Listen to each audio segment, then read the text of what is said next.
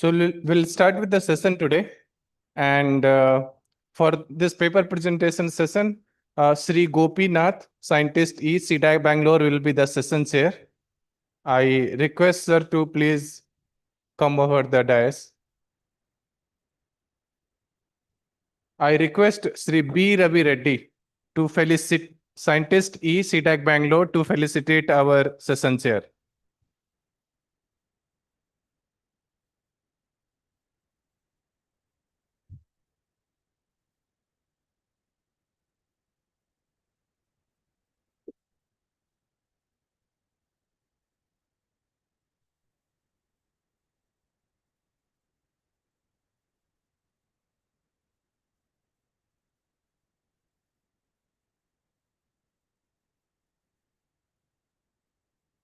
Paper का list है और ये पेपर है पेपर का लिस्ट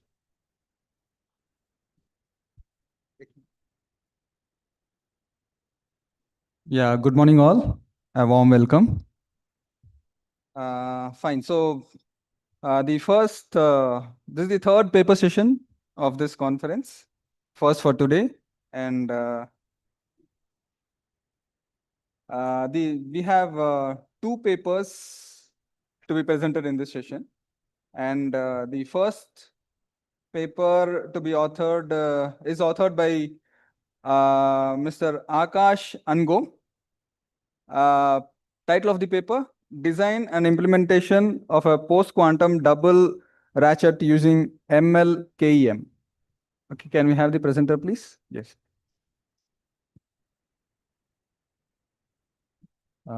Time कितना है?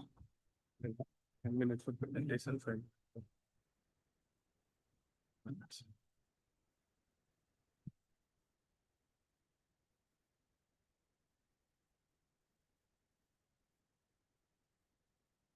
Okay, the presentation time would be 10 minutes per paper.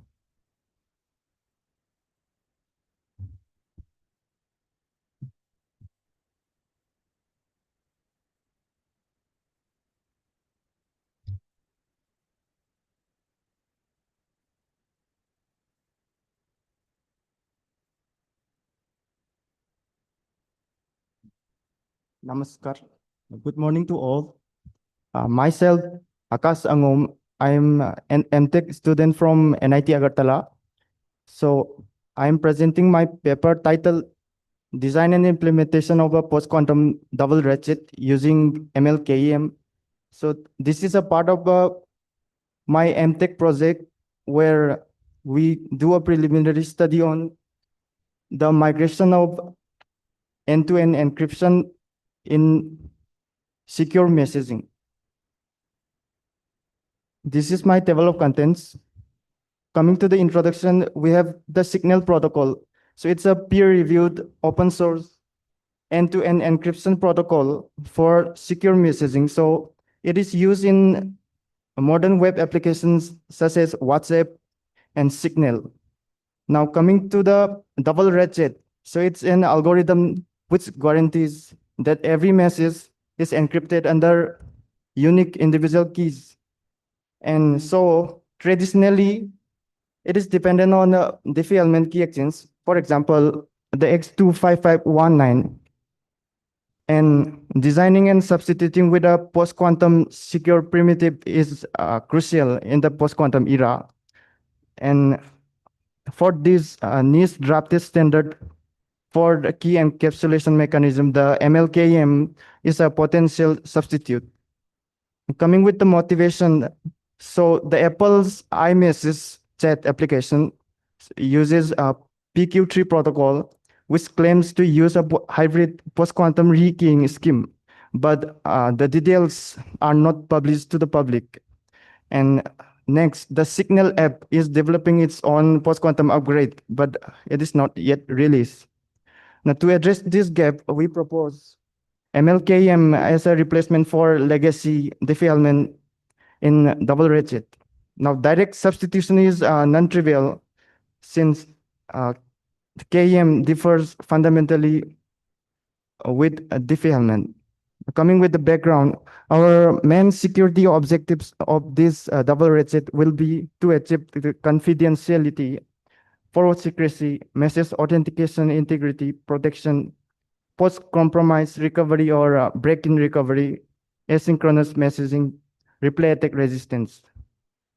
Now, the MLKM is a niche drafted standard for key encapsulation mechanism that is based on lattice-based crypto with the underlying module learning with errors problem. And ASGCM, it's an authenticated encryption mechanism which use Galileo message authentication and counter mode. Coming with the key derivation function. So a key derivation function takes an input like initial source of keying material and it produces further keys. Coming with the classical double ratchet of signal, it is based on the Diffie-Hellman exchange where there is two parts in it, like the Diffie-Hellman ratchet and the symmetric key ratchet. So Diffie-Hellman ratchet, mainly it is used to generate a phrase key for every message, and the symmetric key is used to produce message keys. And here the root key, it is generally achieved using the preceding key establishment protocol such as the PQXDH. Now in our design approach, we are integrating the MLKM into the protocol where we try to achieve unique message encryption for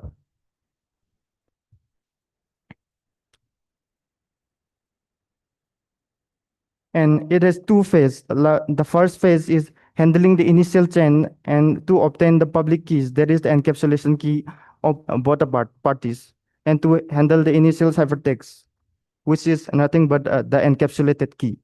And in this phase two, we have ciphertext only exchange. So unlike the Diffie-Hellman approach, where there is a requirement to produce a phrase key pairs for every ratchet.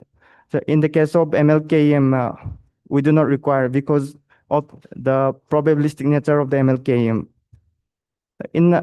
For implementing, we are implementing in as a proof of concept only.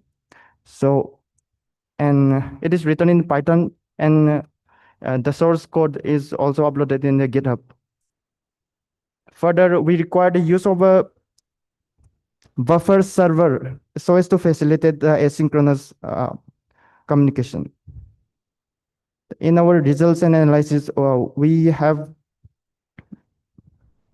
computed the correctness of the protocol based on the receiving chain of one party is equivalent or equal to the sending chain of the another party and the way around. And the security preservation is intuitive here.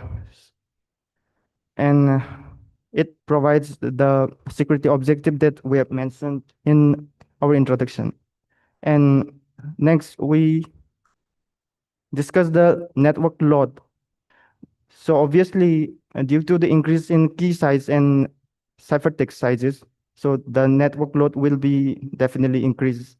And as mentioned before, we do not require to generate key pairs for every post-quantum ratchet. And it is feasible because of the probabilistic nature of the encapsulation, where the seed of the randomness seed is like it's random in nature. Like for every call, it will give a different output. In our conclusion, we give a post-quantum secure variant of the signals double ratchet by replacing the standard Diffie-Hellman based exchange. And a proof of concept implementation which shows the feasibility of achieving a fully post-quantum double ratchet with reliable usability and whose source code can be found in my GitHub page. And current and further investigations can examine more refinement strict mathematical proof of security and uses fields toward strengthening. And also, I want to mention that my implementation is like from the scratch, like without relying on the external libraries such as OpenSSL, because during my time of the study, OpenSSL has not introduced the MLKM as a part of it. So as a result, we haven't performed the performance comparison with other schemes because they haven't really released yet. So these are the differences. Thank you.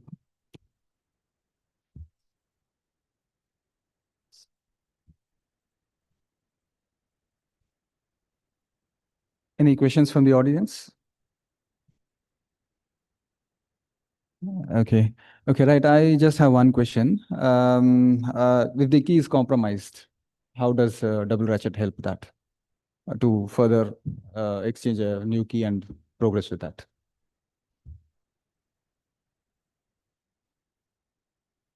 So if key, that is encapsulation, the decapsulation key of a particular encapsulation key has been compromised, then there is a updation mechanism where we require the encapsulation key to be updated on a regular basis, like after some certain period of interval, like that is set by the policy which is making that particular application. Okay, so key revision is the way to adopt that. Is it so? Key revision is the way to revise the key or change the key. Replacing the key. Replacing the key. Okay. Okay, fine. Thank you. Thank you very much.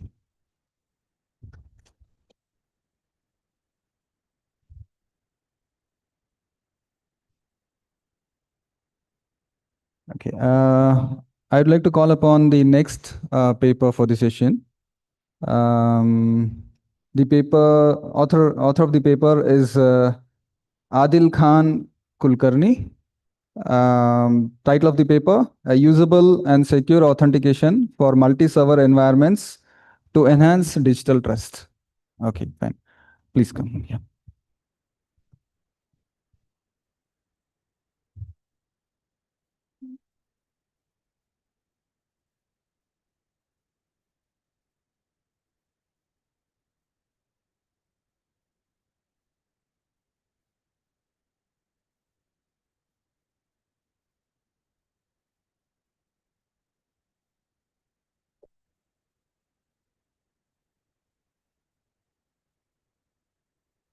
Good morning, everyone. My name is Adil Khan, and I'll be presenting our work, Usable and Secure Authentication System for Multi-Server Environments to Enhance Digital Trust. So the motivation behind the project, so let's understand the motivation behind the project. So for that, we'll briefly go through a few mechanisms like for multi-server authentication, we know that some mechanisms like Kerberos and SAML already exist. The Kerberos, while it provides strong authentication, there are a few drawbacks it has, like it is centralized and it is also works in a specific domain. It cannot work in the domain, like outside its domain in a decentralized environments. And the mechanisms like SAML, they do not use dynamic tokens. So statelessness is one of the problems it faces, and it's also a federated authentication system. And authentication systems other than them like FIDO exist. It's a very strong authentication system, but it's not designed for multi-server environments. That's one of its issue. And the other thing is with FIDO is that due to its nature that it stores most of the credentials in a single space, its recovery mechanisms are very complex and not easy. While you have signed up to multiple service providers, then the recovery becomes even more difficult. You'll have to individually recover in all the service providers. So the objective of our work is to design a framework that increases the trust and make an authentication system that can work in multi-server environments seamlessly, and it is also provides stateful authentication.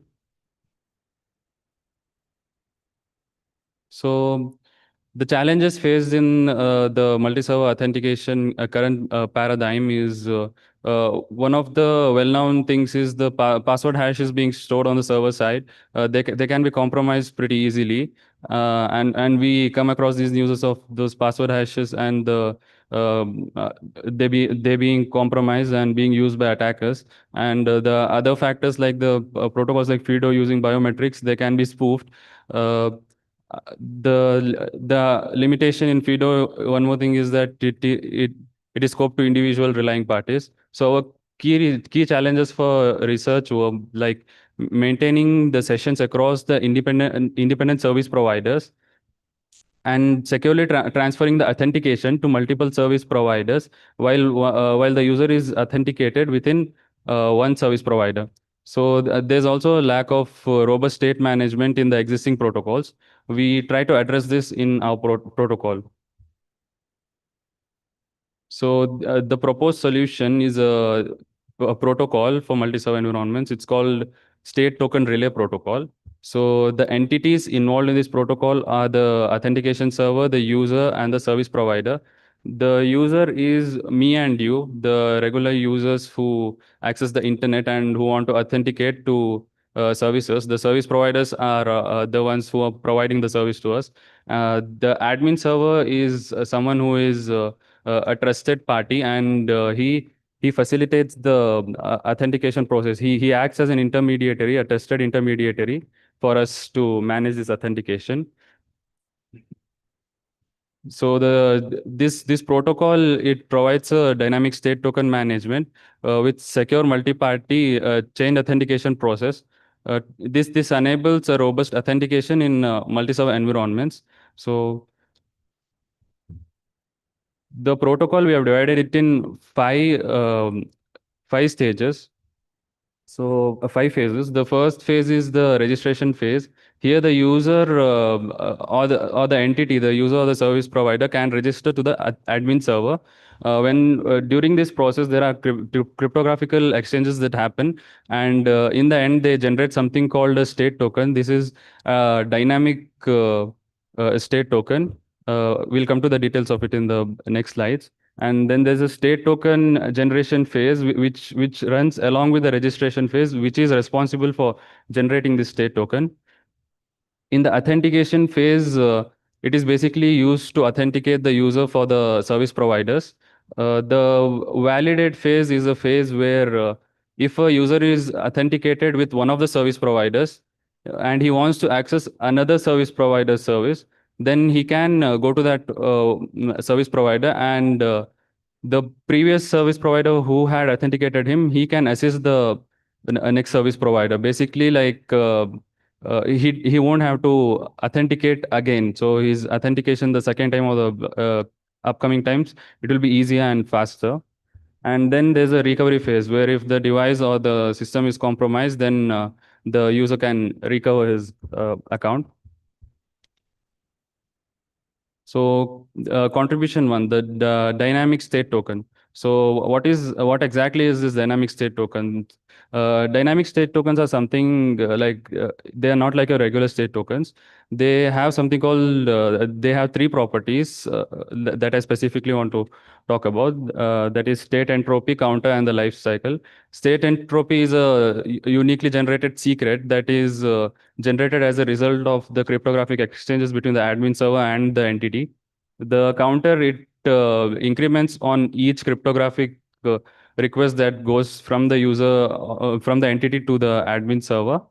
And lifecycle is basically the um, creation time and the expiry time of that token. So the token, it keeps changing with each of the network requests that go on.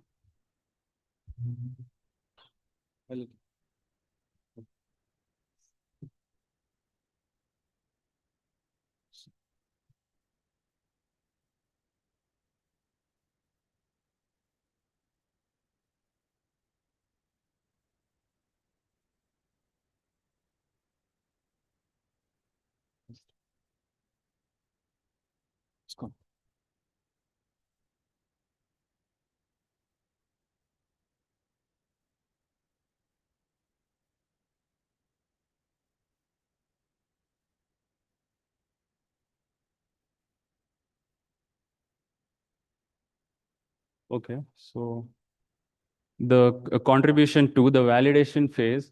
In this phase, basically, if a user is authenticated to one of the service providers, he can uh, the other the second service provider, the newly the user that wants to authenticate to the second service, he can utilize the previous authentication. So basically, like you can see in the diagram, SPI was the one who had previously authenticated the user. SPJ, the user is trying to access SPJ. SPI will simply pass a resignature to SPJ, and the SPJ can use this to authenticate both SPI as well as the user. Admin server, it basically provides a state token to the to SPJ, the service provider.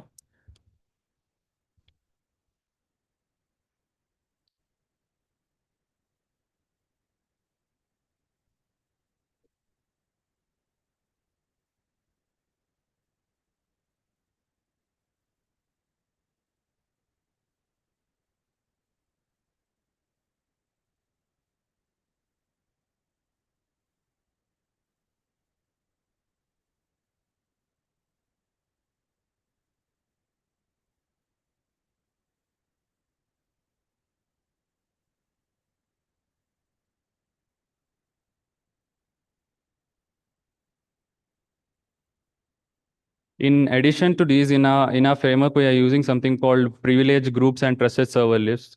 Privilege group is a set of admin server and service providers that are grouped together inside that are available inside a system, and that are considered to be trusted. And there's a number of servers that can exist inside the system.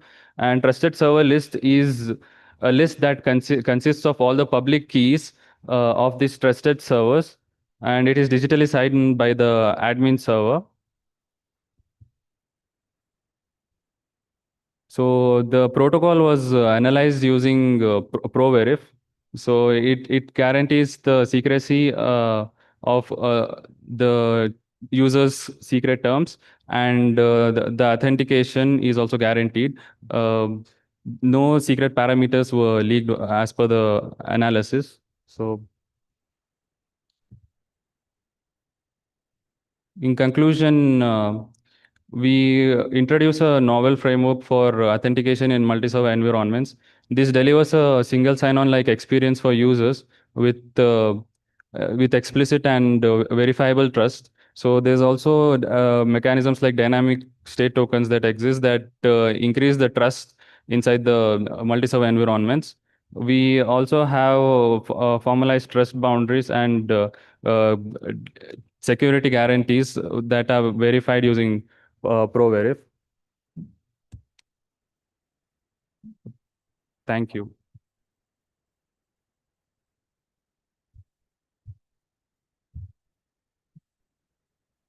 Any questions from the audience?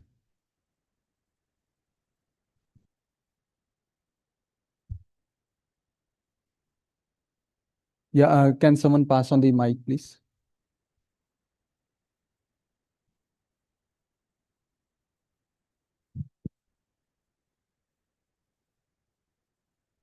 Morning. A very nice presentation, great insights. Just was curious, obviously, it's a most of the organizations now, the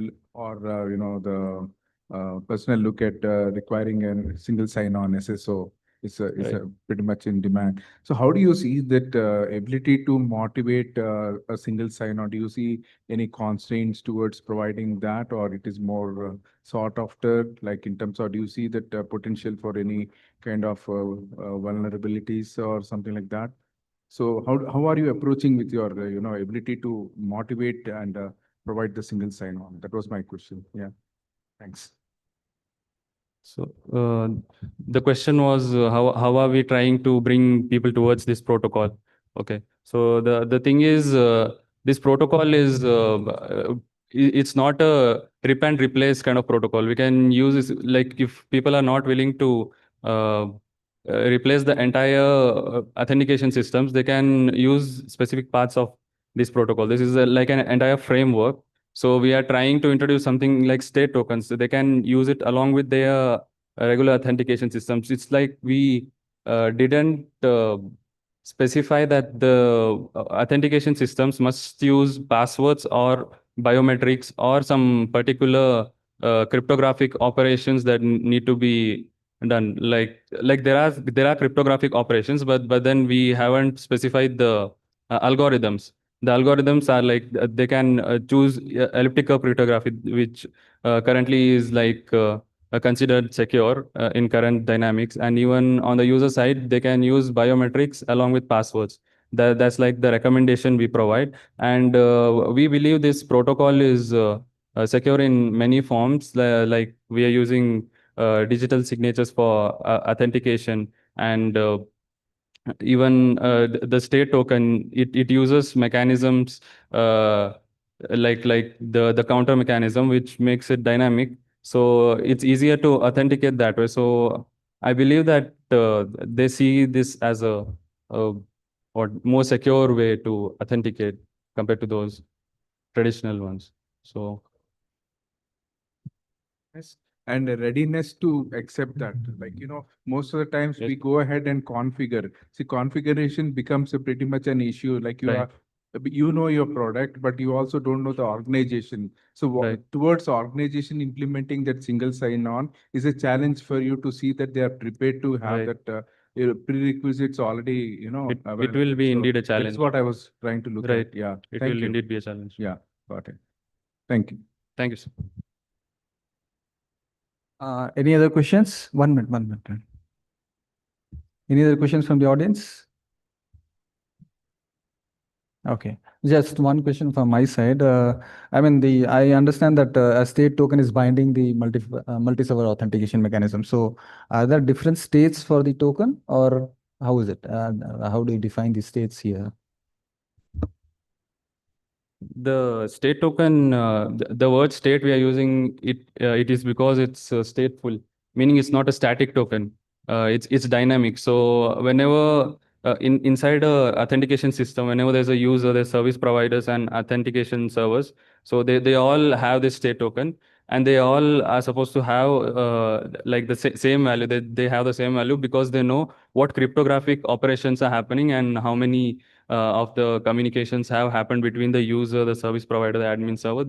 They all know it inside Atmosphere. So if any external entity is trying to communicate, then like that thing will be tampered. So if that value, the hash of that value, if it's not matching up, it means that there's some issue in the authentication, and they'll re-authenticate. They'll reinitiate the process. So that's how they are being used. Thank you very much, Adil Khan.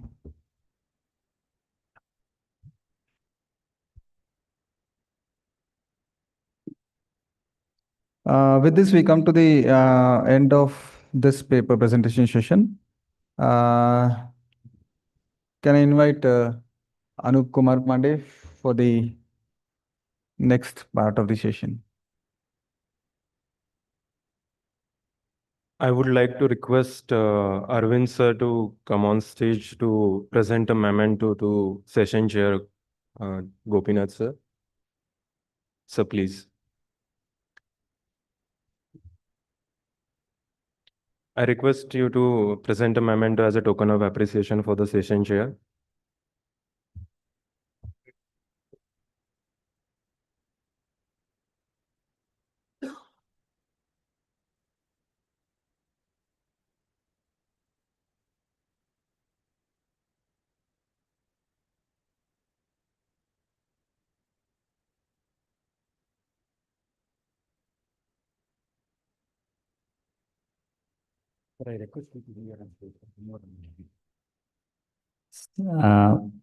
Good morning to all of you. Today we have our distinguished guest, Professor Debabrata Das, Director IIIT Bangalore. He has been the ardent supporter, and he has been supporting in all of our initiatives from the first event or even before that. But I should say, as far as this conference is concerned, from 2017 onwards, today we are privileged to have you, sir. I welcome you to the dais, sir, and have share a few words of your thoughts to this event, sir.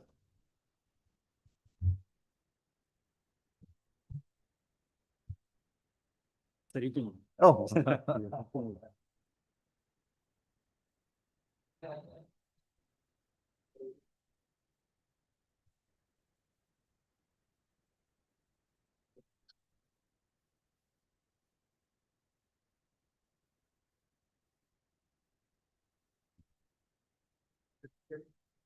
No, sir. Sir will, sir. Thank you, Dr. Arvind ji. Such a kind gesture towards me. So nice of you, and thank you. And thanks to all the CA team and also the MEITI team, and also the Dr.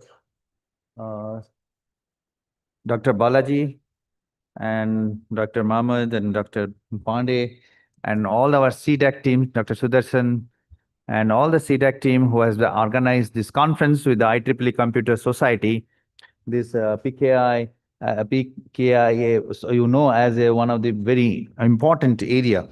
However, let me speak about few words on this.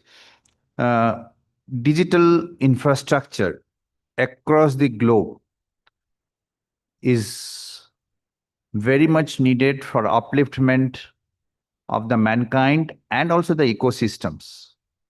And in the ecosystem, to survive, not only the human being, ecosystem means you can see the climate change and all kind of things. All the things are now controlled and monitored by the digital systems. And digital system cannot be successful and cannot be implemented without security. That is the rock solid truth which we need to accept, because if there will be people who will be try to hamper and this communication or the storage or anything of the world. So if I tell you where the security is, to make the understanding within these 2 minutes, there are only 3 places, 3 states where the information is there, only 3.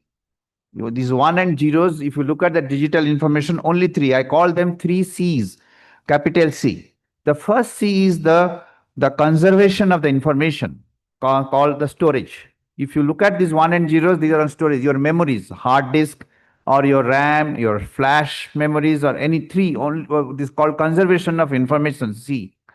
Second C is the computation. Computation means when you pull the informations from your memory or from any devices to the CPUs and GPUs, at that time the information is vulnerable, and if it is not being encrypted, then it can be hacked and can be used and misplaced.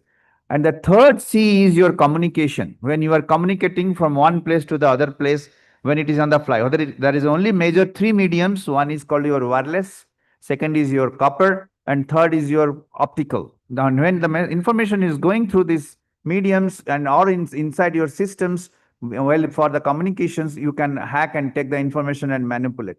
So if we can take care of these 3 C's, wherever the information is, this conservation, computation, and communication, then you are secure. And this, our CCA department, hats off to them, and also from the Ministry of Electronics and IT and the CDAC and other sister organizations, have practically working like a rock solid backbone for our e-governance by using this PKI we used to call, later on it is PKIA, and also they are very advanced, they are working on quantums and also post-quantum encryptions and all kind of things. So we should give them a big hand of applause for such a great works they are doing for the nation. And this conference is for that. Why I have been involved from the day one when it was envisioned before it started, because all the young minds who are sitting at here behind and also in this conference room and also listening online, they are the future of this country, and they should know what are the knowledge has been acquired on this, and they exchange the knowledge for the use, for the safety of the applications and for the use of it. Thank you again. Thank you, Dr. Balaji and the team for inviting me, and thanks all of you for here. I think Sar is also here, Dr. Mohan. So thank you all, and have a wonderful day and wonderful conference. Thank you.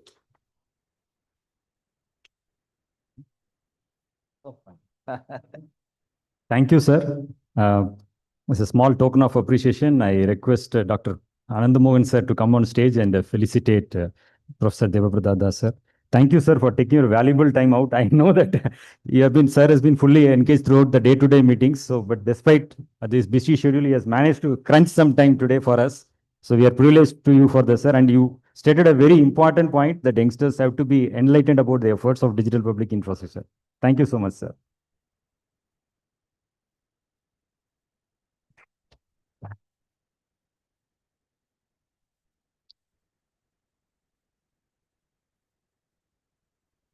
Thank you, sir. Yeah. Next to the paper presentation. What? Yes, yeah.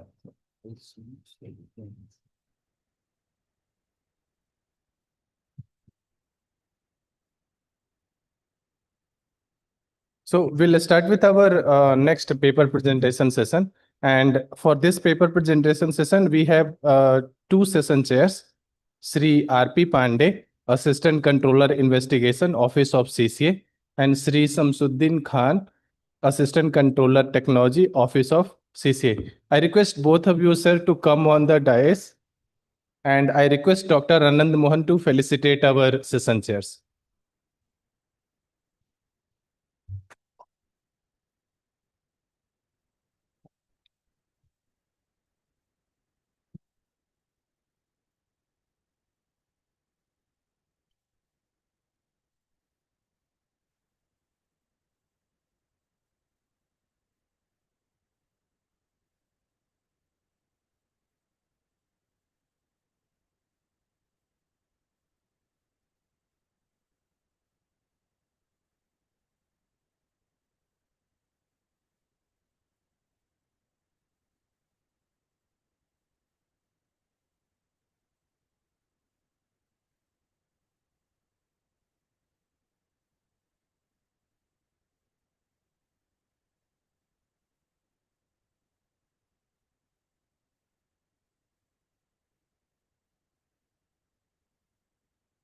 Good morning to all of you. I hope you had a wonderful sleep after the digestion of yesterday's talks and sessions. So today is the concluding day also of this wonderful conference, which is the 6th in the series. And Office of CCA and CDAC is collaborating efforts to continue this kind of conferences. So to proceed in the conference, the next paper presentation is for post-quantum hybrid digital signature, bringing classical and quantum resistance cryptography. The author is Shri Jitendra Kumar. So may I request Shri Jitendra Kumar to present.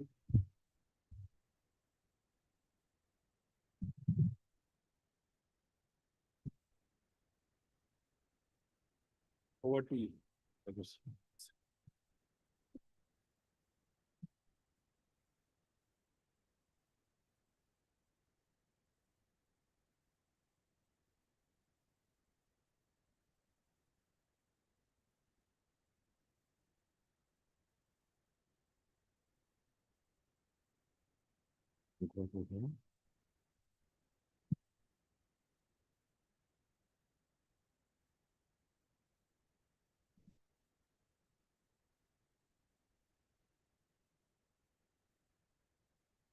Good morning, everyone.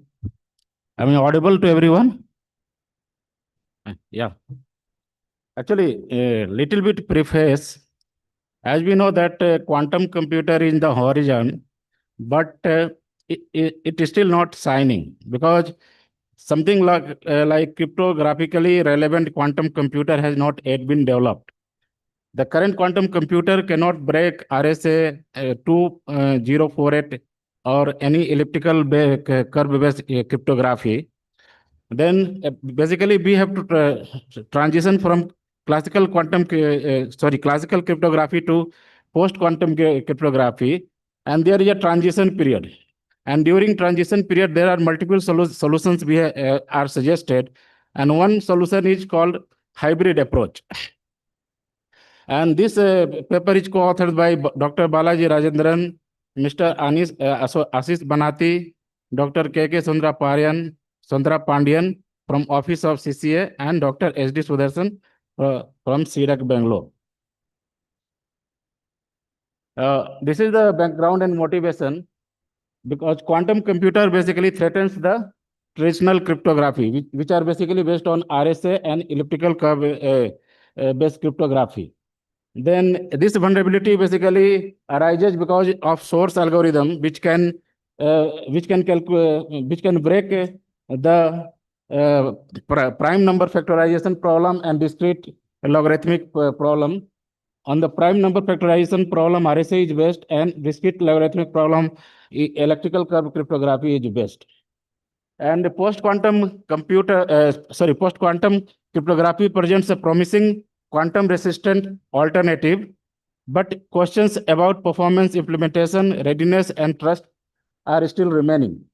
In this paper, we will analyze the hybrid digital signature scheme, their implementation strategies, and we will also compare them.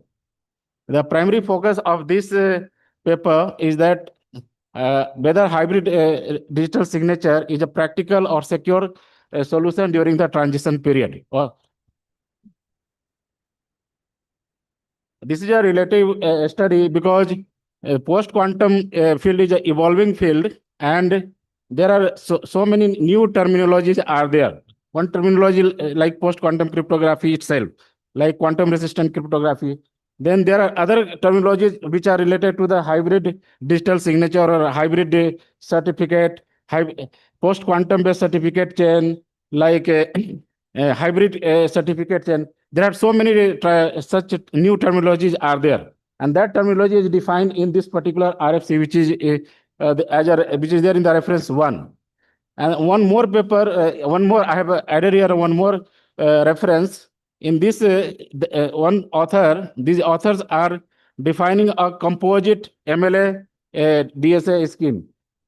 This is in this case, in the case of composite, what happens?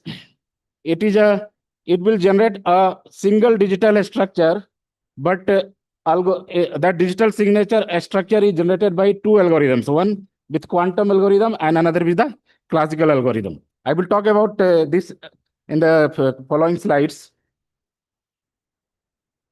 Let us first talk about hybrid digital certificate.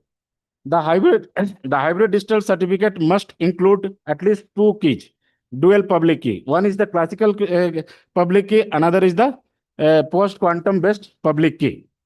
And the popular digital certificate format like X.509 version 3 currently supports only one public key. Means in this format, we cannot store two public key. Hence, a standard must be updated to ensure backward compatibility and also support for the dual certificate. Then for creation of a hybrid digital certificate, we have some approach which we have adopted. Actually, we are developing a post-quantum based CS software suite. And in that, there we have adopted an approach. In this approach, we have used one extension. Extension name is subject alternate public key. And this is an extension of X.509 version 3. In this extension, we are storing the another key, which is a post-quantum public key. This is one example. In this snapshot, if we see this 2.5.29.72 is a OID, which stores the other public key. Whatever you are seeing the down here, that is nothing but the quantum public key, means MLDSA public key. Then actually we have in our CS software, we are able to generate this hybrid digital certificate. And the post-quantum public key we are storing as an extension. Then hybrid digital signature scheme. There are basically three types of digital signature schemes which are generally talked of.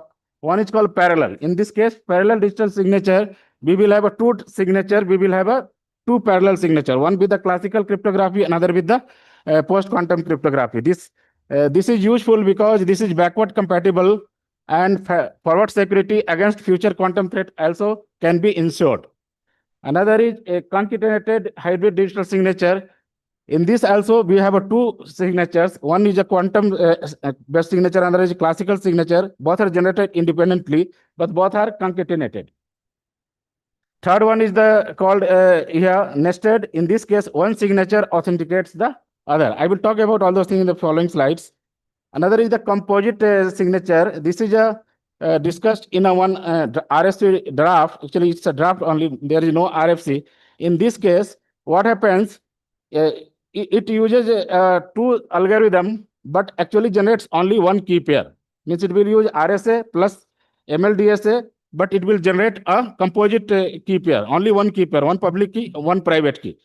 And in this case also composite signature, there is a only single composite digital signature structure.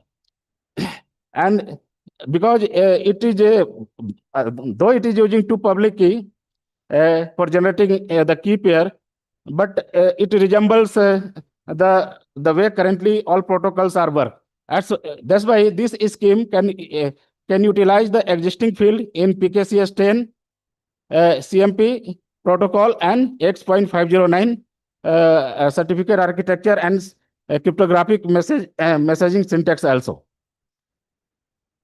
There actually we have used some in the following slide. These symbols are used in this. Here M stands for message. PRSA is a traditional private key.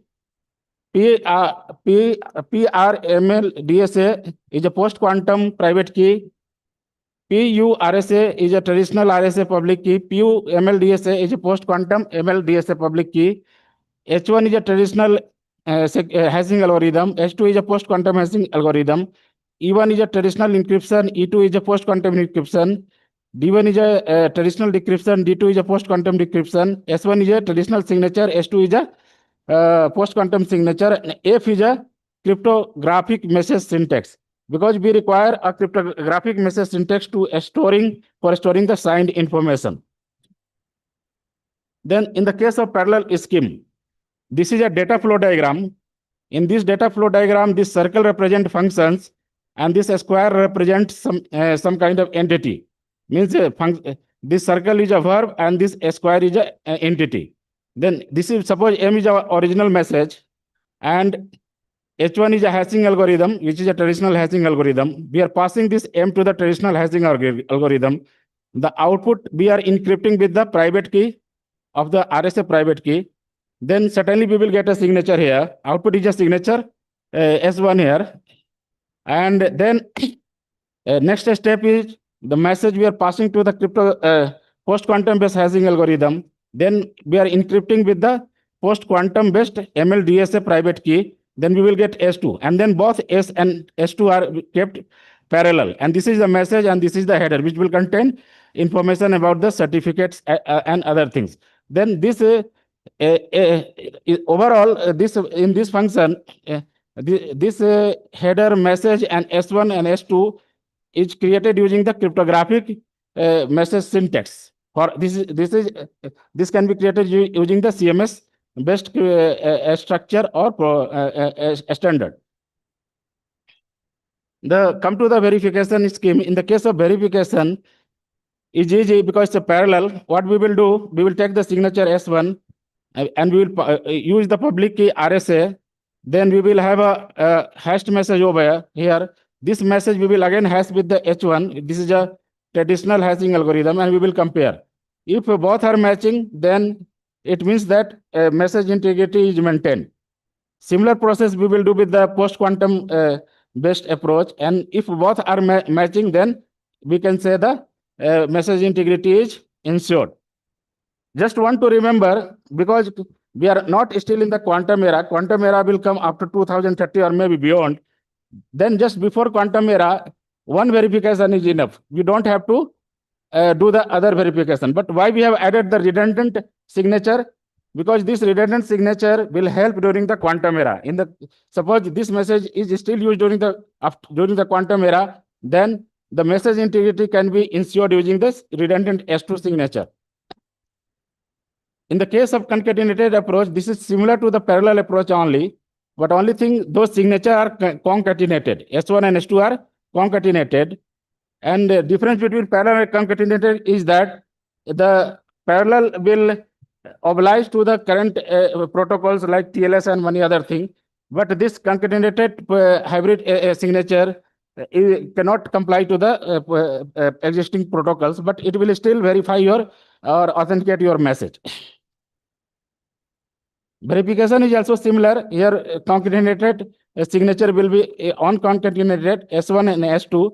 And then for the normal cases, what we will do, like message is there, then this message, suppose we are starting here, and this is S1 is a signature, we will decrypt it with the public key, because in the signature, private key is used for encryption, and decryption it be used public key. And message is again hashed. If both are comparing, then we can say message integrity is not lost. Same thing we can do with the another algorithm, like this is a post-quantum signature. We will decrypt it with the public key, and we can take again hash of the message, and we can compare both. If both are matching, then we can say that message integrity is intact. Then just one thing to remember, in the pre-quantum era, one verification is enough. Only on the post-quantum era, we will do the other verification check. In the case of nested hybrid digital signature scheme, this is a special kind of scheme. In the how nested hybrid signature is created, suppose we have a message M.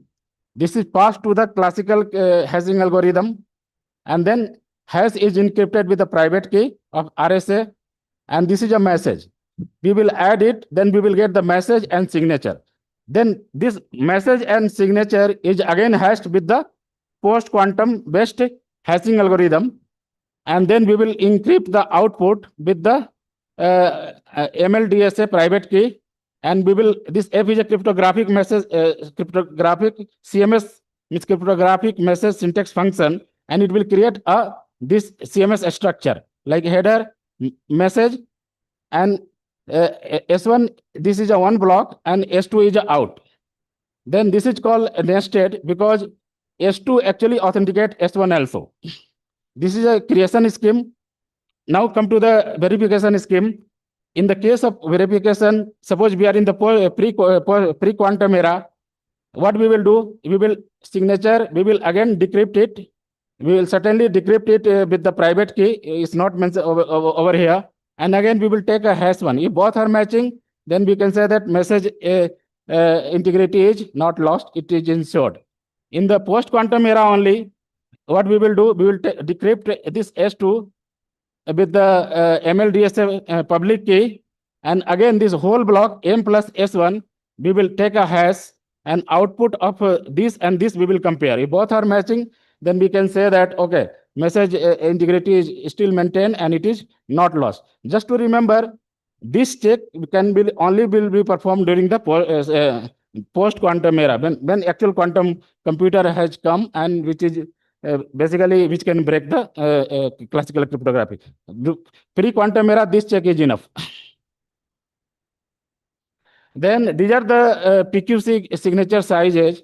If you see RSA public key size 256, private key same, and signature size is also same.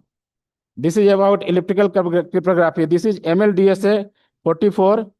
It is in some one means it is in around 1.3 KB, and this is MLDSA 65. These are the signature size structure. And since we have done implementation, actually we have done the performance checking also. In that performance checking, these are our data, all are in nanosecond. Basically, this is less than 1 second.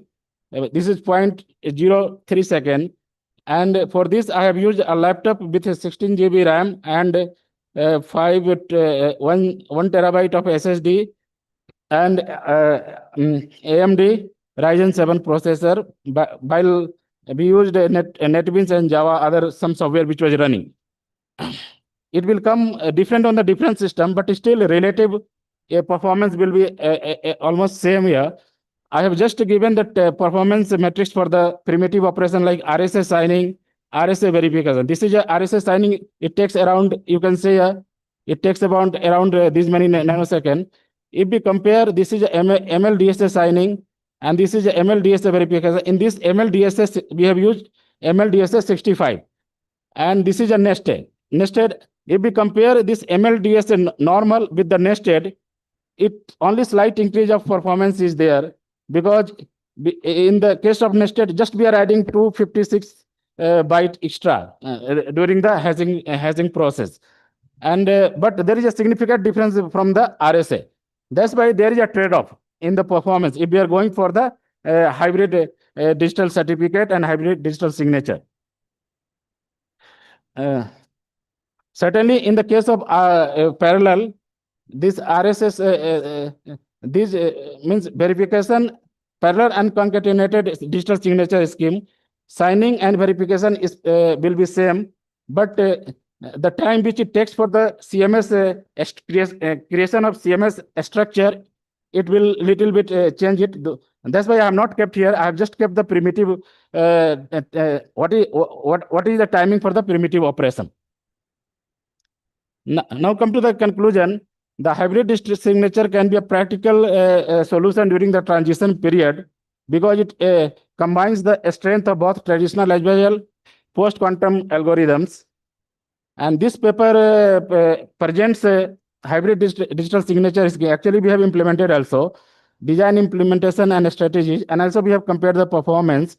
And hybrid digital signature introduce actually trade-off regarding the computational efficiency, signature, and size. Means one question people can ask whether I can go for nested or not, whether I can take this parallel or concatenated, because performance is drastically changing. You can see here. Here verification time is very less in the RSA, but for the MLDSA and nested it is more. But all are in nanosecond. It will really may not matter that much. Then the hybrid actually hybrid scheme introduced a trade-off regarding computational efficiency and signature size and complexity. Hence, these aspects must be carefully balanced during the design and implementation. This is a conclusion, and thank you from my side.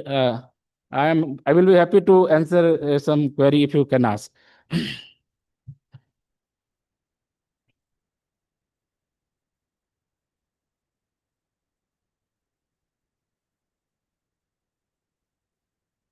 Is the performance metrics are on what machine that you have to mention? Yeah, performance actually is a similar laptop. What laptop is here? It's a laptop having 16 GB RAM, and it is a AMD Ryzen processor. But the relative performance will be similar only. Timing may change, but this graph may be on the similar scale. No, clock speed you have to mention. Sir? Clock frequency you have to mention. Clock frequency. Clock frequency, actually, this AMD Ryzen, what's the clock frequency? I don't remember actually. Maybe I think it's a latest processor, sir. But laptop is same actually, same laptop I performed. Similar. Okay. Actually, graph will be similar on the different machine also, but time will change because it depends on the computing power of the machine. Okay, thank you.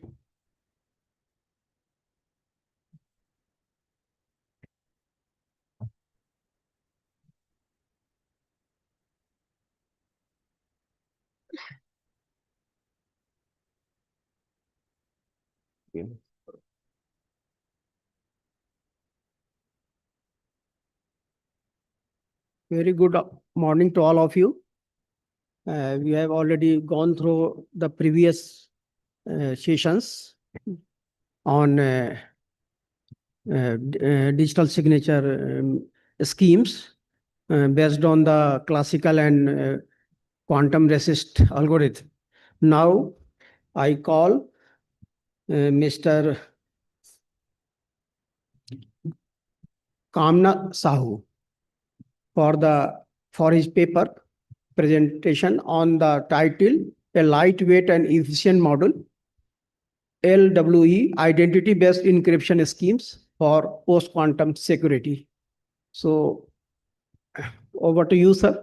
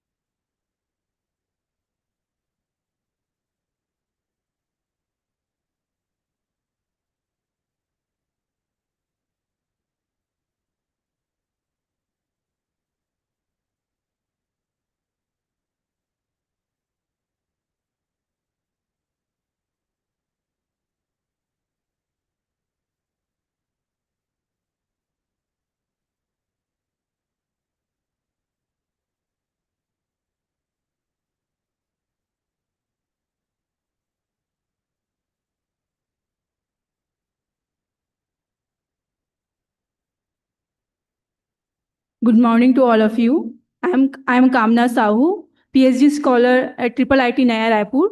Today I am going to present our paper Lightweight and Efficient Module LWE Identity-Based Encryption Schemes for Post-Quantum Security. This work was done with the collaboration Dr. Srinivasa KG sir and Dr. Satyanarayana Ulala sir. So these are outline of my presentation. So let's start. So traditional public key cryptography like RSA, ECC was broke.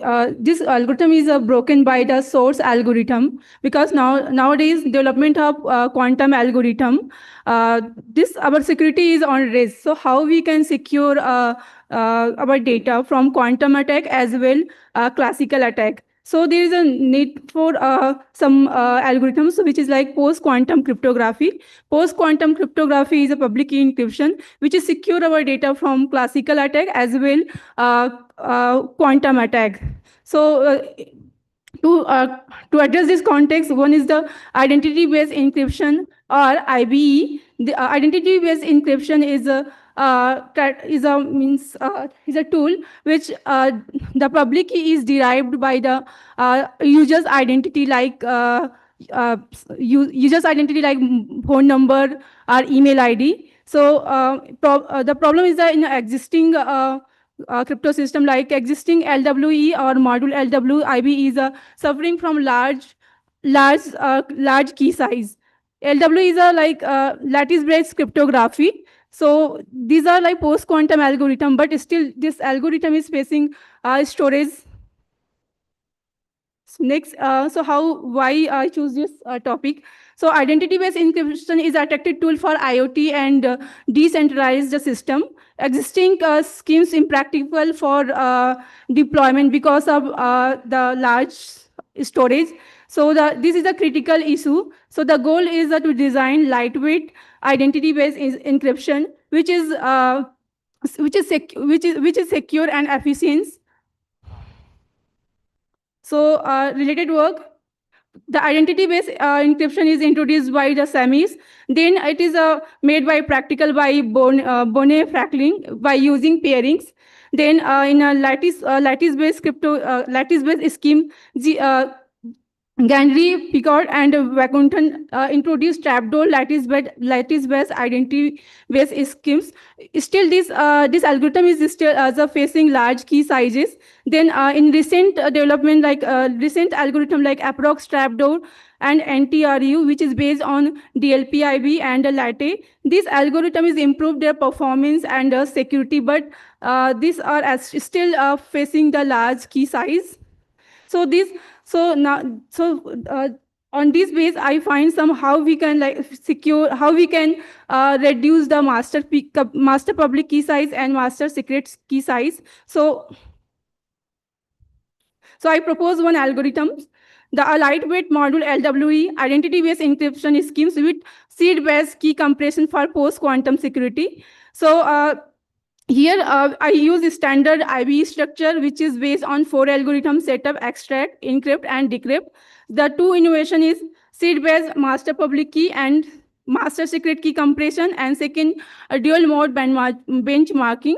So seed-based compression store only 32 seeds for MPK and MSK, and regenerate using SAC 256. Also dual framework, we also compared here full storage and compressed storage performance. So it's also here we measure exact byte level key and the ciphertext size, and we also analysis different parameters, security parameter, which is lie between 80 bit to 256 bit post quantum security. The IBE flow like setup first generate based on the security parameter, we generate master public key and master secret key. Then using the master secret key, we use master secret key trapdoor to derive identity specific like secret key. In encrypt section, we use master public key and identity to encrypt the message. Then in decrypt, recover message using identity secret key. So these are proposed scheme algorithms. In setup, we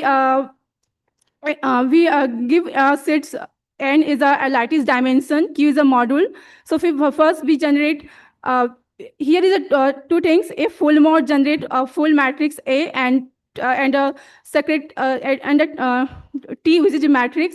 If it's a compressed mode, we generate seed A and seed T of 32 bits and regenerate A and T by SAC 256 on demand. Then extract here has the identity. So we use here trapdoor T to solve A.R. R is a sort vector, and T is a trapdoor. Trapdoor is a secret is a secret information, means solving the public matrix A, which is impossible to solve, which is a NP hard. So we use the trapdoor here. Then in encrypt sections, we encrypt the message using the identity ID. Here we generate two ciphertexts U and V. Then decrypt sections, we decrypt the message using secret ID. So these are our results performance analysis. We can see in full mode the master public key size and master secret key size is in megabytes, which is in compressed mode it is only 32 bytes, and encryption and decryption time is still same, but in terms of extract time in full mode it's good, like it's take very few times, but in a compressed mode it's take more times due to a regeneration of the matrix seed matrix A and T. And we also analysis with different parameter with different post quantum security between the bits like 80 to 256 bit. Full mode store full. A and T is a fast performance, but in compressed mode we store the seeds, and the size is very reduced. It's like a 99.997% reduction. We also compare our results with previous papers, like one of the paper is mod LWE, and one of the paper which is based on approx trapdoor and NTRU based trapdoor. Our scheme is a save master public key size and master secret key size. We also analysis dual mode evaluation, extract byte, multi-parameter testing, ciphertext size, and post quantum security. These are post quantum secure. So conclusions, so propose a lightweight module LWE IBE with this is a seed-based compression, reduces master public key and master secret from megabyte to only bytes. It's reduced 99.99%. It's negligible impact on encryption and decryption. Strong candidate for PKC. We already know lattice-based cryptography is a prominent candidate nowadays in NIST organization finalized three algorithms: Crystal Kyber, Crystal Dilithium, and SpinCess Plus. So one of these Crystal Kyber and Crystal Dilithium is based on the lattice-based cryptography.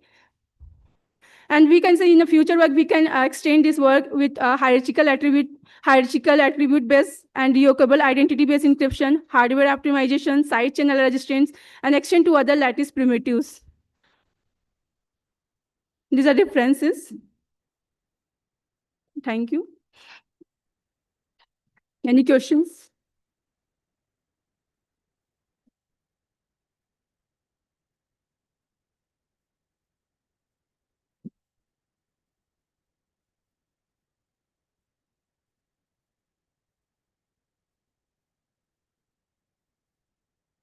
Any question? Okay, thank you. Thank you, sir.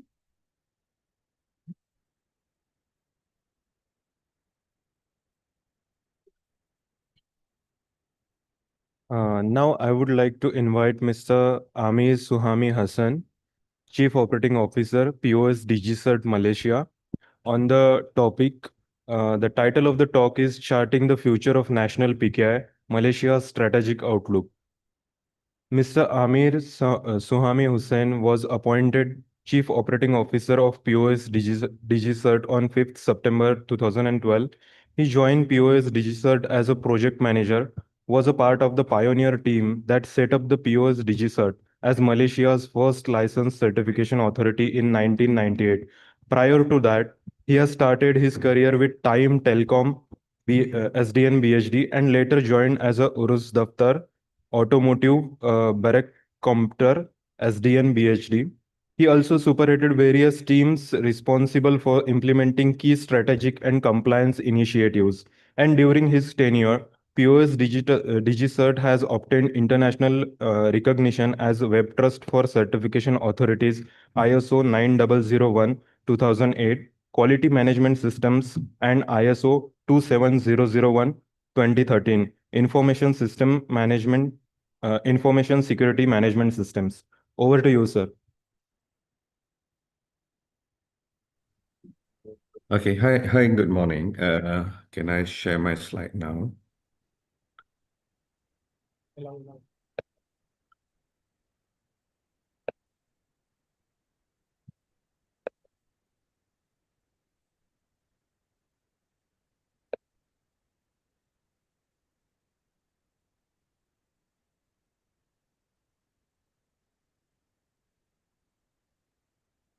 Can you see my slide?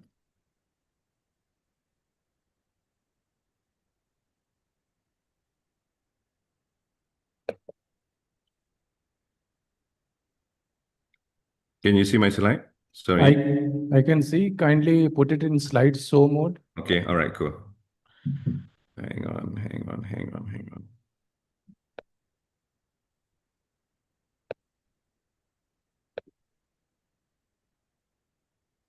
Okay. Hi, very good morning and namaste to everyone joining from India, and a very warm hello from Malaysia. My name is Amir Suhaimi. Thank you, the Master's ceremony for introducing me. It's truly an honor for me to join virtually for the 6th IEEE PKIA 2025 on behalf of Post DigiCert Malaysia's premier CA. Thank you for having me. And today I'll be sharing a little bit of Malaysia's strategic outlook on national PKI, slightly different from what I've heard this morning. It's a very interesting topic to learn about PQC readiness in India. We are still way behind in certain aspect, but we are hopefully from this opportunity we can learn how to catch up with India. And today, I'll be sharing Malaysia's strategic outlook on national PKI, and more importantly, how we reimagining digital trust infrastructure as we prepare for a post-quantum future and hopefully a greater ASEAN and India collaboration. Okay, so here we have our vision to become a digital nation, and however, trust will always be the foundation. Yeah, our aspiration is very clear. We aim to be a prominent digital nation by 2030, and hopefully, with this ambition, we will get all the support that we can get, be it from the key stakeholder, the government, and the ecosystem as well. So, and it's always a saying that having this digital ambition without trust is like trying to build a skyscraper on sand.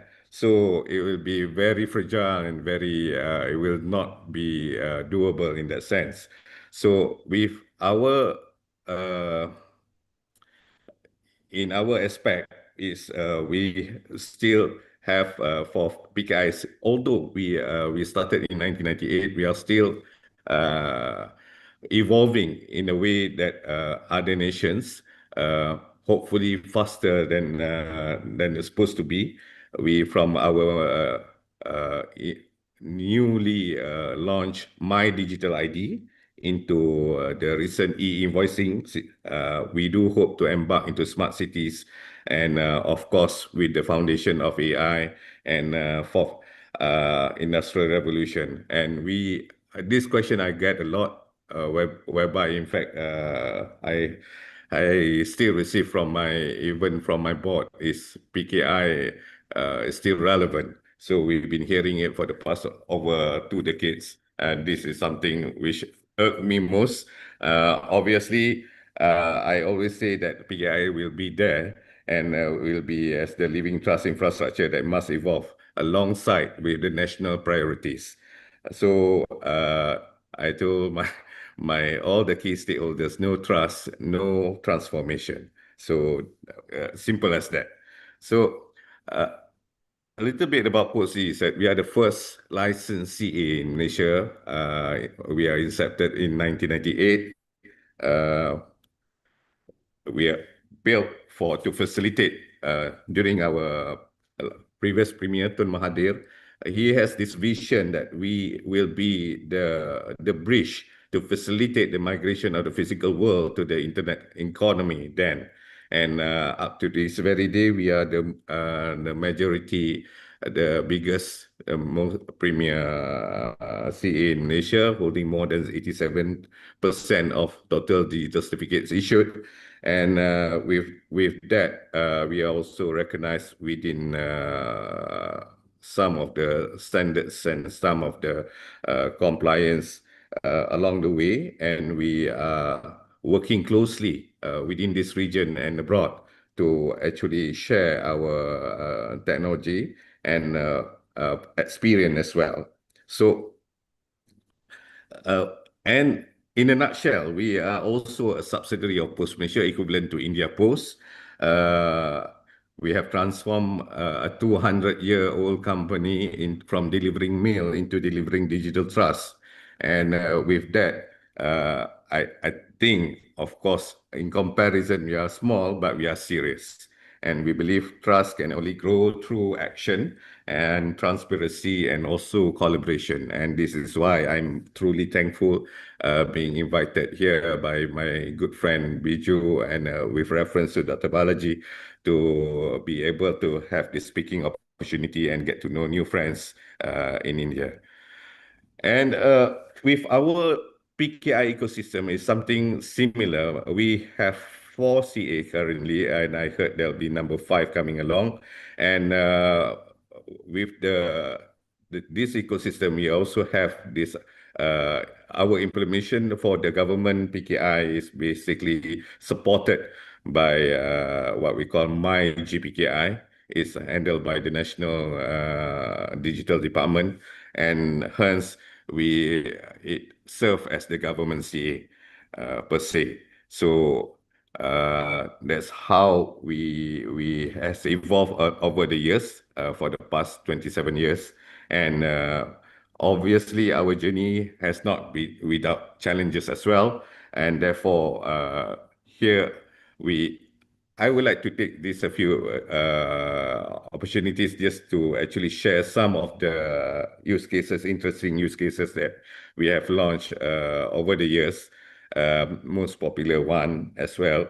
And we launched our e-scroll for the universities in Malaysia, and have since 2014. So it solved all these fraudulent scrolls, degrees, certificates, and this is something that from this solution, the e-scroll with digital signature and secure QR code, we apply the same mode for business permit, business registration, and whatnot. And obviously, in 2005 as well, we started to help our Inland Revenue Board to actually embark into the first remote signing for tax declaration. And now this we call it as PKI roaming, and now it's being known as cloud signing or remote signing. So we are among the first to actually adopt that model. This is something that we are proud of, and this is something that we also replicate in most of e-government services in Malaysia. And yeah, for another digital signing and digital security certified true copy, this is something that we use most of in government, local councils, government services, and healthcare as well.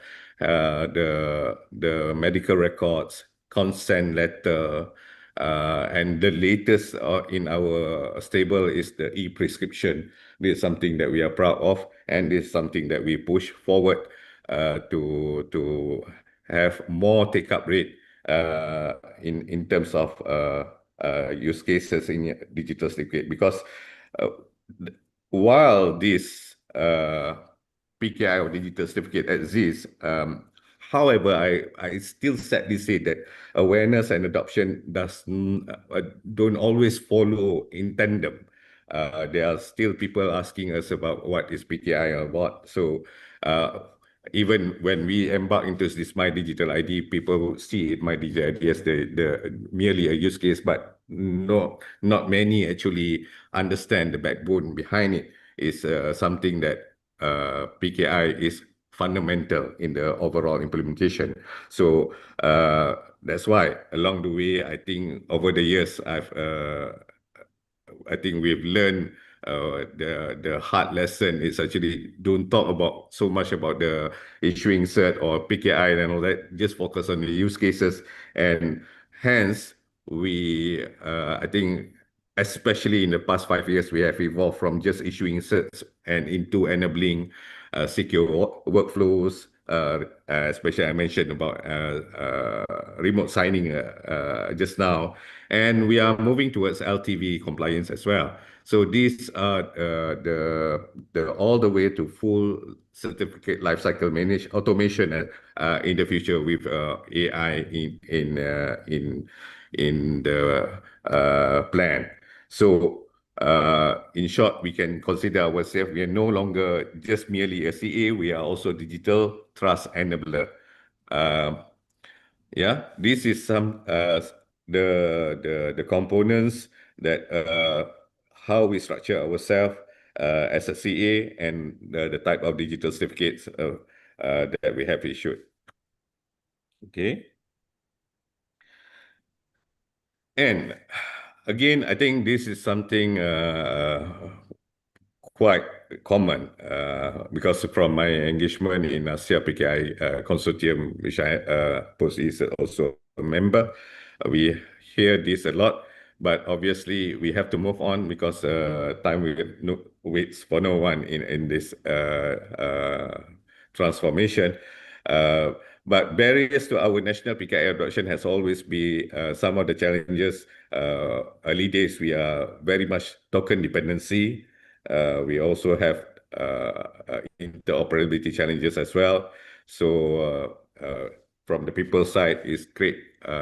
We have to work closely with our regulator just to enhance, multiply the digital signing awareness. And with that, actually by 2025, the government has embarked or mandated that most 100% government agencies must use digital signing. Unfortunately, the numbers is still not there, but we are getting there. Hopefully, in the years to come. But also we see that among other challenges as well, the way that we do our PKI deployment is a bit fragmented in terms of certain sector adoption. Mostly, obviously, the most popular adoption is from the regulated sector, but it's yet to become a very lifestyle product. That's why our hope to have our My Digital ID to be the next use cases for all the citizens to be able to use the digital ID to perform their signing, perform their any daily chores and any daily transaction for that matter. So how do we innovate further?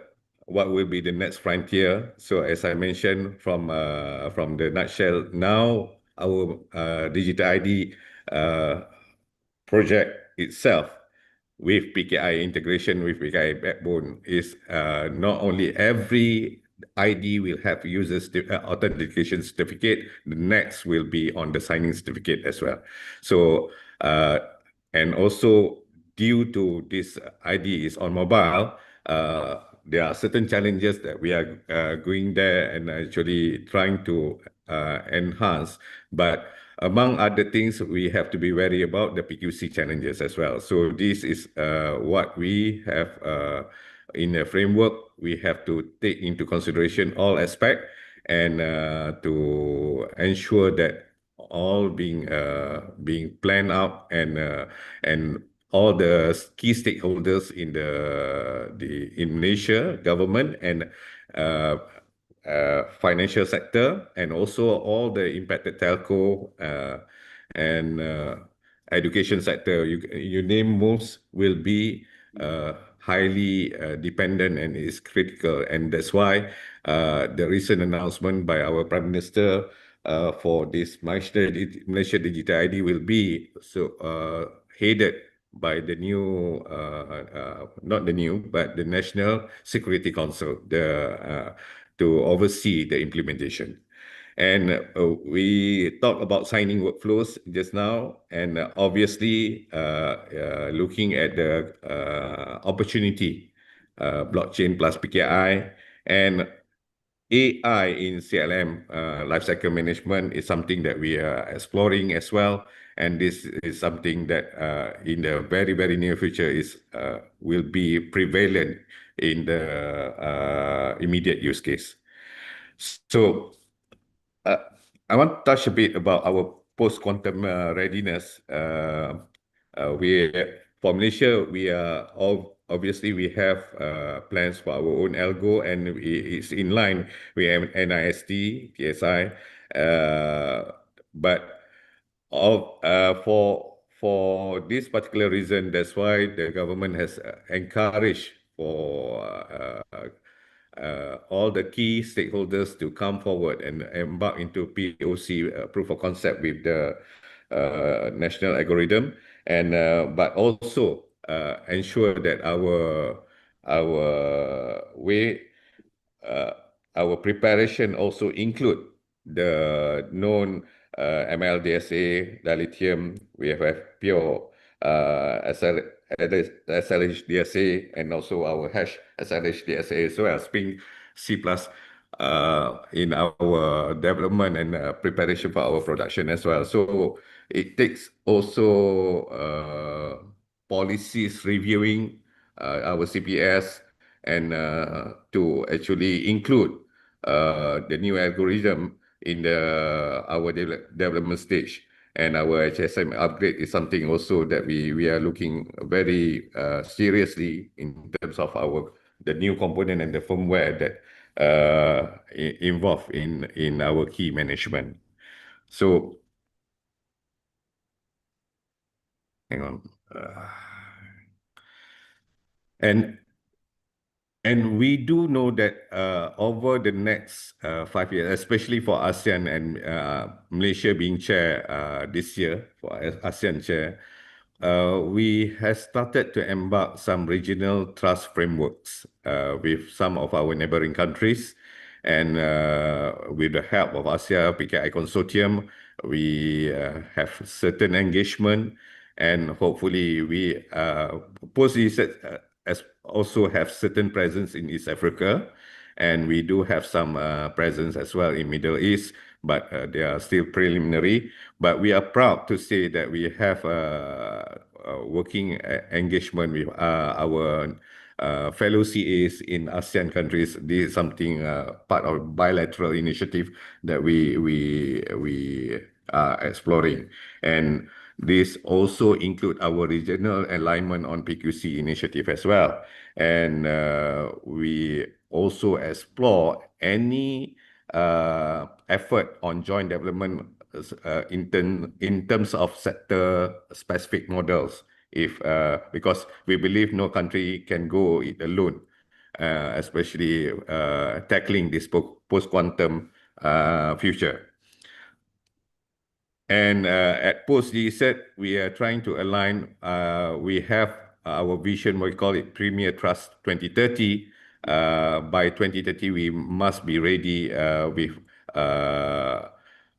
our development, and as of now at 2025, we are supporting the government for national PKI modernization. We have to move forward from what we have been used to in the past, and we have to grow the adoption, sectoral growth exponentially, because we don't want to be lagging behind, and of course with the support of the government, our My Digital ID plus PKI stack will be the next thing, the next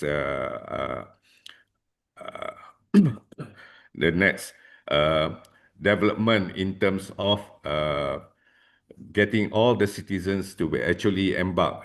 Some of the use cases that we are talking about, fuel subsidy, who entitled for all the subsidy entitlement, and some of the giveaway or subsidy grant or incentive given by the government to our citizens. It can be actually managed by PKI deployment. And going forward, we are looking at CLM, as I mentioned, certificate automation, and of course, long haul on the cross-border interoperability and PQC deployment as well. But in order for us to achieve those, we need to have a strong and dynamic and regulation. We have to have awareness, but obviously, last but not least, we also need to have a great talent. This is something that collaboration can work.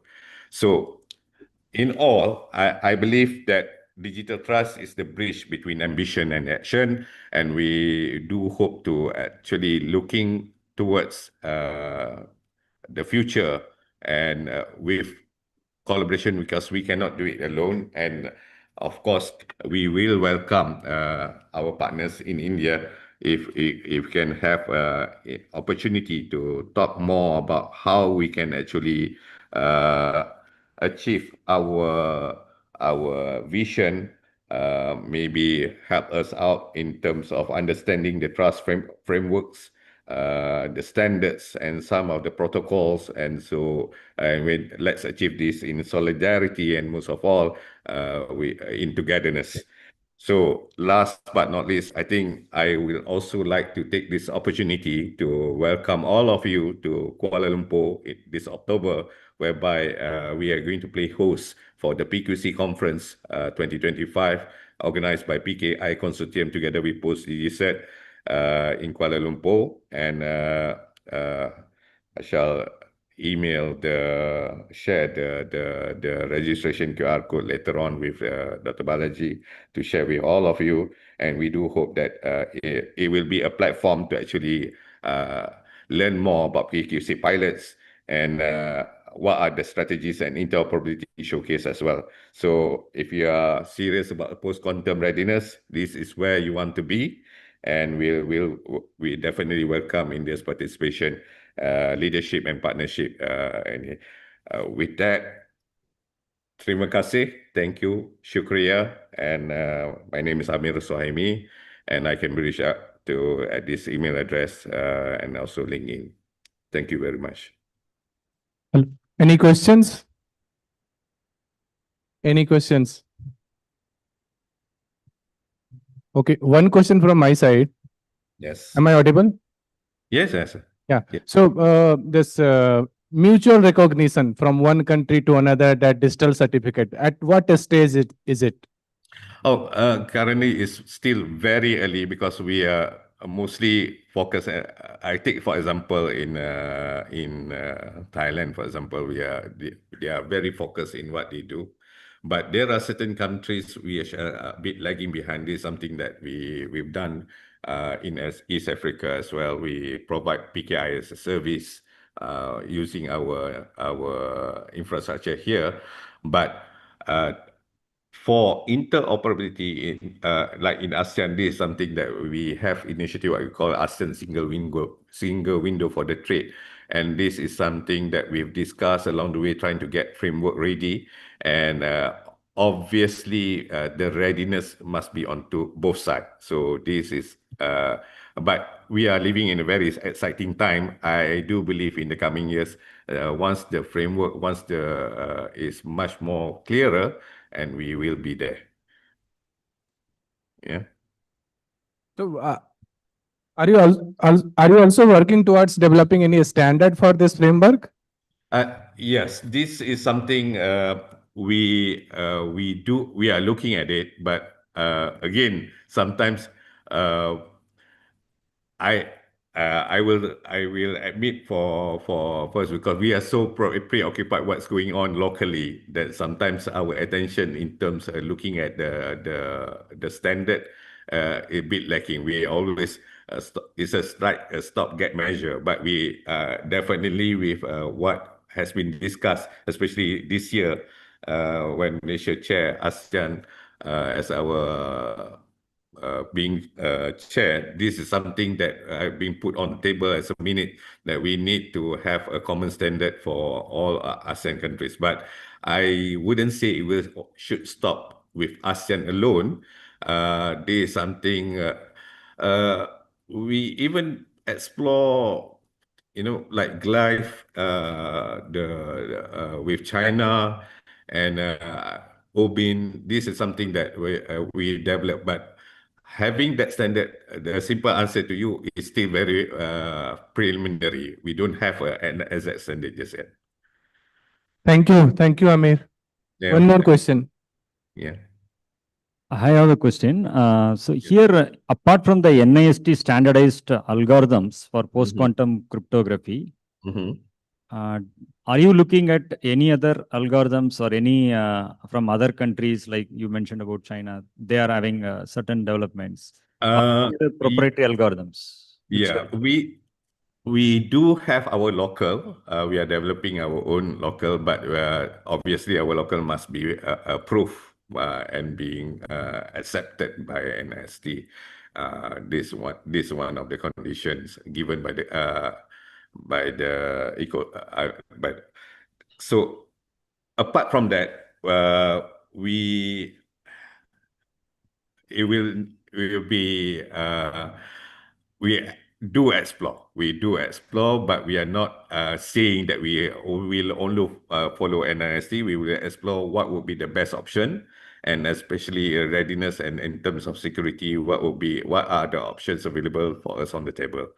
So that is the position that we are looking at right now. But so if I don't rule out exploring, but I think the first primary is Malaysia must protect its sovereignty first, and it is why I think the mandate given by the government is to push for our own algo, but at the same time we have to get ourselves ready, looking at what are the available options out there. Okay, thank you. Welcome. Thank you, Amir. Thank you so much. Thank you, everyone. Hope to see you in October. Thank you. Bye. Sure. Thank you. Thank you, Amir sir. Okay. Next, with pleasure, I would like to invite Sri Dharamsod Santosh sir, Scientist D and Joint Director, Service Sector Department, for his talk on building trust standardization of e-signature infrastructure. I would like to invite Dr. Balaji sir to felicitate our guest.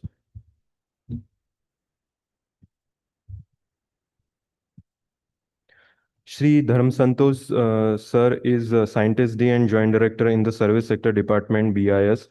He has over 9 years of distinguished experience at the Bureau of Indian Standards, contributing extensively to standardization and certification activities. Beginning his career as a certification officer at Guwahati branch office, he worked with diverse product and BIS certifications before moving into standardization. Over to you, sir. Thank you very much for the introduction. And first of all, I would like to thank can you do this?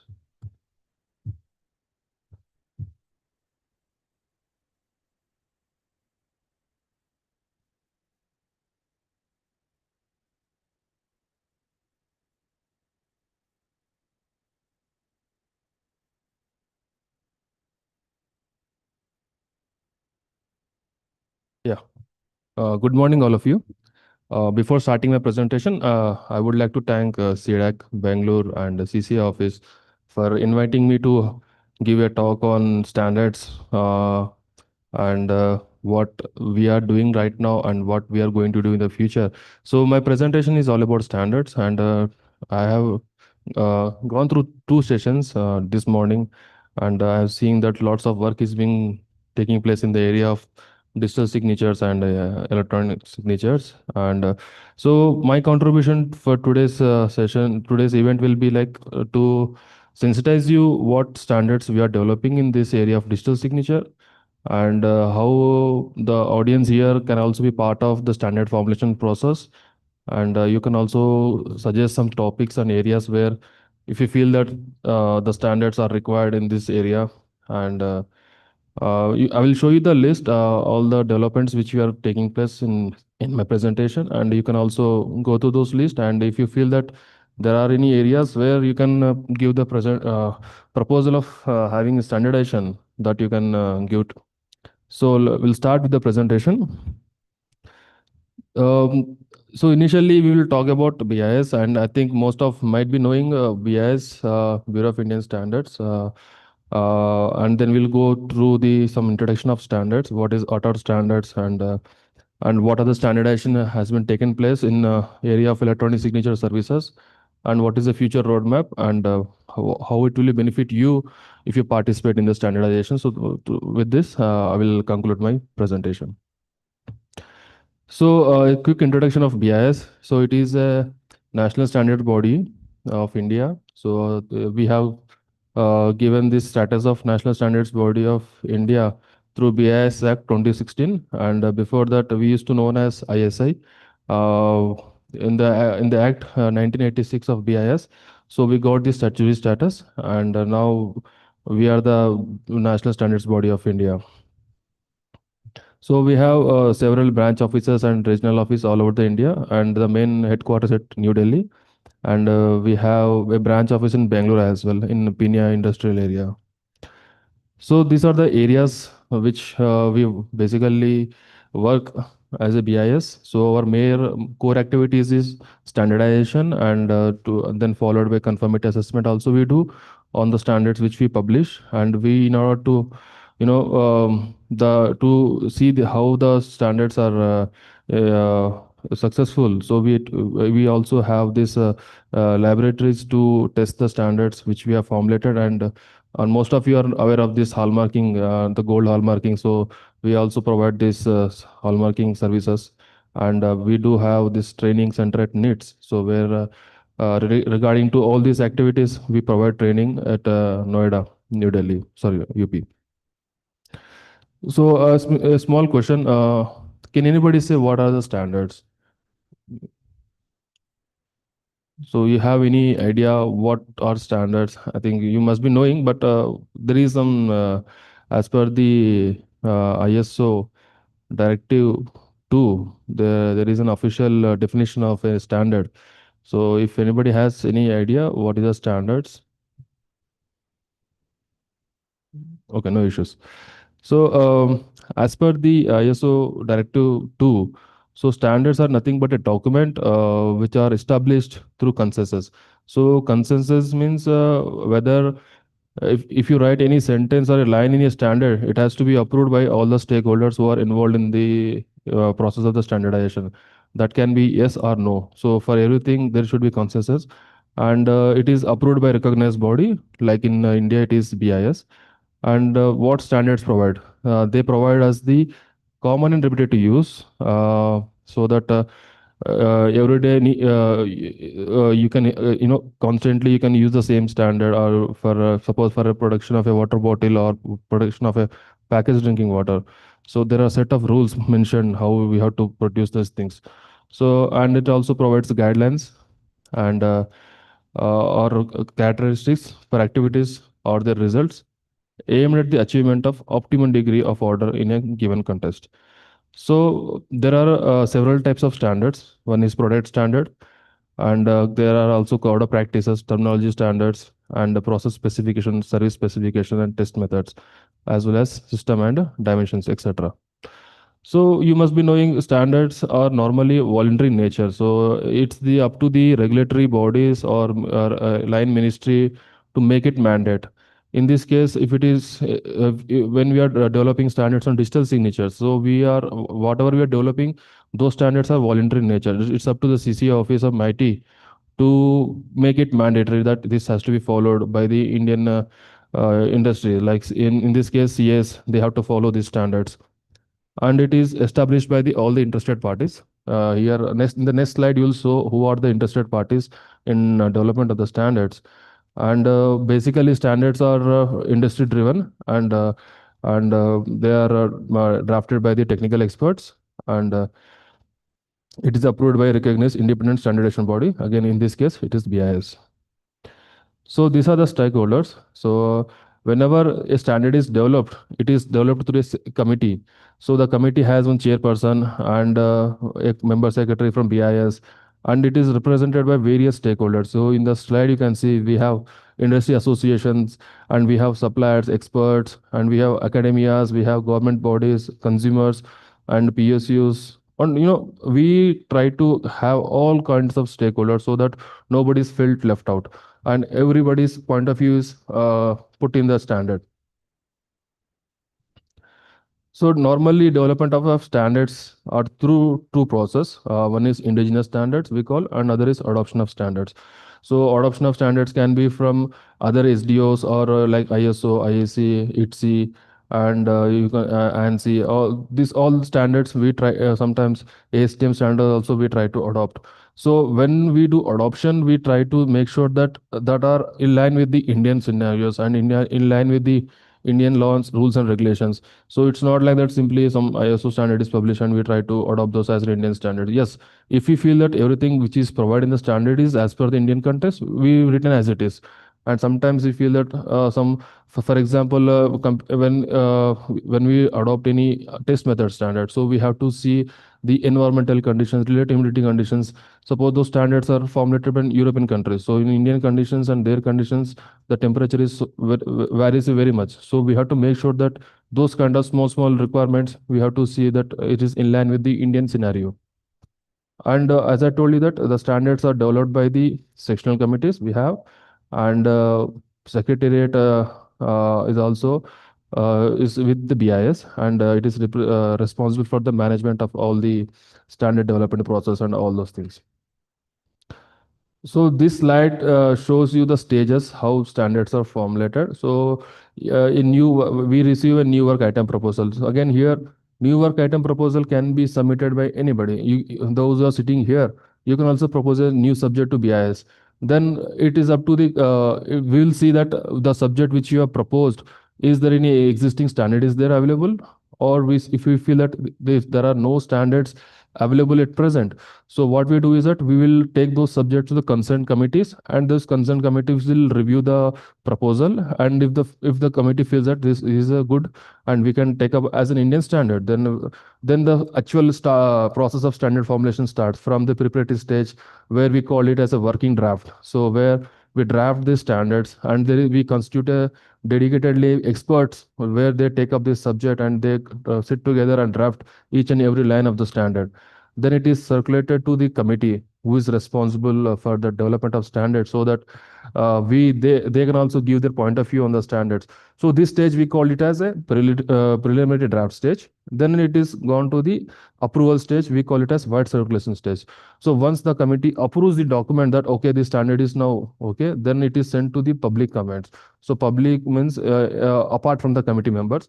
So it will be documents will be hosted in the public domain, and all the relevant stakeholders can go through the document and they can provide their comments. And it's the committee or the panel who looks up those comments, and if they feel that it can be incorporated in the document, then they can they will incorporate. Once this all stages is completed, then we will publish it as an Indian standard.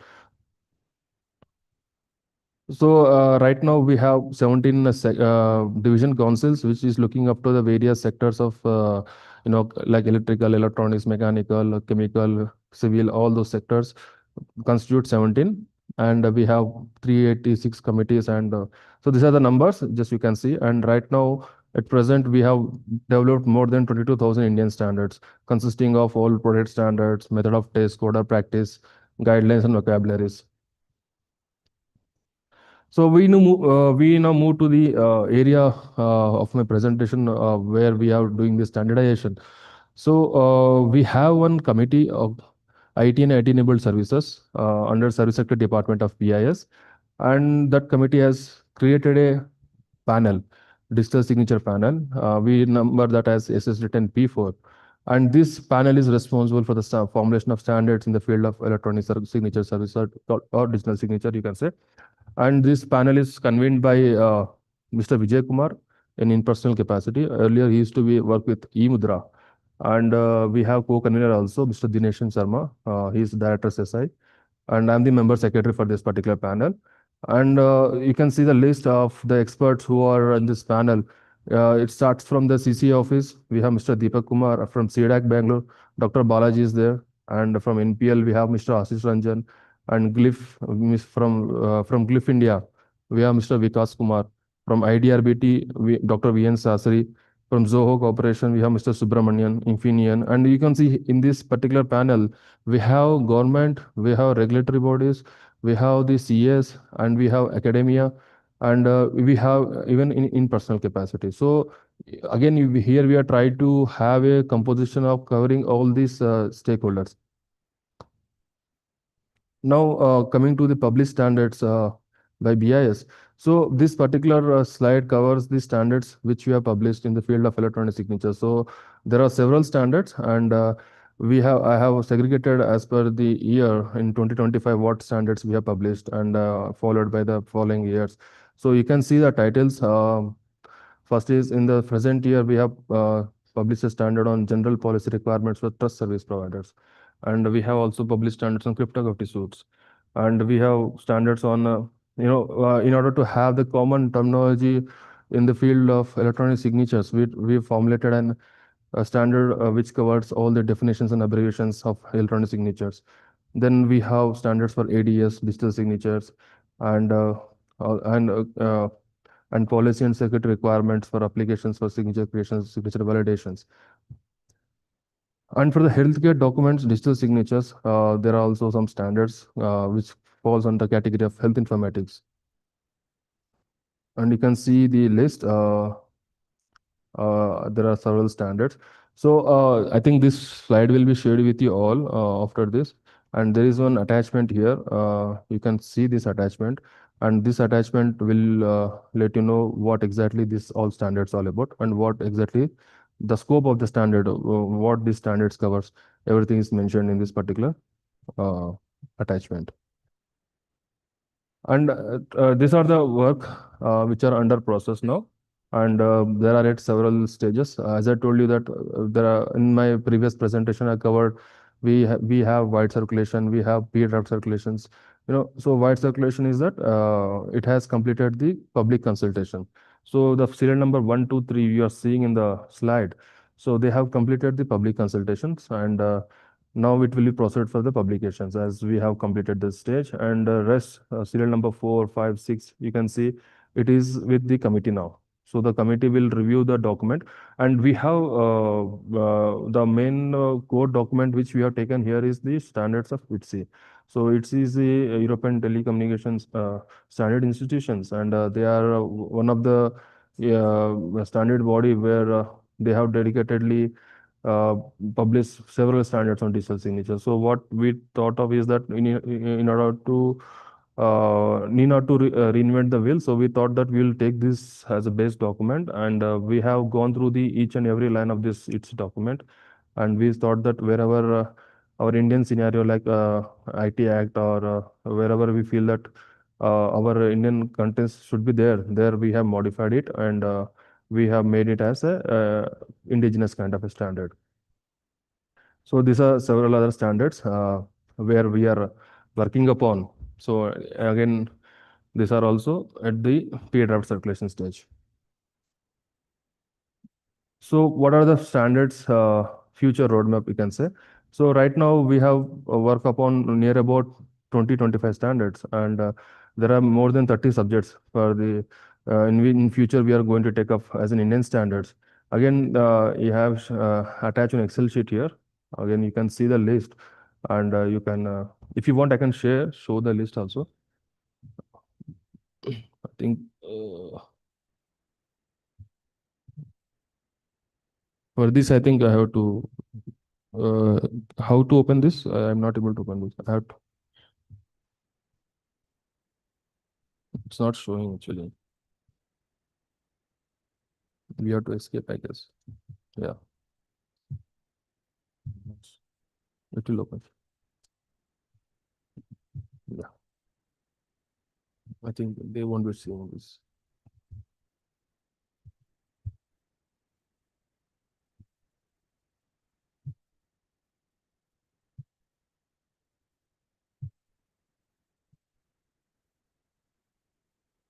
Yeah. So the color coding is as per the work which we have done till now. After this, yeah. So these are the areas which are not highlighted. This we are going to take up in future, the areas of standardizations. So there are more than 20-30 standards which we take up in the future. So coming back to the presentation, can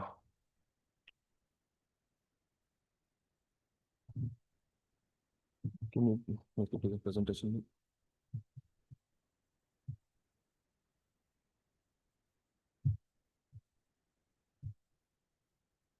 Yeah.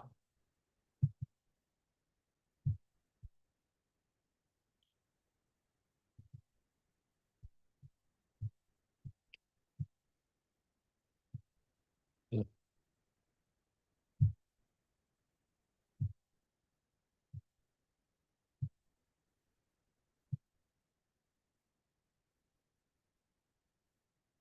Yeah.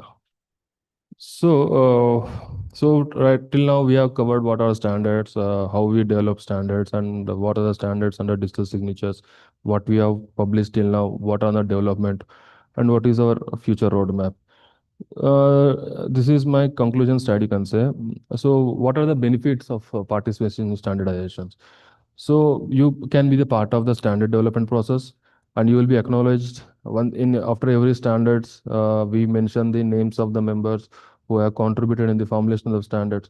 So through that you can get the recognition and in the development of national standardization body, and also you can get the access to know the what are the industry trends happening. So all the experts from the industry also they will participate in the standard formulation. So you can have a a one-to-one discussion with them to know the what exactly happening in the current industry, and you will also have insights of emerging technologies and opportunity to contribute there as well.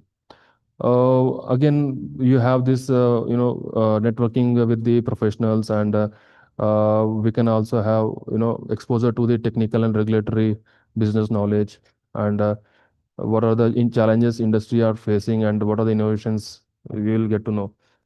So so these are the some of the advantages if you become the part of the standardization process. Yeah, this is one slide where you can see this. I have given all the important links which is related to the standardization. And if you want to propose, if you want to what the program of work is nothing but it will provide you the list of all the standards that a particular committee has published, and also it will give the information of the standards which are under development, and then you can also download the standards. So right now, BIS is providing free standards. All indigenous standards which BIS has developed are free standards. You can download it for free. When it is, if it is a ISO standard or ISC standard, those are publications. So in order to respect the copyright issues, so we charge those standards, but at a minimum rate. But if you see, indigenous standards are free of cost, so you can download. So many of here are from academia, and some are PhD scholars also. So if they want to see, understand the standard, you can download. And also, as I told, that anybody can propose a new standard. So if you feel that you can propose any standard, so there is a link is given here. So if you click on this link, it will take to a page where you can propose any standard which you want. And we also have this R&D projects. Again, if you want to, and here there is one, you can say a checkpoint to take any R&D project. First thing is that you should be a member of the committee or the member of the BIS, or there are few institutions of IITs and NITs where we have this MOUs. So those faculties also take up these R&D projects. And you have this provision to comment on the wide selection tab. So we have also provided here a link. So if you want to become a member of any committee, again, there is one link here. You can click on this link and you have to register yourself, and you can, based on your expertise, and you can see what are the committees that are there in the BIS. So you can provide your membership request to this link.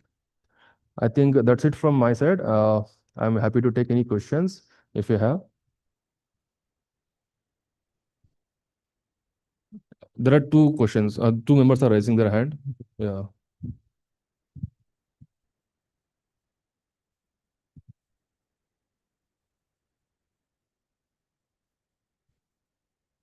Hi, I'm Hi. Ramlingeswara KV, founder of Niram. My question is related to, you have mentioned about participating in standards. So if the person take the membership, Yeah. is nothing but participation? See, membership, it's not like that. Membership in BIS is like you have to pay some money and you become membership. It's a free of cost, first of all. You can become member of any committee based on your expertise, first of all. And the committee will, whenever you give a request to become a membership to any committee, though, then you will be invited for that meeting. And they will be asking your expertise, how you can contribute to that committee. If the committee feels that, yeah, you can be part of this part, you can be given suppose. And one more thing here is that we have this limitation of 30 to 35 organizations in a particular committee. So if that 30 to 35 is exceeded, then you will giving the provision of becoming a member of any panel. So which actually works on the document. So once there is a vacancy in the committee, then you can be, kind of a promotion, you can say, become the member of the committee. And if there is a vacancy in the committee, definitely you can become a part of the committee.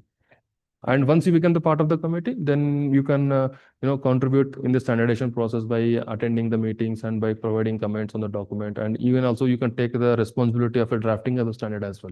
And it's all voluntary work. Yeah. On the website, that request is available? Yeah. The link which I have showed in the previous slide, right? Yeah, this one. It will take you to that membership request link. Right. So you can click on this. I think you will be provided this PPT. So you can explore this. And if you have any issues, I will provide my card. You can connect me. I will help you in providing the membership requests. There is other question. Yeah, Santosh, good morning. And myself, Brahmananda Prabhu from CDAC. Yes. I have a question which is related to the hardware security. Hardware security. Yeah, this is in foreign, they have a certification body like FIPS 140-2 and -3 and everything. Is there India is working towards which is equivalent to that for any hardware that can be standardized and also tested in India? Yeah, one thing, sir, BIS has, as I told, there are 17 technical departments. So the hardware security is dealt by electronics and IT department of BIS. So you can see the program of work of that particular department, and you can see what are the standards they have published. So as I'm from service sector department, so I'm limited with my department knowledge. There are more than 22,000 standards. So it is difficult for me to remember what are the standards or other departments have published. So my request is you that you just go through this program of work link, and you can see the standards in this particular area that BI has published. And for every committee, there will be a member secretary. Like I am member secretary for this committee. You can contact that person, and you can have the interaction. What are the standards that are developed by the BIS in this particular area? So this is how you can get into the information of this regarding this area you're asking. Okay, thank you. Yeah. Any other questions? You have a question? You have a question? No, no. Actually, there are several standards for related to cryptography. Most are from the NIST. Do as a India, as a country, do we also have certain kind of such standards for which are more specific to the India and needs of the India? Yes, sir. As I told you that whenever first thing is that we try to develop indigenous standard. Okay. So if we don't have an indigenous, right now, if we don't have any indigenous standards, if there are any international standards, which are also in line with the Indian scenario, you can say to harmonize this. Basically, IT area is to basically to harmonize with the international standardization also. So we take up those standards, and we try to change those standards as per the Indian requirements. So one thing you can, as I suggested, if you feel that there are some gap areas where we feel we should have standards in this particular area, so you can propose a NWIPF to us, and we can take up those subjects and we can have the standards. Okay, Good thanks. morning, sir. I think Arvind sir is also chairperson of one of the sectional committees of BIS. Yeah, 17, sir. LITD 17. Yeah. Any other questions? If there are no questions, then I conclude my presentation. Thank you. Thank you for participating and asking questions. Thank you very much.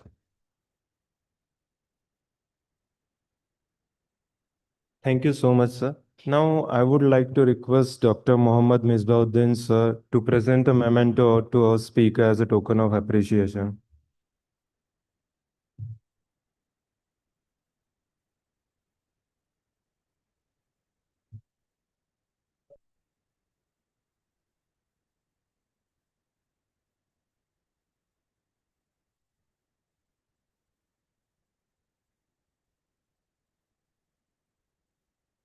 Thank you, sir.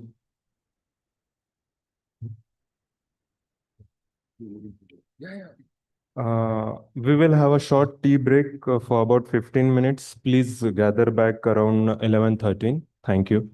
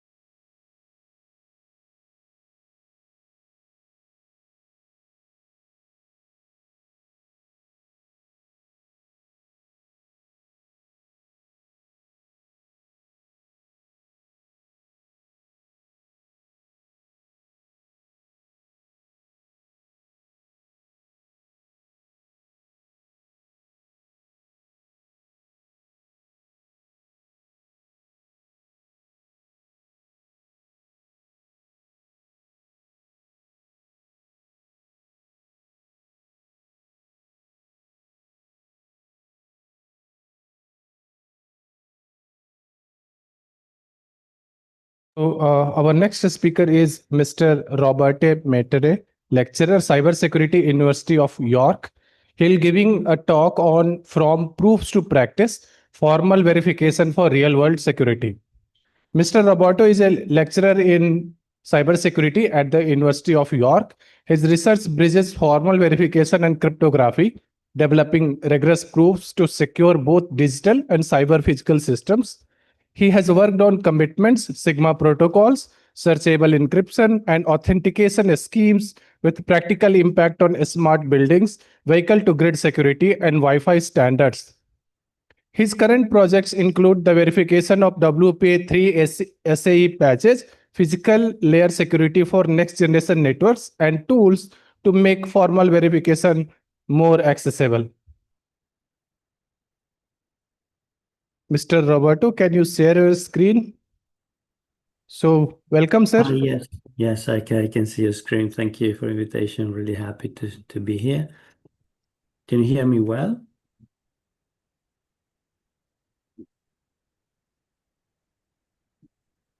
Can you hear me?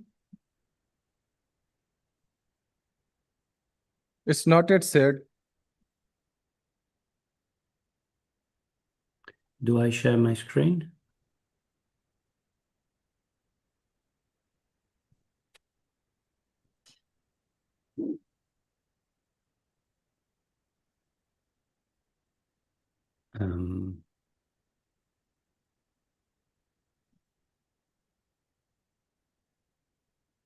Can you hear me? I can hear you, but your screen is not visible. Okay, just 1 second. Yes, now it is Is it visible. visible now? Yeah. Okay. Thank you. Okay, perfect. Please start. Thank you. Yeah, it took me a little time. Okay. So today I will cover a small subset that is relevant to the public infrastructure, and it relates to the formal verification of protocols and other mechanics that are very important and used in the real world of PKI. So I'm not going to be particularly, let's say, I'm not diving into too many details because I understand that my audience is not necessarily expert in formal methods, but if any is, please award any questions at the end. So the first part I'd like to cover is what's missing between these two, because we know we have many security issues open questions. So let's see what they are and what are the tools that can help us. So one important aspect to take into account is that certificate authorities, CAs, are trusted. So in the PKI system that currently we use worldwide, in many PKIs actually, instantiations, CAs are trusted, but who can prove those properties? It's not that we are not aware of this, of potential trust issues here, but who actually proves those? The idea is of formal methods in this context is that we may expose some gaps here and there, and perhaps trigger monitors or provide remediations. So monitors are exactly those who try to show that those certificates are actually not bogus or fake. So tools that we use in formal methods, they are some are more popular, some are less popular, depending on what specific task you want to solve. So we can see ProVerif, Tamarind, CryptoVerif, EasyCrypt, Prism, but many others, to be honest, is Isabel. So what are those challenges? And see also, why do we even care? So we We do care because we have issues, real world issues. One recent study showed that those monitors which are in charge of determining if a certificate is misused or not, they have important problems. So they may fail to tell you whether a certificate is genuine or not. And another study of early this year showed that 18% of certificates that they studied contain structural defects.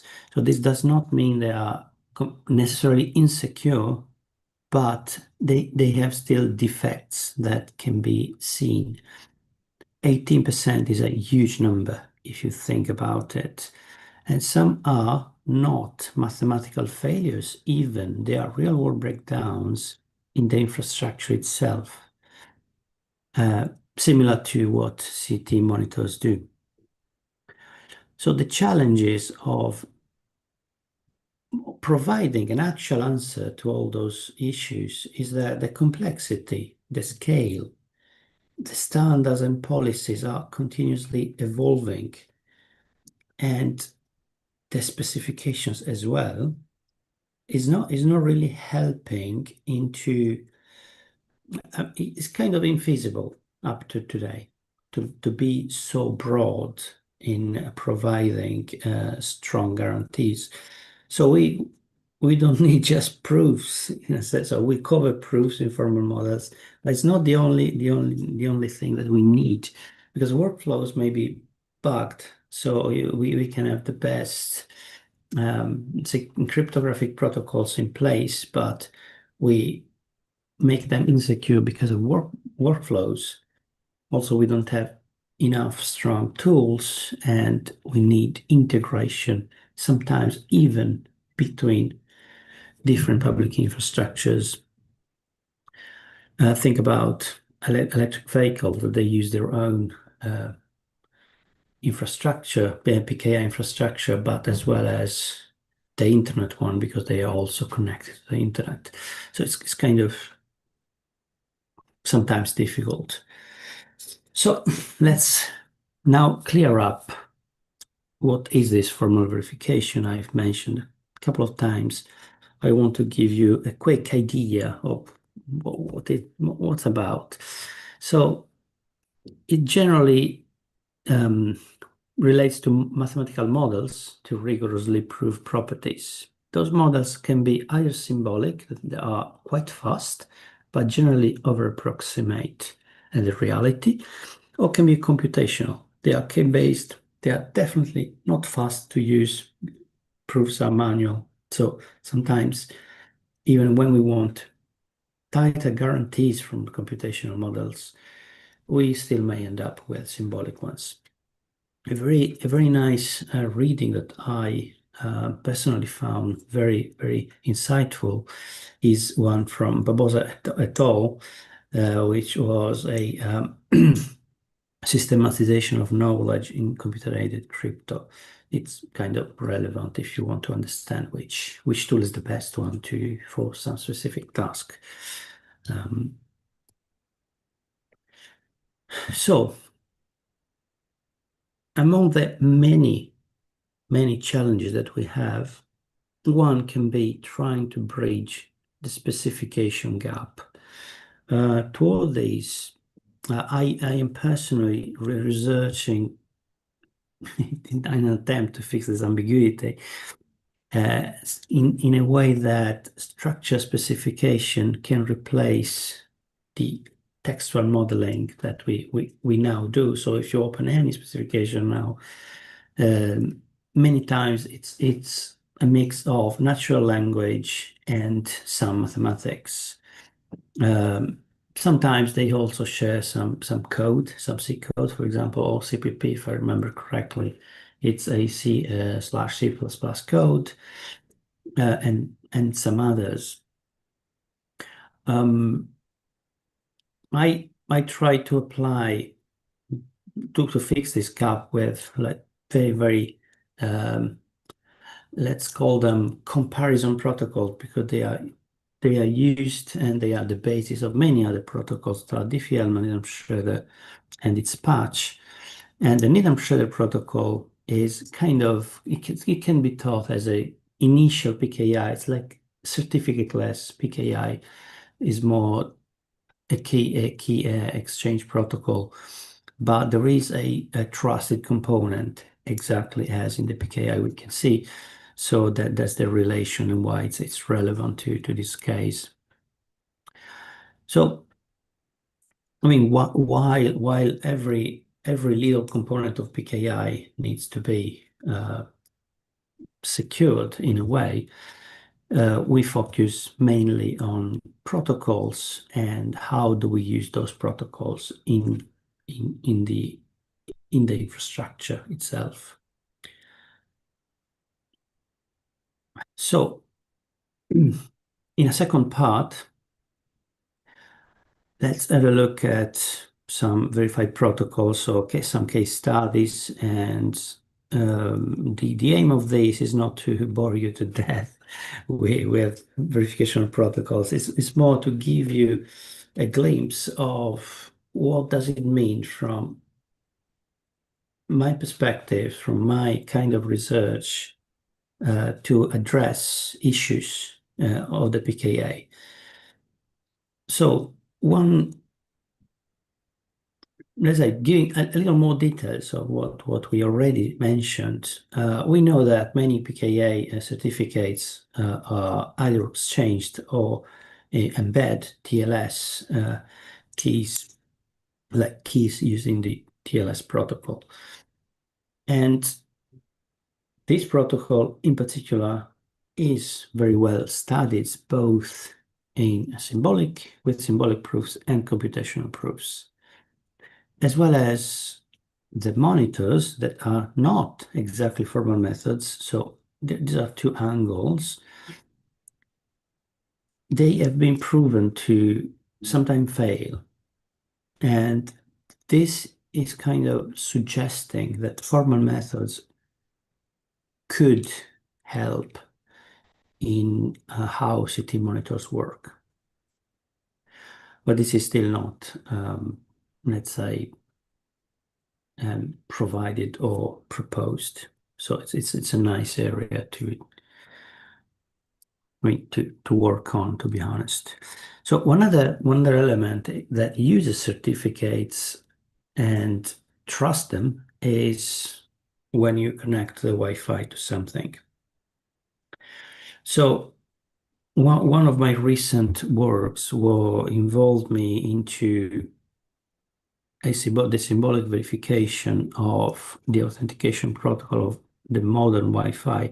This is called WPA3, and the protocol is called SI, and this is an authentication of equals, which means that each device is actually an initiator, can be actually an initiator of the protocol, and this brings some extra problems, both in how can we model it well, but also in the in how can we formally verify the guarantees, because now we have more complex or slightly more complex properties. So properties here are in authentication is like secrecy of keys, for example, or can be mutual strong authentication of peers and keys. Can be also we don't want a key that we are using now, if get compromised, to automatically compromise all previous keys that have been used, or even future keys that will be instantiated. And this is called forward secrecy. So we want this kind of properties to be always true. Interestingly, in this specific one, the specification also provides a state machine description on how to implement the protocol. And our study showed quite a few flaws in the specification itself. Some are related to security, and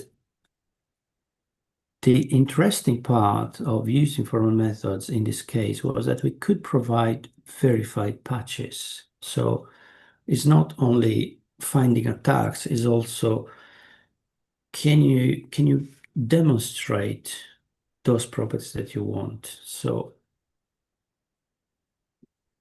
let's say that now, upon obvious assumption that we will see later a bit in general, the WPR3 PSI is now kind of verified in its specification, which does not translate automatically into verified implementations, unfortunately, but this is a very good step forward. Another element is that the quantum era and let's say the wireless PKIs in the future, they will likely going to use some links in which the technology is slightly different, and it is going to be based in quantum computations. This means that the physical layer of communication is going to be a bit different and offering different guarantees than the standard Ethernet, for example. And this means that different kind of formalization is required. To all this, I've done some recent work with my colleague Kanfeng Ye here at Uni of York, and he developed some Isabel models to capture watermarking and jamming. So these two, watermarking and jamming, has two properties that are peculiar to quantum links and are definitely not guaranteed in a classic network link. But with these two, we could embed a little bit of symbolic model and prove some authentication secrecy. Those are really, really interesting because also 6G is interested, and let's say even if we still do not have a full specification of 6G, it is envisioned to use this kind of links. So and obviously the PKI will lie and share certificates through these links. So it's really interesting, I believe. So again, the relevance to PKI, to me, I mean, probably this is an obvious slide, but sorry about some repetitions. The idea is that protocols that look secure, they may like be incorrect, so they falter under formal scrutiny, as well as PKI chains. So also the chains may be modeled, perhaps not exactly with those tools, with other tools, and we can see if they misuse certificates, or they include what happens when they include bogus certificates, or when they revocate certificates. So how to best address these issues. Yeah. So I wanted to also include some assumptions. So we make assumptions when modeling, and this means that we may fail. Why? Where? So we may over-approximate reality, and this may lead us to false alarms or false attacks. We may have a good model, but it's too complicated. So it's too complex. So our reasoning doesn't terminate. So it means it doesn't give us any result, which is definitely something we don't want to see. And sometimes there are issues, especially side channels, that are not really easy to capture in a formal model, so that they are not covered. So I mentioned here Dragon Blood because it relates to WPA3, but you can also think about others. So in hardwares, we have side channels like Spectra that again is quite difficult, quite challenging to formalize and let's say verify against with. So wrapping up, why is not solved? We mentioned already scale, we mentioned ambiguous standard or continuously changing policies. So it's very dynamic. It's also very dynamic infrastructure with revocations, compromises. Sometimes clients do not verify certificates against certificate authorities as frequently as they are supposed to, and these kind of issues, as well as there is some properties, trust properties that we try to remove the trust where we can, but when we can't, we need to monitor it. So to me, the way forward is using these tools, that is structured specification tools, and do runtime monitoring as well, where we cannot provide any or we cannot remove the trust.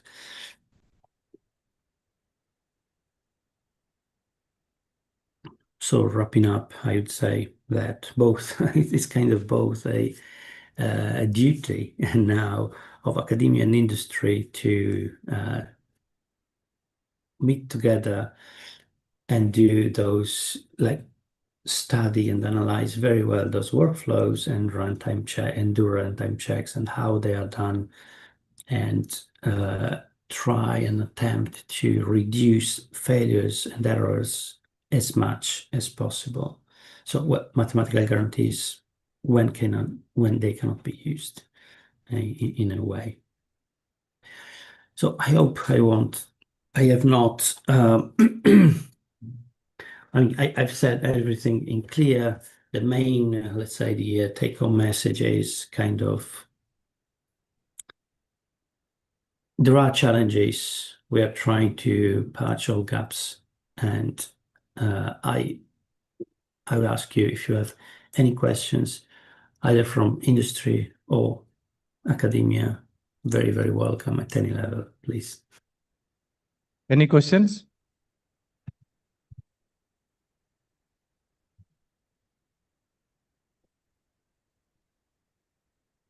Good morning. Morning. This is about the difficulty of specification.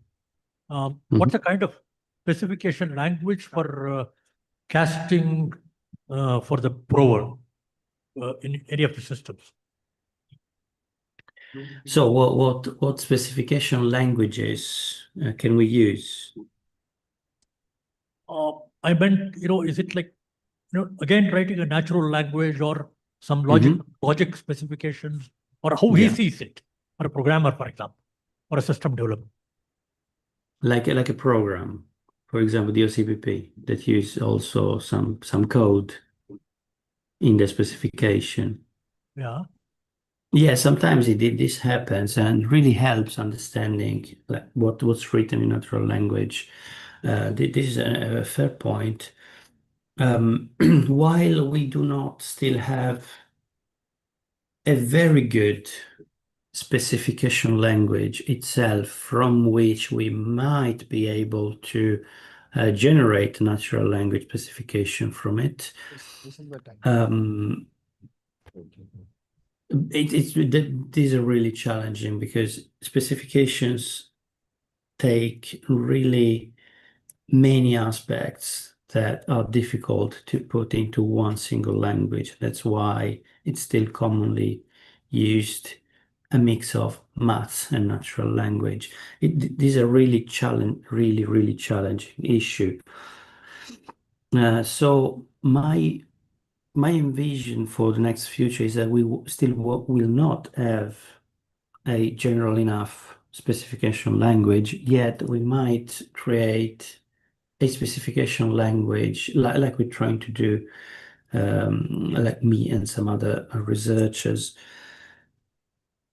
Some that are specific to some context. So, for example, authentication protocols. Almost all of them need the same security properties. So how do we specify a language that tries to capture all authentication protocols that we already know? This is part of the specification, to be honest. So even if you open the Wi-Fi specification, this is just 1/10 of what is actually specified inside. There are many other aspects that formal methods are still immature to cover, so we don't. I don't know if I actually answered your question. Was very difficult. It was a very difficult question to answer, to be honest, because we do not have an answer yet. Thank you. Thank you.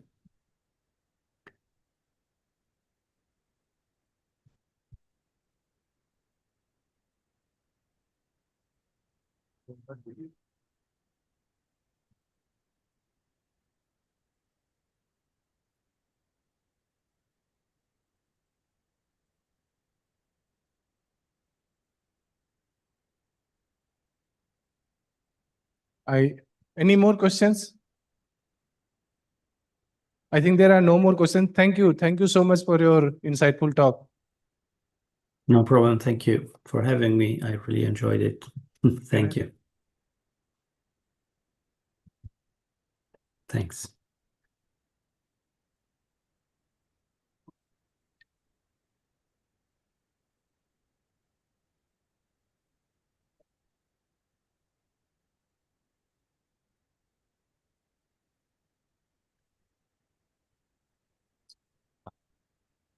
Good afternoon to all of you. Today we have a distinguished guest, Dr. Sanjay Bal sir. A brief introduction before I invite him to the stage. He is the Controller of Certifying Authorities and he's also the Director General for CERTIN. Dr. Sanjay Bal is been providing consultancies in the areas of governance, risk, compliance, security, privacy, forensics, investigation and fraud management to national level projects in India. Prior to his career in CERTIN, he was the Chief Security Officer for Microsoft Corporation in India, where he was responsible for interaction with the government, academia, key strategic accounts, and the CXO community with respect to Microsoft security policy. Prior to joining Microsoft, Dr. Sanjay Bal sir was the global CSO for the TCS, where he had established an enterprise-wide converged security environment and effective security monitoring as well as management across the organization worldwide. He has also worked with academic and professional communities as well as the government groups to enhance their awareness of comprehensive security models. He has been in the IT industry since 1984 with experience in various areas. We are privileged to have you, sir. We welcome you and request you to share your thoughts on this occasion. Sir, I request Dr. Sri Arvind Kumar sir to come and felicitate Dr. Sanjay Bal sir before he starts this.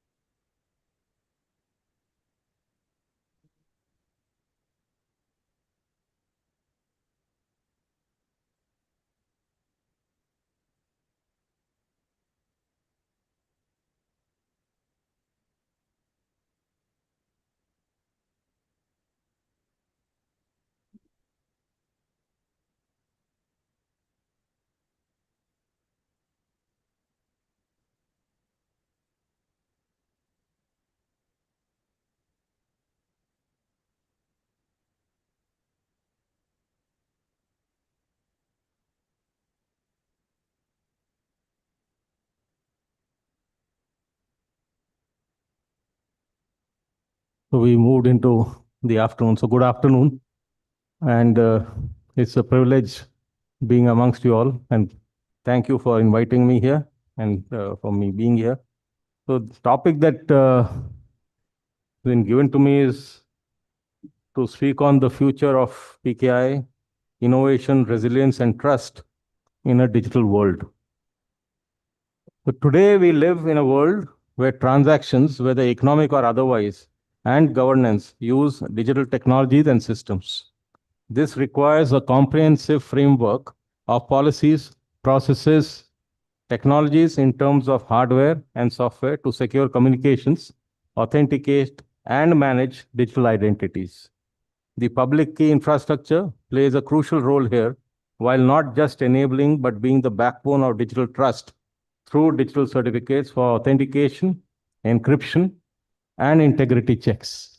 It serves as a foundational security layer supporting and driving innovation in several key areas, such as allowing for trusted interactions and data exchanges between IoT devices. And I just saw some in the stalls here. Provide scalable and cost-effective services in the cloud, creating systems that are resistant to attacks from future quantum computers.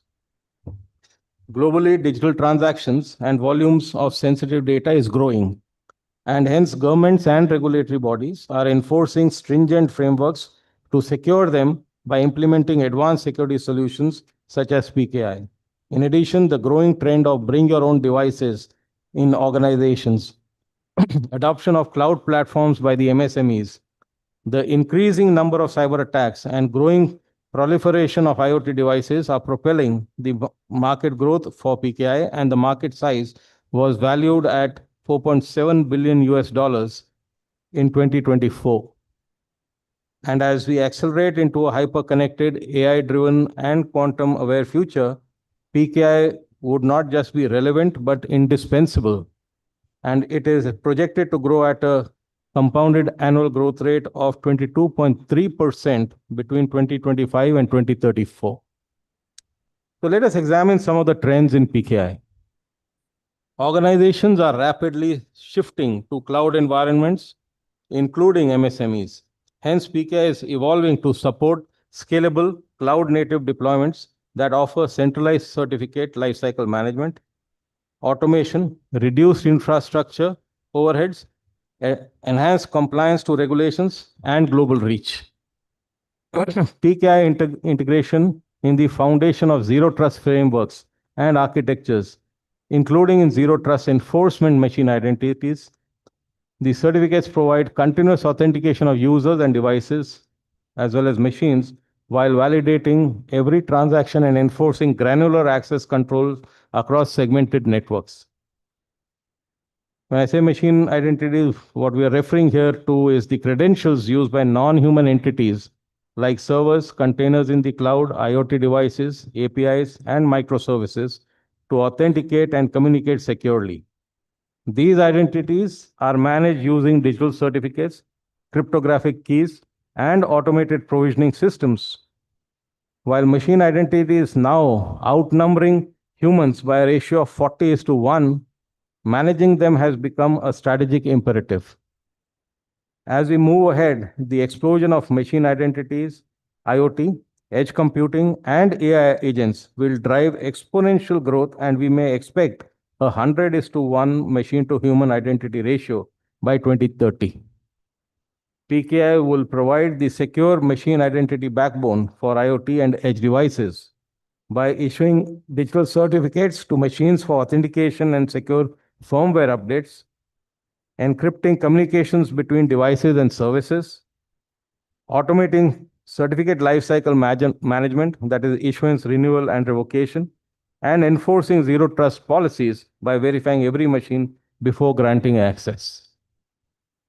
In addition, advanced PKI platforms now integrate with various tools and cloud-native HSMs to scale securely across hybrid environments.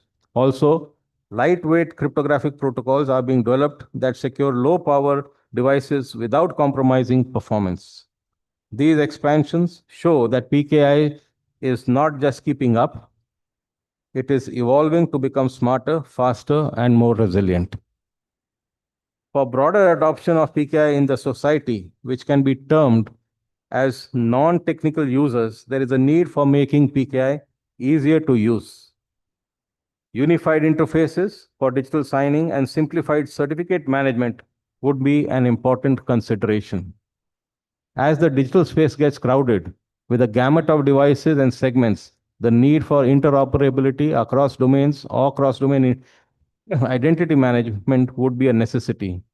Decentralized authentication models and federated trust frameworks would help enable seamless authentication across organization systems and devices. Complex organization environments, as well as individual needs, would drive requirements for new models where dynamic delegation and role sharing to allow flexible delegation of rights and role-based access using PKI would be needed to be developed. As we move towards digital records becoming the norm, PKI would have to be supporting long-term validation, trusted timestamping, and secure archiving of signed documents. To reduce exposure of compromises, certificate lifespans would need to shrink, example from 90-day TLS certificates. To achieve shorter certificate life cycles, automation in issuance, renewal, and revocation will be essential and critical for maintaining security without increasing operational burden. Quantum computing is knocking on the door and threatens traditional encryption. I think today there was some news of the ECC key being broken by the IBM quantum computers. So PKI has to transition to quantum safe algorithms, hybrid certificates supporting both classical and quantum resistant cryptography would be the norm by 2030. NIST has begun releasing post-quantum cryptography standards, pushing vendors to prepare for migration.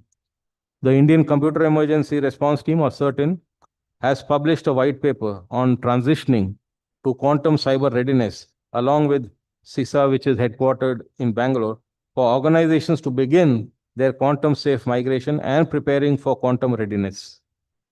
Nations have started preparing for quantum threats by adopting hybrid cryptographic standards. The NIST PQC standards are influencing global migration strategies. Post-quantum readiness machines identities will also adopt hybrid cryptography to prepare for quantum threats, especially in long-lived systems like embedded devices. So the next obvious area which comes up is that what would be the future of PKI in an AI world? So AI is revolutionizing how PKI is managed and secured, making it smarter, faster, and more resilient as it gets integrated into PKI systems. It is helping to automate routine tasks related to certificate lifecycle management that are prone to human errors. Automated lifecycle management manual certificate handling will soon be obsolete. AI-driven platforms would predict expirations, rotate keys, track usage, handle renewals and revocations seamlessly while preventing outages caused by expired certificates, which are a common source of security breaches. AI is being used for verifying the integrity of AI-generated content by tracing it to its source, thus helping validate images, videos, and text against AI-generated threats like deepfakes and spoofing. Predictive threat detection by identifying vulnerabilities before they are exploited.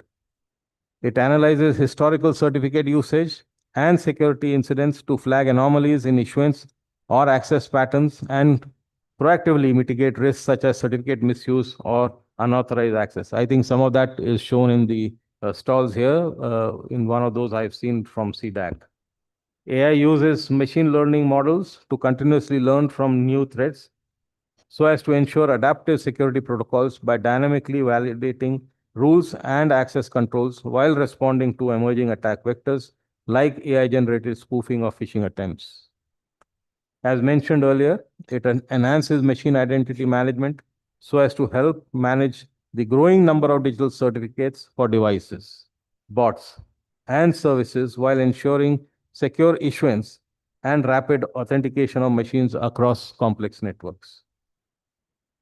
It is helping in countering AI-powered cyber attacks as malicious actors use AI to scale their exploits. Defenders use it for detecting automated attacks on PKI systems and maintain trust in the digital environment. So AI is transforming PKI from a static security framework into a dynamic intelligence system capable of defending against modern threats. As we look ahead at the future of PKI, it is clear that it is not just a legacy software protocol, but a living, evolving framework for digital trust. The global landscape for PKI is undergoing a rapid transformation, driven by digital identity initiatives of governments, quantum readiness, AI integration in PKI, and the proliferation of IoT and cloud technologies. The future of PKI lies in adaptability, automation, and integration with these emerging technologies. Let us come together and join hands to invest in the evolution and innovation of PKI, champion its adoption by ensuring resilience and making sure that trust remains the basis of our digital lives. Thank you and wish you all the best for your future sessions in this.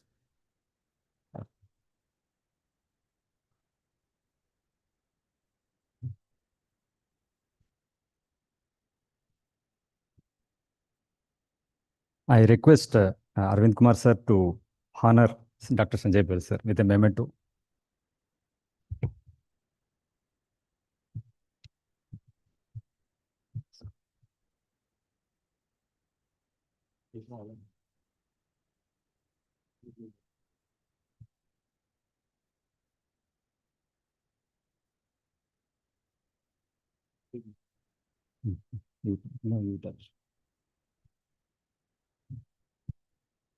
Thank you, sir, for actually what we understood from your speech is basically we need to be prepared. Till yesterday, there were papers on ECC, on strengthening and extending the ECC. So today we got the news that ECC, 5-bit ECC key has been broken by IBM. So in security, everything, of course, we need to be prepared. That's a very important point that you have driven through this presentation, sir. Thank you, sir. Please.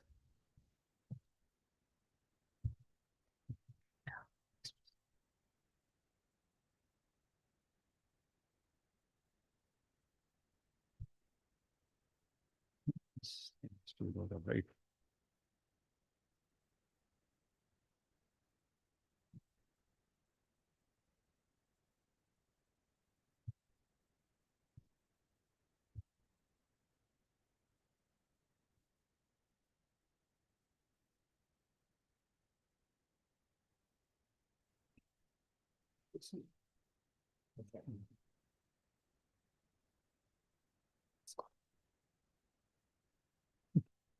Next, as we move on, I request Sri Ravi Moka, Deputy Director General of Shipping, Coastal Shipping, to come on to the dais. And meanwhile, I read his profile. Sri Ravi Kumar M is a seasoned naval architect with over 20 years of expertise in shipbuilding, survey certification, ISM audits, maritime policy, and IT and governance. His career blends deep technical knowledge with strategic policy insight, reinforced by extensive shipyard experience, regulatory leadership, and digital proficiency. He is currently serving as a ship surveyor cum Deputy Director General at the Directorate General of Shipping, Ministry of Ports, Shipping of Waterways, Government of India, where he is responsible for shipbuilding and regulatory compliance with the Naval Architecture Wing, while also heading the Coastal Shipping Branch. Previously, from 2005 to 2016, he has worked as a project manager and ship owner representative in Korea, China, and Japan, where he led multiple new shipbuilding projects, including heavy lift, semi-submersibles, self-unloaders, bulk carriers, container vessels, and tankers. In this capacity, he collaborated with shipyards, classification societies, and ship owners to ensure compliance, quality assurance, and timely delivery of vessels. With vast experience in survey certification of both new builds and existing ships, statutory compliance, and ISM audits, he has also played a significant role in shaping maritime and coastal shipping policy. His career demonstrates proven expertise in stakeholder coordination and leadership across international shipbuilding projects and regulatory frameworks with strong skills in ship design, coastal shipping, survey and certification, and IT and e-governance. We welcome you, sir. I request Sri Ashish Banati, sir, Deputy Controller of Technology, to welcome Sri Ravi Moka, sir.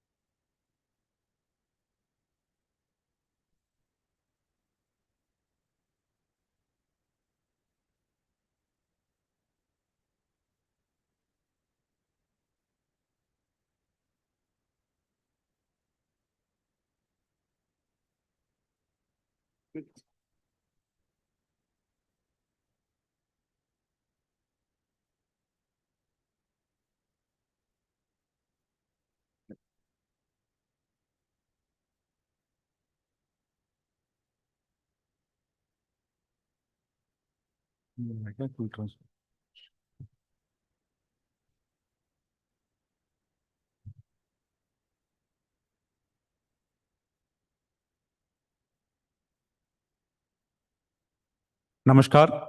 A very good afternoon to all of you. First of all, I want to thank the forum for giving this opportunity. It is an honor to be with you at this 6th International Conference on Public Key Infrastructure and its Applications. Today, I represent the DigiShipping, and I'm pleased to announce that, DigiShipping is celebrating the 75th anniversary celebrations at Mumbai, and Digi sir could not represent here. So he has sent his warm greetings to this PKIA event. Many of you might wonder what this maritime regulator is doing at this cryptography conference. The answer is simple. Today, ships sail on two seas. One is the physical sea, and the other one is the digital sea of data, documents, and communications. 20 years ago, our seafarers used to carry lots of stacks of paper certificates, and then it used to take long of time for the port clearances and all. A simple approval for the port clearance meant a long time, and port operations used to take a lot of time. So this transformation happened because digital transformation has to happen. So this digital transformation will help us to harness the power of cryptography. So the message is clear. So now our oceans highways now depend on the digital highways of trust, which the cryptography has to help us in its best way. Yeah, if you come about my organization, DigiShipping is a maritime authority which works under the Ministry of Port, Shipping and Waterways and makes sure that our ships are safe, pollution-free, and our seafarers are well-trained and cared for. We manage maritime education, conduct exams, and gives the important certificates, for the competency of seafarers like the COC, CDC, and SID, and carry out the service certification of ships, which ensure the safety of ships through our 14 different mercantile marine departments throughout our country. We also represent the ministry in international forums like the IMO and ILO to follow global rules. DG's main goal is to keep India's shipping sector safe, efficient, and respected worldwide. And this is about the statistics on the Indian maritime sector. So India has a coastline of about 11,000 kilometers with 12 major ports and 217 minor ports across the country. Almost, we can say 90% of our trade by volume happens through the sea. These are not just big numbers, they show a huge responsibility we carry. With such scale, we need speed, transparency, and strong security. That is why we have adopted digital transformation in all our operations of DigiShipping. So here's something that keeps maritime professionals awake at night. Cyber attacks are one of the biggest worries for the maritime sector today. In 2017, the global shipping giant, Maersk Line, which handles nearly 20% of the world's container ship fell victim to the devastating cyber attack called the NetPetya, a malware originally targeting the Ukrainian infrastructure. Within hours, Musk globally IT infrastructure was crippled. Terminal operations halted in major ports like Rotterdam, Mumbai, and Los Angeles. Cargo tracking systems went offline, leaving thousands of containers stranded. Communication blockouts occurred between ships and shore offices. The company had to rebuild 4,000 servers and 45,000 PCs from scratch. So it caused a huge loss to the company of over 300 million US dollars. So you can say one piece of malicious code brought global supply chains to the knees. Since then, the ports like this South Africa and also the Japan have also been hit by ransomware. So beyond ransomware, we also witnessed in ships the GPS spoofing incidents in the Black Sea, where the GPS of about more than 20 ships showed false locations, creating serious risks and collisions and security risks.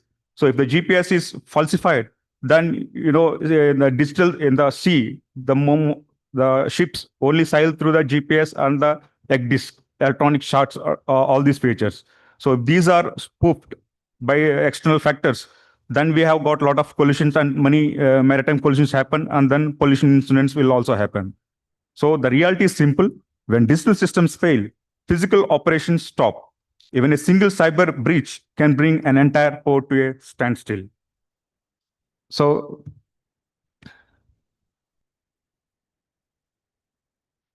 coming to the DG shipping, why we are involved. Cyber attacks on the DG shipping could first cause operational disruption, slowing down the critical processes such as our daily plan approvals, inspections, and issuance of digital certificates. Such incidents may also result in loss of trust and reputation of our organization, as stakeholders lose confidence in the reliability of our PKI-based systems that secure maritime documentation. The risk of data breaches and identified theft is equally serious with sensitive seafarer and ship records.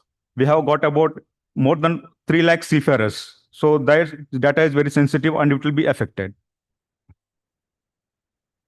These breaches could escalate into a national security risk, particularly if digitally signed ship tracking data or port clearances are manipulated. Ultimately, such threats carry severe financial and legal consequences, underscoring the need to strengthen the PKIA frameworks to ensure integrity, trust, and resilience across maritime operations. So this can be seen, as we seen, the ship, the peak in maritime infrastructure, which the digital infrastructure is being used. You can be on the ship as well as on the shore. So modern maritime operations rely heavily on the digital systems, both on ships and in ports. Ships use satellite communication, GPS, radar, and navigation tools, while ports depend on the SCADA and PLC systems, servers, and automated gates. These are secured with the public key infrastructure using encryption, digital signatures, and authentication. So PKI builds trust and protects data, but it also becomes a major target for the cyber attacks. The more we depend on PKI, the more important it is to keep it secure to protect the trade and national security. Previously, the engines of the ship were out from the cyber security, but right now the engines, ship engines are also electronically operated. Mostly we have got electric engines and electronic, which are monitored by these electronic things and which are through our softwares. So every component is now digitally linked, and then we have issues in relation to these cybersecurity matters. So let me a story that changed the Indian maritime security. In November 2008, 10 terrorists entered Mumbai using a small fishing boat called the MV Kuber. So they hijacked it in Karachi. So the boat went undetected as it crossed into our waters. So the terrorists killed the crew of the fishing boat and used the vessel to get close to Mumbai. So after which they have switched on to our smaller inflatable boats to land at different points in Mumbai. And then this led to a tragic 26/11 attacks, which claimed about 116 lives and injured over 300 people. So the key lesson at this incident was clear. The small boat exposed a big gap in our coastal surveillance. We simply did not know what was approaching our shores at that point of time. So this tragedy became our turning point. We realized that thousands of fishing boats, small cargo vessels, and other craft which are moving along the coastline every day have no proper identification and cannot be tracked in the coastal waters. And many of them could pose a security threat. This is exactly why we developed our long-range identification system. Through long-range identification systems, we can track all ships, including foreign vessels within 1,000 nautical miles from the Indian coast, and can track all Indian ships which are anywhere in the world, which are Indian flagged. So today, our LRT Center provides real-time encrypted monitoring of vessels far beyond our coastal radar. It's cryptography and trust architecture working for national security and maritime safety. The system has become the backbone of our maritime domain awareness. Never again would an unidentified vessel approach our shores without our knowledge. So this, LRIT system is being maintained by CDAC, and it is supported in the terms of data center and also operationalized by the CDAC. So this is the overall view of the LRIT. So LRIT system transmits a vessel's identity, position, and timestamp via satellite from the shipborne equipment. Then this data is routed through the communication and application servers provided to dedicated data centers. Then distribution is controlled by a data distribution plan, while global routing is handled by the International Data Exchange. So these are the prominent features of this LRIT system. So implemented in adherence to IMO standards and guidelines. So it has got advanced GIS features for accurate incident analysis and such and risk operations. So these are all designed as protected system by the NCIIPC. So it comes under the critical infrastructure of the nation.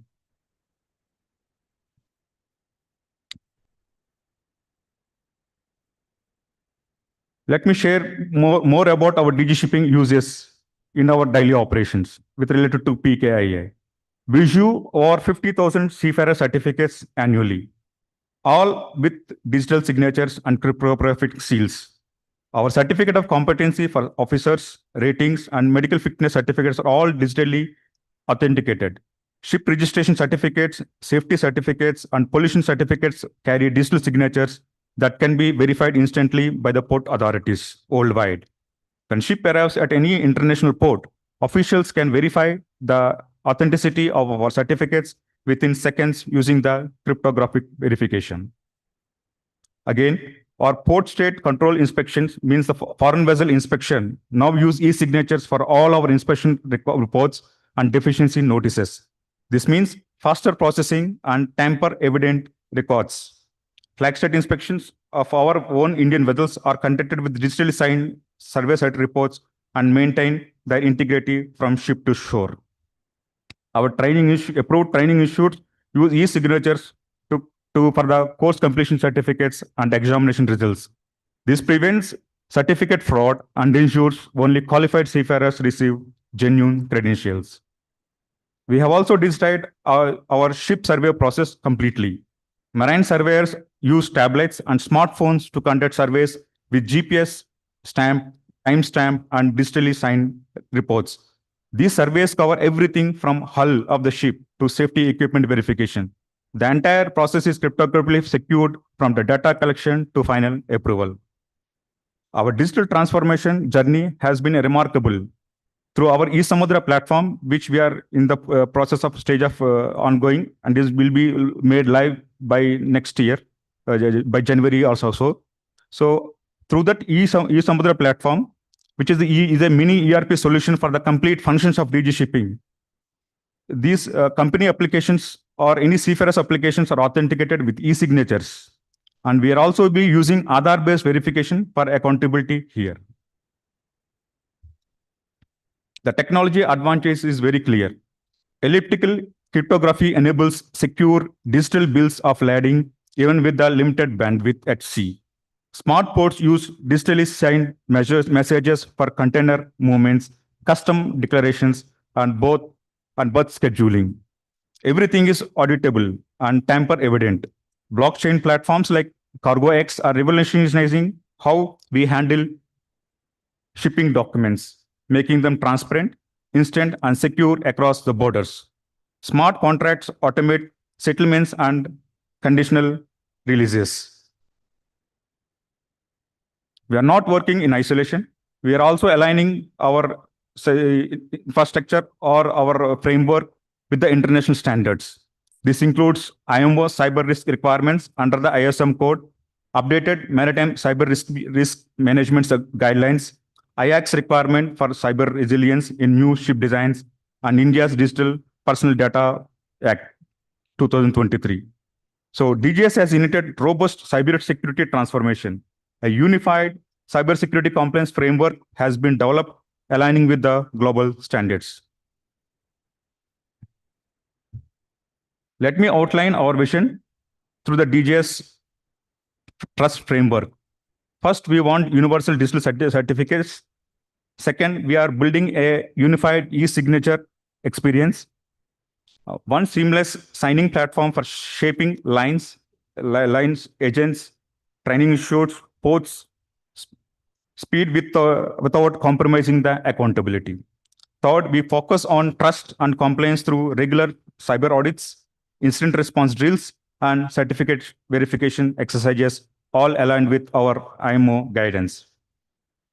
So our ultimate goal is Maritime Digital India 2030, as per our Maritime India Vision 2030 document. Every vessel and every seafarer will have a unique digital identity.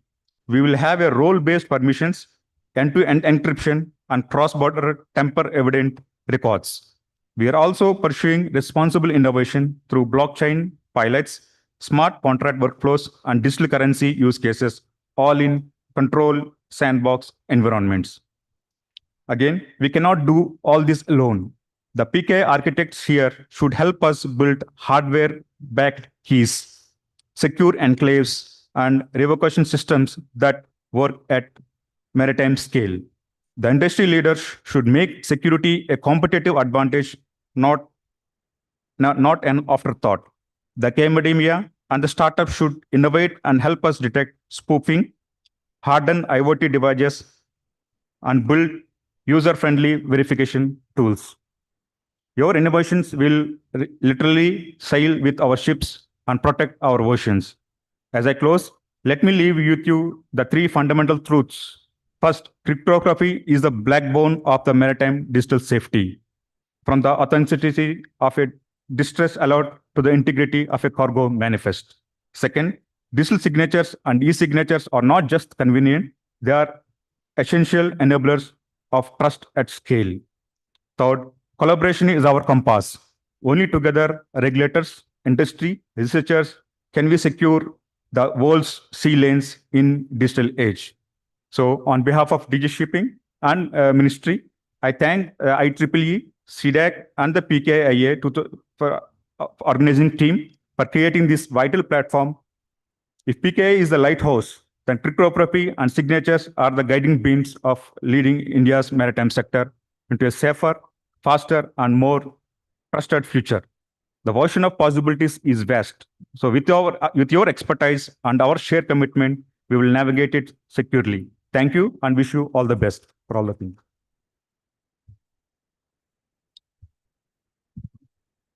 Any questions?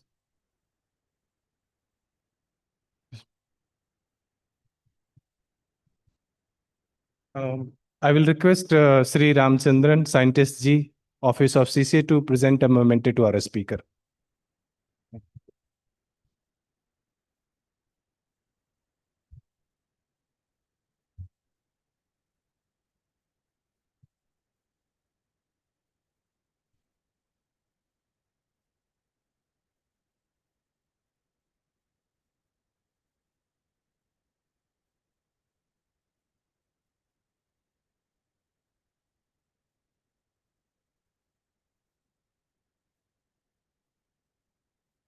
Our next speaker is Professor Anirban Sen Gupta.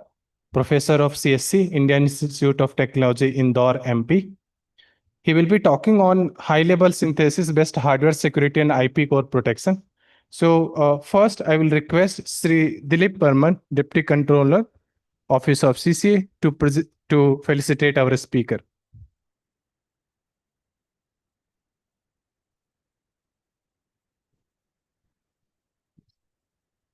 Professor Anirban is a senior member IEEE. He received the PhD degree in electrical and computer engineering from Ryerson University, Toronto, Canada. He is a professor in computer science and engineering at the Indian Institute of Technology, Indore, India. He is an elected fellow of IET, a fellow of British Computer Society, and a fellow of IETE. He is also an IEEE distinguished visitor of IEEE Computer Society and an IEEE distinguished lecturer of IEEE Consumer Technology Society. Yeah.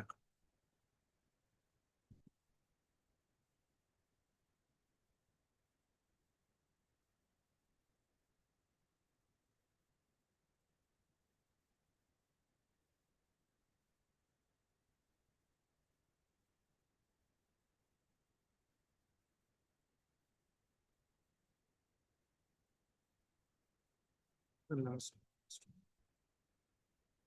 should be one with, yeah, occipital. This is a link. I think I have already put it up. PDF or it's not showing. No, this is a link. These all are a link. If I click, it will. Is this? Yeah, yeah.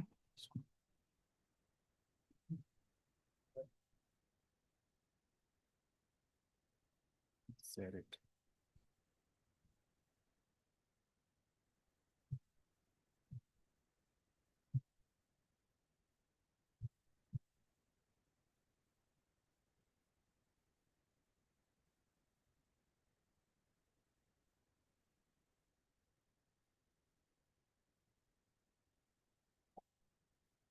Hello.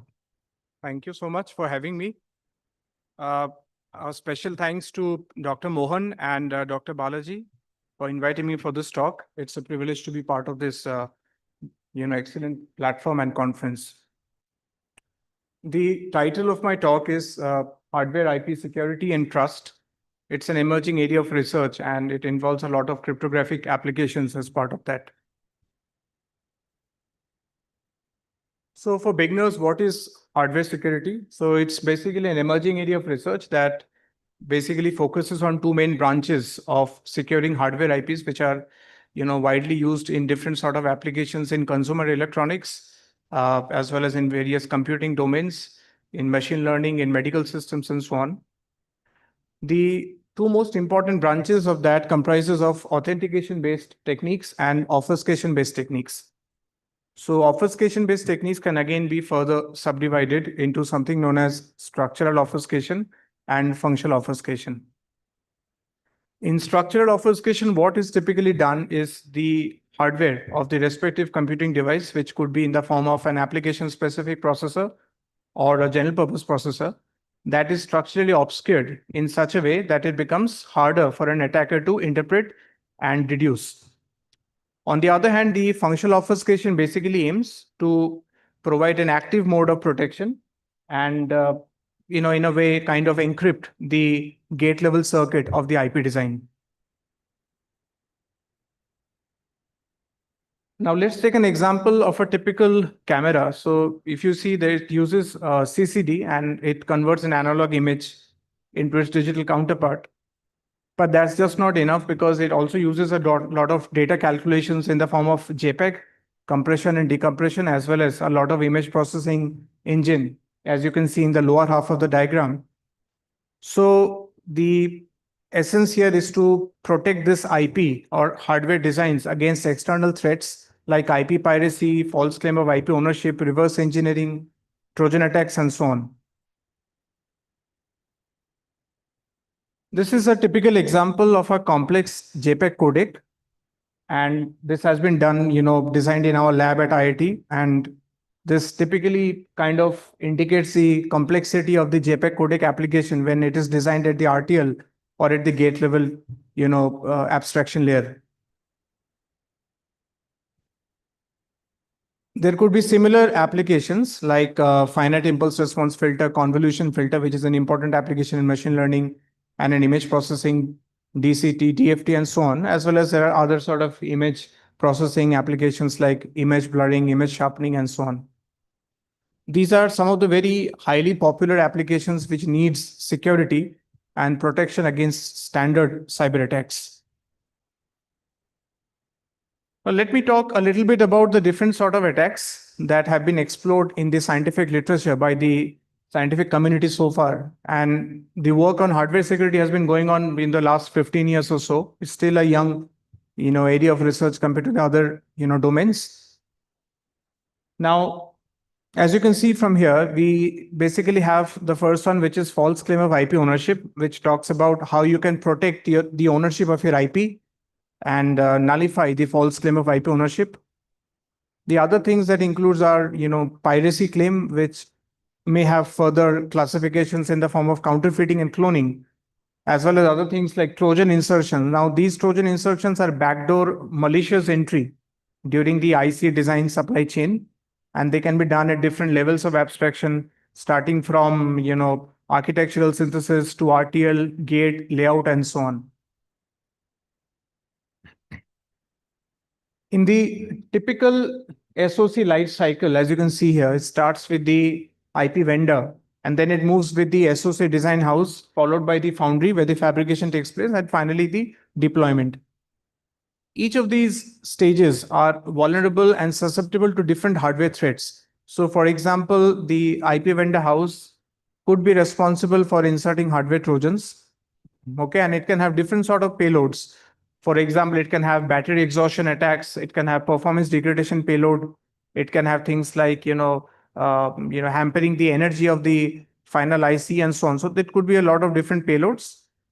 And in the SOC design house, one of the most important threats is IP piracy. Now, this basically means that instead of the actual IP, a pirated version of that is infused in the design chain without the knowledge of the actual IP vendor. At the foundry stage, it's again considered untrustworthy. So there could be issues like implantation of Trojans, overproduction, cloning. And finally, at the deployment stage, there could be things like leakage of secret information, reverse engineering, and so on.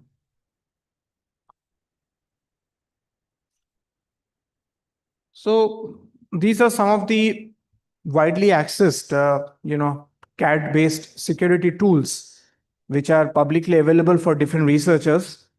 And they mostly, exploit things like compiler transformation and structural obfuscation for protecting DSP circuits. Things like, structural obfuscation augmented with IP locking techniques can also be used. Sometimes things like, locking blocks along with encryption blocks like AES, SHA, and any other lightweight solutions could be integrated in order to guard against removal attacks and things like, SAT attacks and so on. So all of these have been integrated into some of the publicly available tools which are available, and some of them have been developed by us at IIT Indore. The interesting part here is that traditionally people have been doing it mostly at the RTL or gate level. However, if you raise the abstraction level and you move into the architectural level phase of the IP or computing hardware design, which in many communities are often used as application specific processors, high level synthesis becomes a very crucial framework. What happens in high level synthesis is that you start with the design space exploration, which finds out your optimized architecture for your computer hardware, followed by scheduling, hardware register allocation, and binding. And then you move on to other things like interconnect designing, controller design, data path, to finally build the IP at the RTL, which can be further synthesized using commercial CAD synthesis tools from Intel and AMD to bring it at the gate level. Now, in these in-synthesis process, the hardware security framework can be augmented, in the form of something known as watermarking, or something known as obfuscation, or something known as logic locking. So I'll touch upon one of it. So palm print biometric-based hardware IPP is a very popular solution where from the palm print of the IP vendor house, it could actually generate a lot of secret information which can be used as a digital evidence with multiple security layers.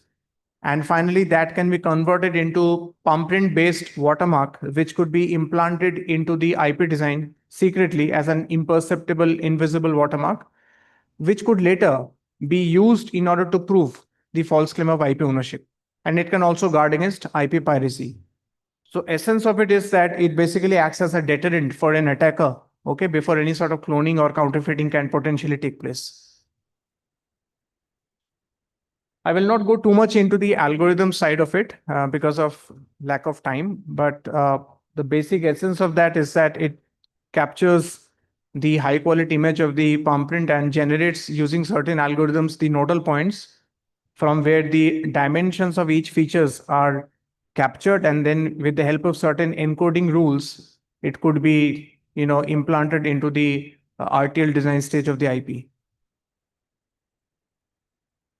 So this figure basically shows the different sort of palm print features which have been exploited. So we have exploited 19 palm print features, which could be converted into something known as palm print signature.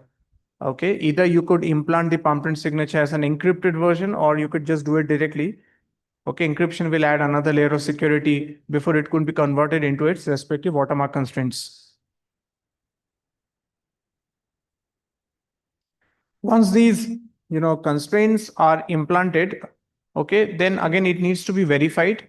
But for verification, we need to make sure that we have the respective watermark constraints embedded with the help of certain algorithms. Okay, so we have typically encoding algorithms which are known as graph coloring algorithms, which are often used for implanting the watermark constraints in the form of storage variables, okay, which are responsible for storing the intermediate outputs as well as the final output of the scheduling graph. In terms of the security analysis, basically the two widely used parameters are probability of coincidence and tamper tolerance. So probability of coincidence basically tells you that what is the probability of an unsecured design having the palm print watermark by coincidence. So lesser is the probability, more robust or strong is the palm print watermark.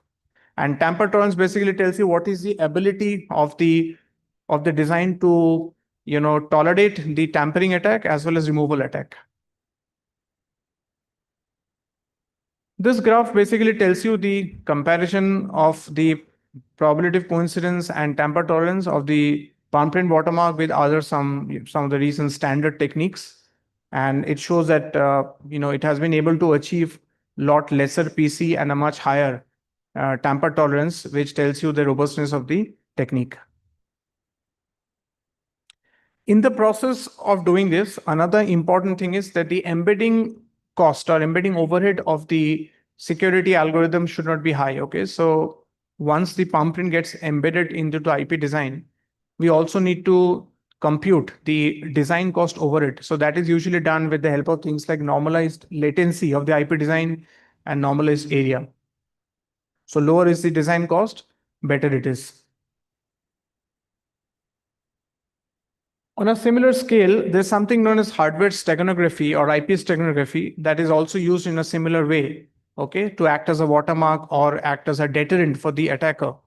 But if we try to compare the two, we find out that watermark in some respect is stronger than steganography. The only problem with steganography is it does not start with the signature of the IP vendor directly. It extracts the signature from the design itself. Okay, so that's how the two techniques have some variation. Otherwise, in terms of design overhead, both are comparable. And in essence, hardware steganography is actually lower than watermarking in some cases. So this slide basically talks about the two variations of finite impulse response filter. One is a watermarked version, another one is a non-watermarked version. So optically, we cannot make out, which is watermarked and which is not. And that's the strength of the technique, that it is imperceptible and invisible by nature.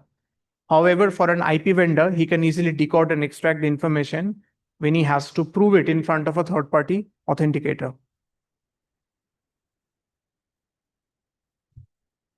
In case of steganography, one of the other things that it could be used for is when you want to detect IC counterfeiting. So for example, you have a brand X IC and this Brandex IC contains the stego mark, then it is probably not a counterfeit. Okay, if it does not have the hallmark of the respective firm, then it is probably a counterfeit version. Okay, so here basically that hallmark or steganography mark is acting as a seal of the actual authenticated IP vendor. On the contrary, if there is a brand Y and the brand Y contains the stego mark of brand X, then that means it's probably a copy of the original IP. And finally, we can also resolve the false claim of IP ownership in a forensic lab. Okay, when there are two cases, one is the attacker who is trying to claim the ownership of the IP and the original IP vendor is also there. So with the help of these stego constraints, okay, the original IP vendor can establish his or her identity and the integrity of the design in front of the third-party authenticator.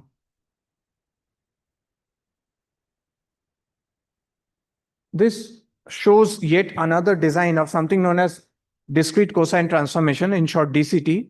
DCT is a very important application in JPEG codec, okay, and it's widely used in image processing, video processing and stuff. Now this shows the DCT before steganography and this shows the DCT after steganography. So as you can see, only the multiplexer input sharing changes as a result of secretly embedding the watermark into the IP design. Now, IP code protection has also been done using digital signature. So in this case, what typically is done, the IP watermark information is passed to a crypto hash function, which generates the hash, and then it's signed using RSA, okay, using a private key. And then finally, the digital signature of the respective IP vendor, okay, is generated, which can later then be again encoded using certain encoding algorithms and converted into its constraints, which could be embedded into the IP. There is another innovation in this area, which is known as triple phase watermarking. So triple phase watermarking basically tells you is that you could implant the secret digital evidence or your seal of the IP vendor at different phases of the HLS process. So for example, one of the phase could be scheduling, the second could be hardware allocation, and third could be register allocation. Now with this, it will have independent watermarks at different phases, which could be unified using certain concatenation rules to produce something known as triple phase watermark, which could again be implanted into the RTL description.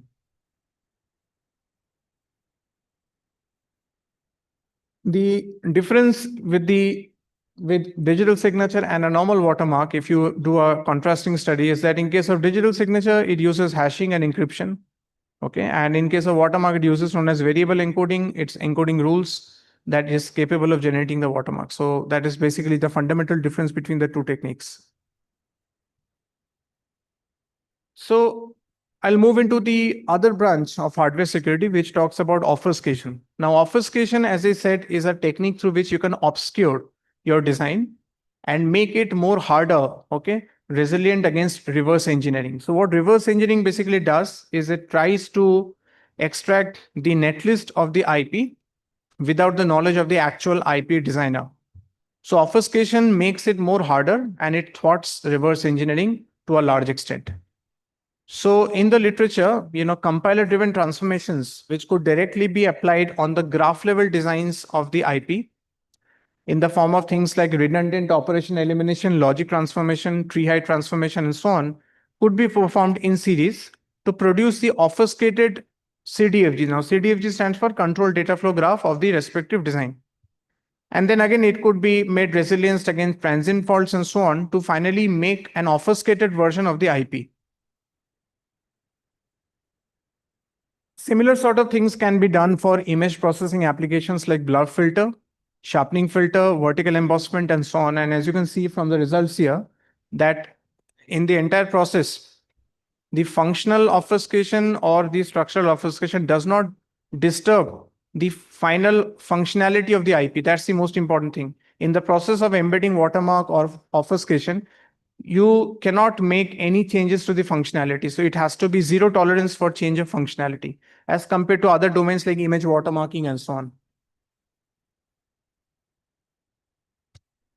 This is another example of an obfuscated design of a fault secured FIR. Now, fault secured FIRs, these are applications often used in space applications and in environments which has a lot of radiations which involves alpha and neutron particles. So obfuscation of fault secure designs is also very popular, and they can also be obfuscated using the technique which I just now mentioned in my previous slide.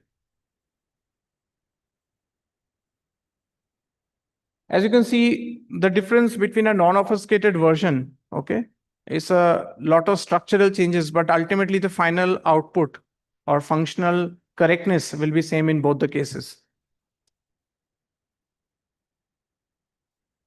So the concluding slide would be that the future of the consumer electronic systems, IoT or CPS, okay, we are often surrounded by these consumer devices like camcorder, smartwatch, smartphone. The future lies in the area of energy security trade-off. So interested researchers can actually pursue doing research in this front. Thank you so much, and I'm open to questions.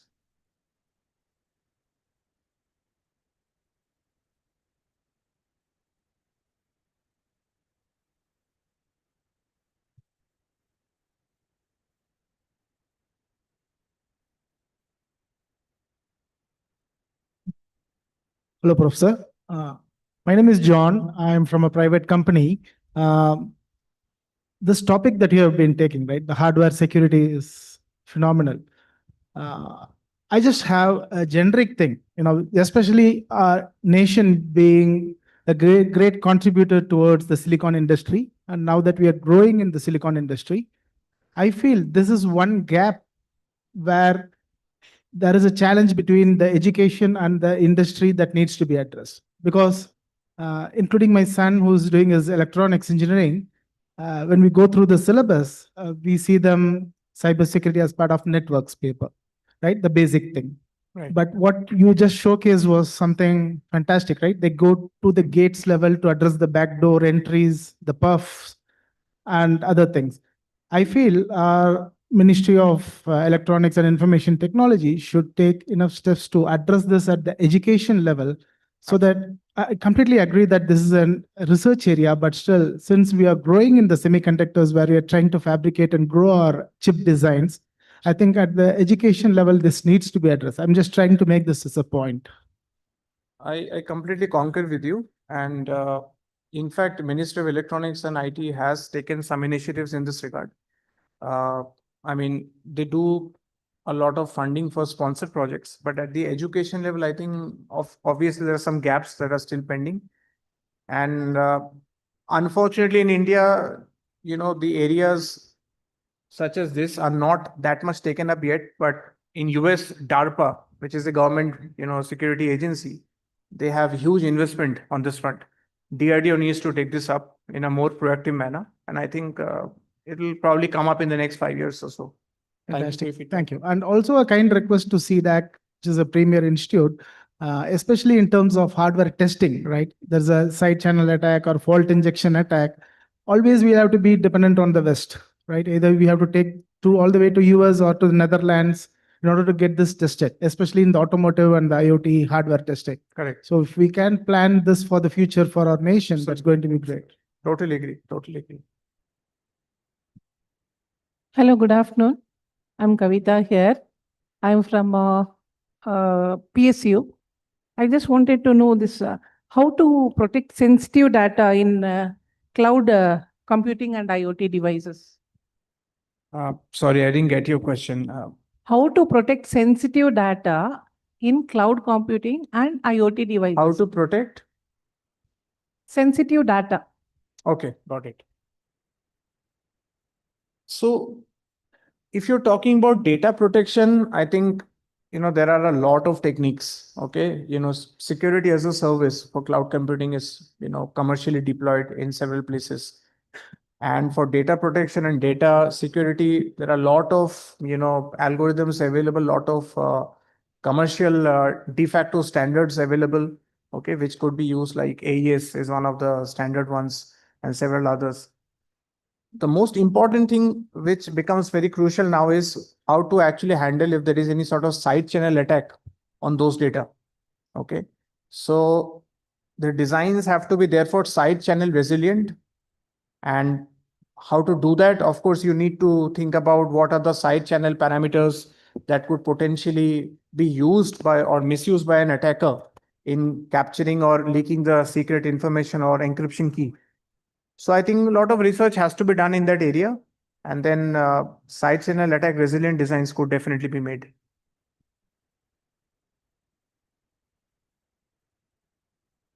Any other questions, please? Yeah. Here. Yeah. See, this is little intriguing. The hardware IP itself has its resource constraints, maybe performance, area, and all that to do certain tasks. To check the authenticity of the IP, you have to load some more crypto, some of it quite heavyweight. If that goes into the hardware, the overall, again, it stretches it, no? So your thing measure all that, balance and all that, many of these approaches. So basically these IPs that I've been talking about, they could be from various domains. So I can give you some examples. In the cardiac pacemaker, that is the one which is implanted into our heart. So implantable cardiac pacemaker contains several IPs. Just imagine the situation if those IPs are not pre-verified before integration into those cardiac pacemakers. What would be the situation of the patient? It could have catastrophic fatal consequences. And it has been proven in research that those IPs before integration, they could be hacked. And it to such an extent that it could be made malicious internally by secretly inserting Trojans into that. And they start behaving erratically, unreliably when it goes into operational time. So therefore, things like authenticity of those IPs before they are actually implanted into the system on chip of those medical systems or of any consumer devices, that becomes very, very important. So that is the essence of this, talk or goal of the research here. No, I agree. Critical, you would have measured. I mean, you pay certain cost for the criticality. But non-critical, where bulk of it is there, one measures that also is. All I wanted to know was you measure the performance with and without that and so on, right? Right. Absolutely. That is true. That is true. What is, oh, go ahead.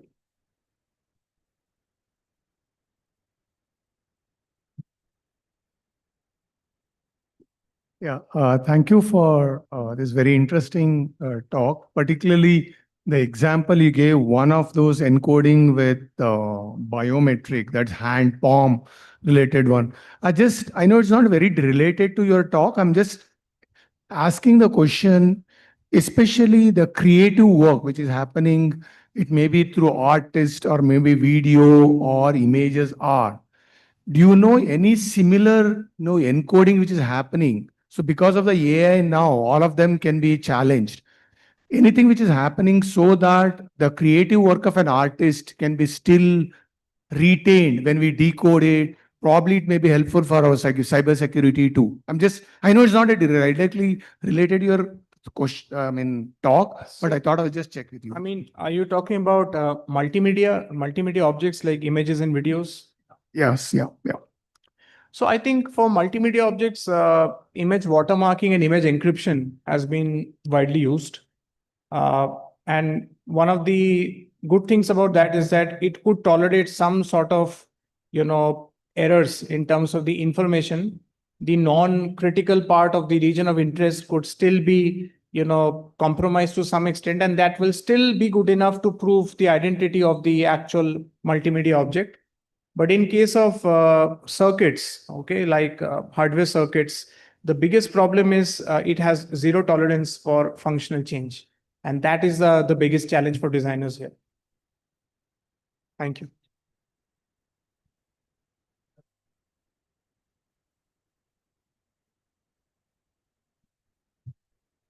I'm unable to hear actually.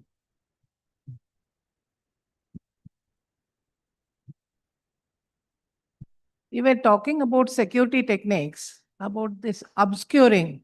So how about the masking? Is it one and the same, like obscuring? Masking, you're talking masking? Yeah.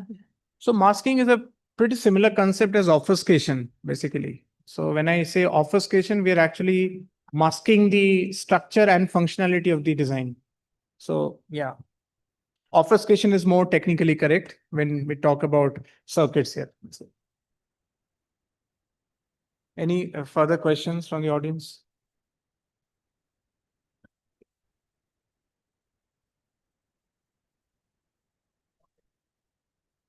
Thank you so much. I will request Dr. Balaji, scientist at CTAC Bangalore, to present a memento to our speaker.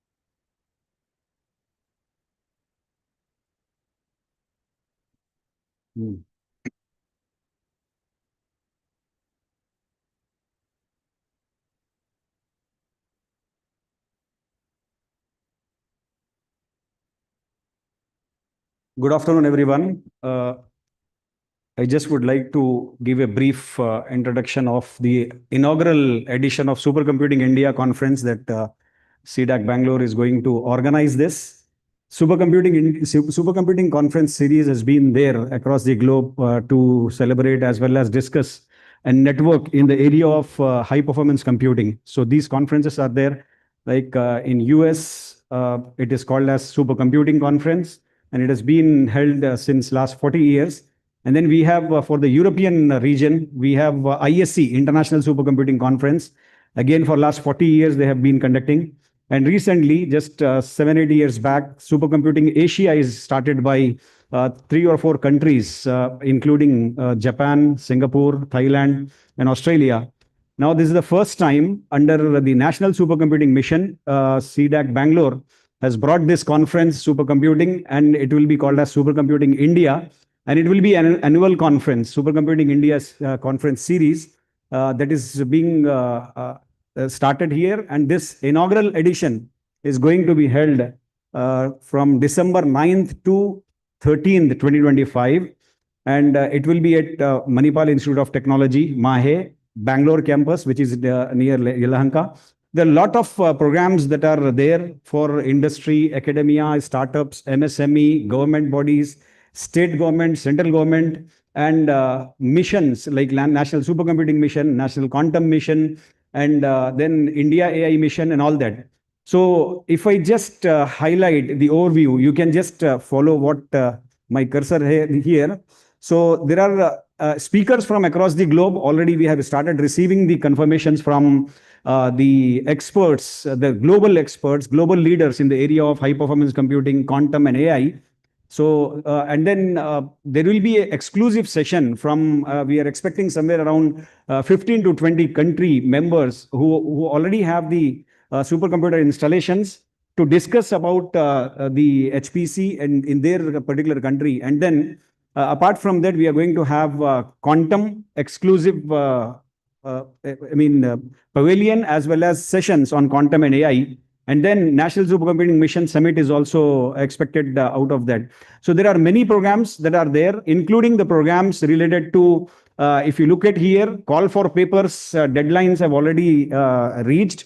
So call for posters is still there, call for workshops, tutorials, panels, women in technology, those women who are working in the area of HPC, AI, and quantum. They can submit the proposals here, and birds of a feather, and then PhD scholars, they can submit. If their PhD is related to HPC, AI, and quantum, they can submit their proposals in doctoral symposium. So this is a brief about the Supercomputing India conference that we are going to have it here in Bangalore. So let us try to contribute as much as possible to make this first, as well as the inaugural edition of Supercomputing India, a grand success. Can I request to play the video? It's just a 1-minute video.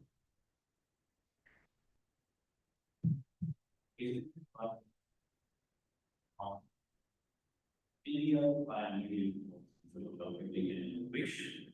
We welcome you to a new chapter of the start, where the dawn breaks with wisdom, where the first rays of the sun are making the emblem of a nation that stands eternal, the tiger in stride, the peacock in guns, and the lotus blue with promise. India rises with the bronze from the sacred Ganga, glowing like a new discovery, with the chants of monks echoing in timeless monasteries. Our rivers and nations carry the knowledge of generations, everlasting, ever renewing from the marble of the Taj, to Hutu's rising legacy, to the grandeur of Vidwan Songha, the bride of Bangalore Palace, and the sacred halls of Goa's churches. Every stone, every arch, every stone tells India's story. From Bharatnathi Tiyan's place to the spin of Kakao, a dancing step ignites circles of light. Ancient gardens unfold into artificial intelligence. Threads of silk are raveled onto sparks. Building the engines of high-performance computing, redefining possibility with artificial intelligence, breaking barriers with quantum, harnessing the infinite with cloud revolutions. From here, knowledge flows across oceans, data becomes reachable. Scientists unite, innovators create, voices of culture and technology rise together. Here, India connects with the world. CDAC hosts Supercomputing Asia 2025, where the future takes shape. Here, at the Bangalore Institute of Technology, a vast campus of world-class infrastructure and a legacy of excellence, the perfect stage for innovation and discovery. Supercomputing India 2025 is not just a conference. It is a celebration of minds, machines, and humanity. Powering the future through HPC, AI, and quantum. Supercomputing India 2025, a new dawn for the world. So thank you very much.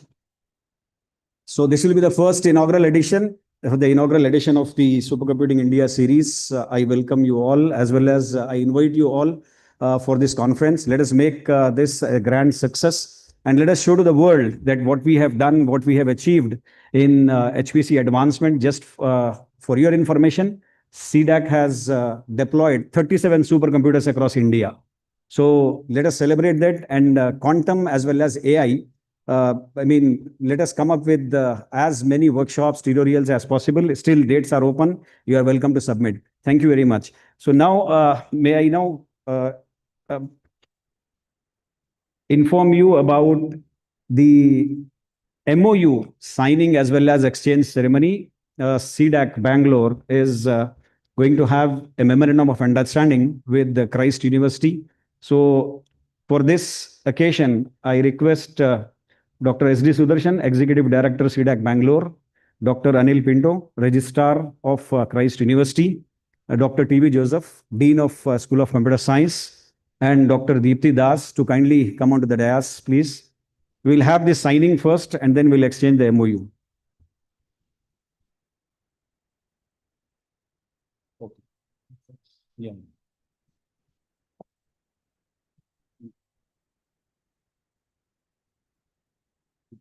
We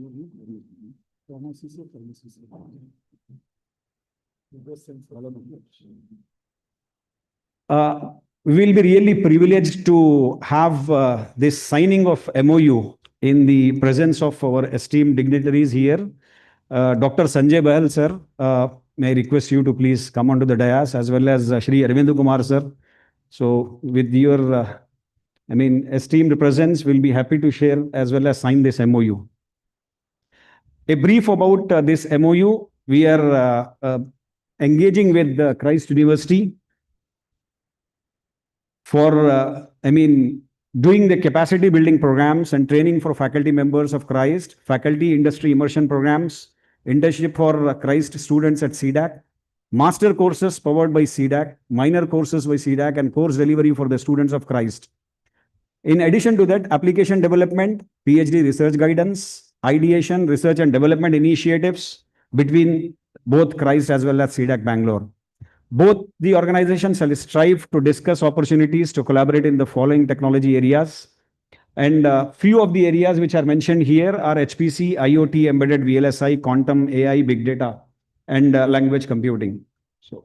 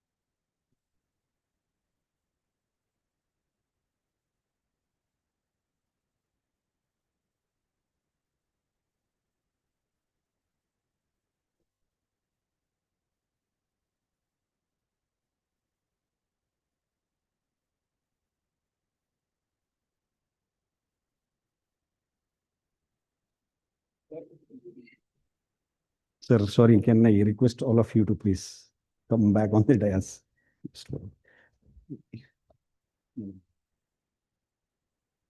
Memento. May I request Dr. S.D. Sudarshan to kindly present the token of gratitude appreciation to Dr. Anil Pinto.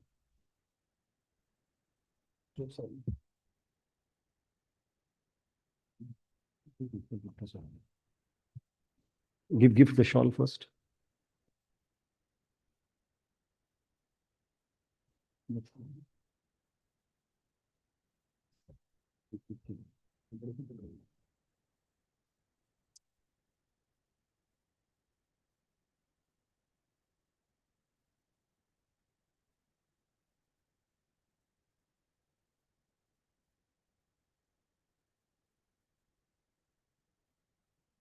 I request Dr. S.D. Sudarshan to kindly felicitate the Dean, Dr. T.V. Joseph.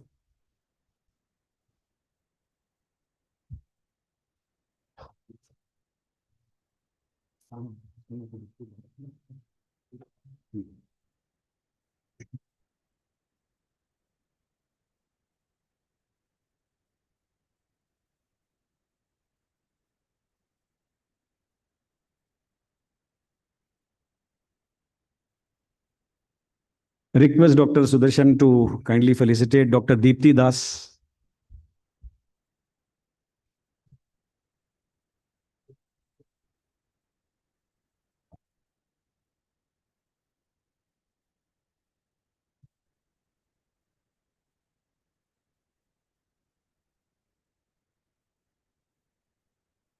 Can I request Dr. Rajesh Khanna to, the name which we cannot forget easily, to please come on the dais. He is the person behind this entire event, coordinating completely.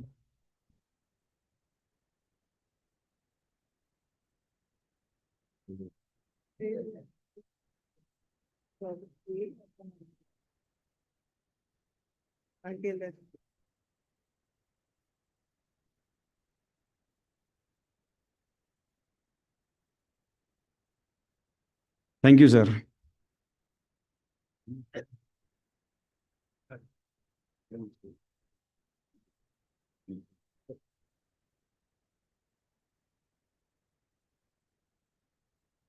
Okay, so now we'll start with our next program.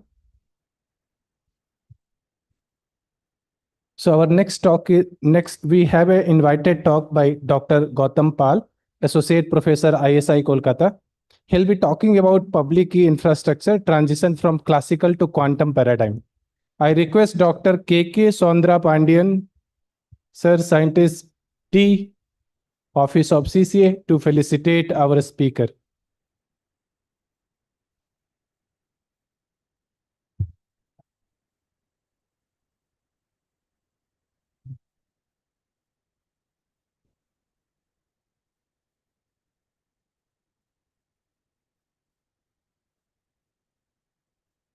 Dr. Gautam Pal completed his BE from IIEST Sipur, MS from Sunny Albany, USA, and PhD from ISI Kolkata, all in computer science. He was a faculty of Jadavpur University CSC department for 7 years and has been a faculty of ISI Kolkata for the last 12 years. His professional research area is classical cryptography as well as quantum computation and communication. Dr. Paul received the prestigious Alexander von Humboldt Award from Germany and the Young Scientist Award from National Academy of Sciences India, along with other accolades. Till now, Dr. Paul has supervised 6 postdocs, 16 PhD theses, 24 master's theses, and close to 100 bachelor's projects.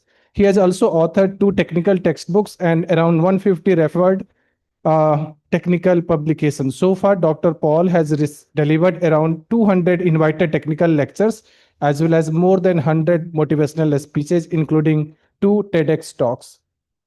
I request Dr. Paul to deliver the invited talk. Can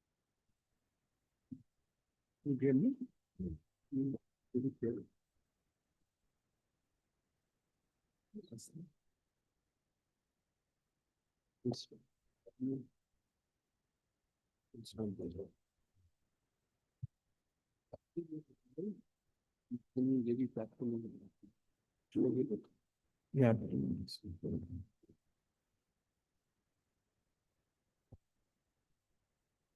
Sorry. It's in hide code.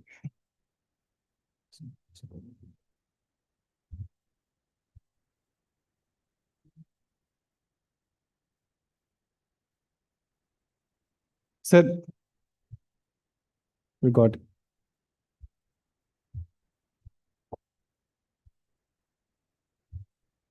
So you gave it to him, so I did not know.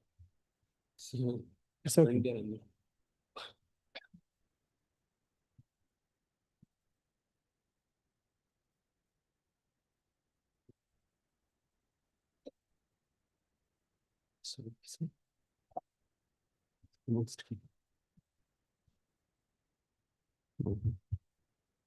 How can I remove it here? It will go away. Okay. Thank you for inviting me here. Good afternoon, everyone. I guess I'm the one standing between all of you and your lunch.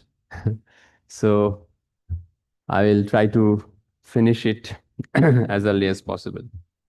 So brief outline of the talk, classical PKI. I will go over very fast because most of you already know about it. Then problems in the classical PKI, followed by the shift to quantum, the PQC standards, then PKI using PQC.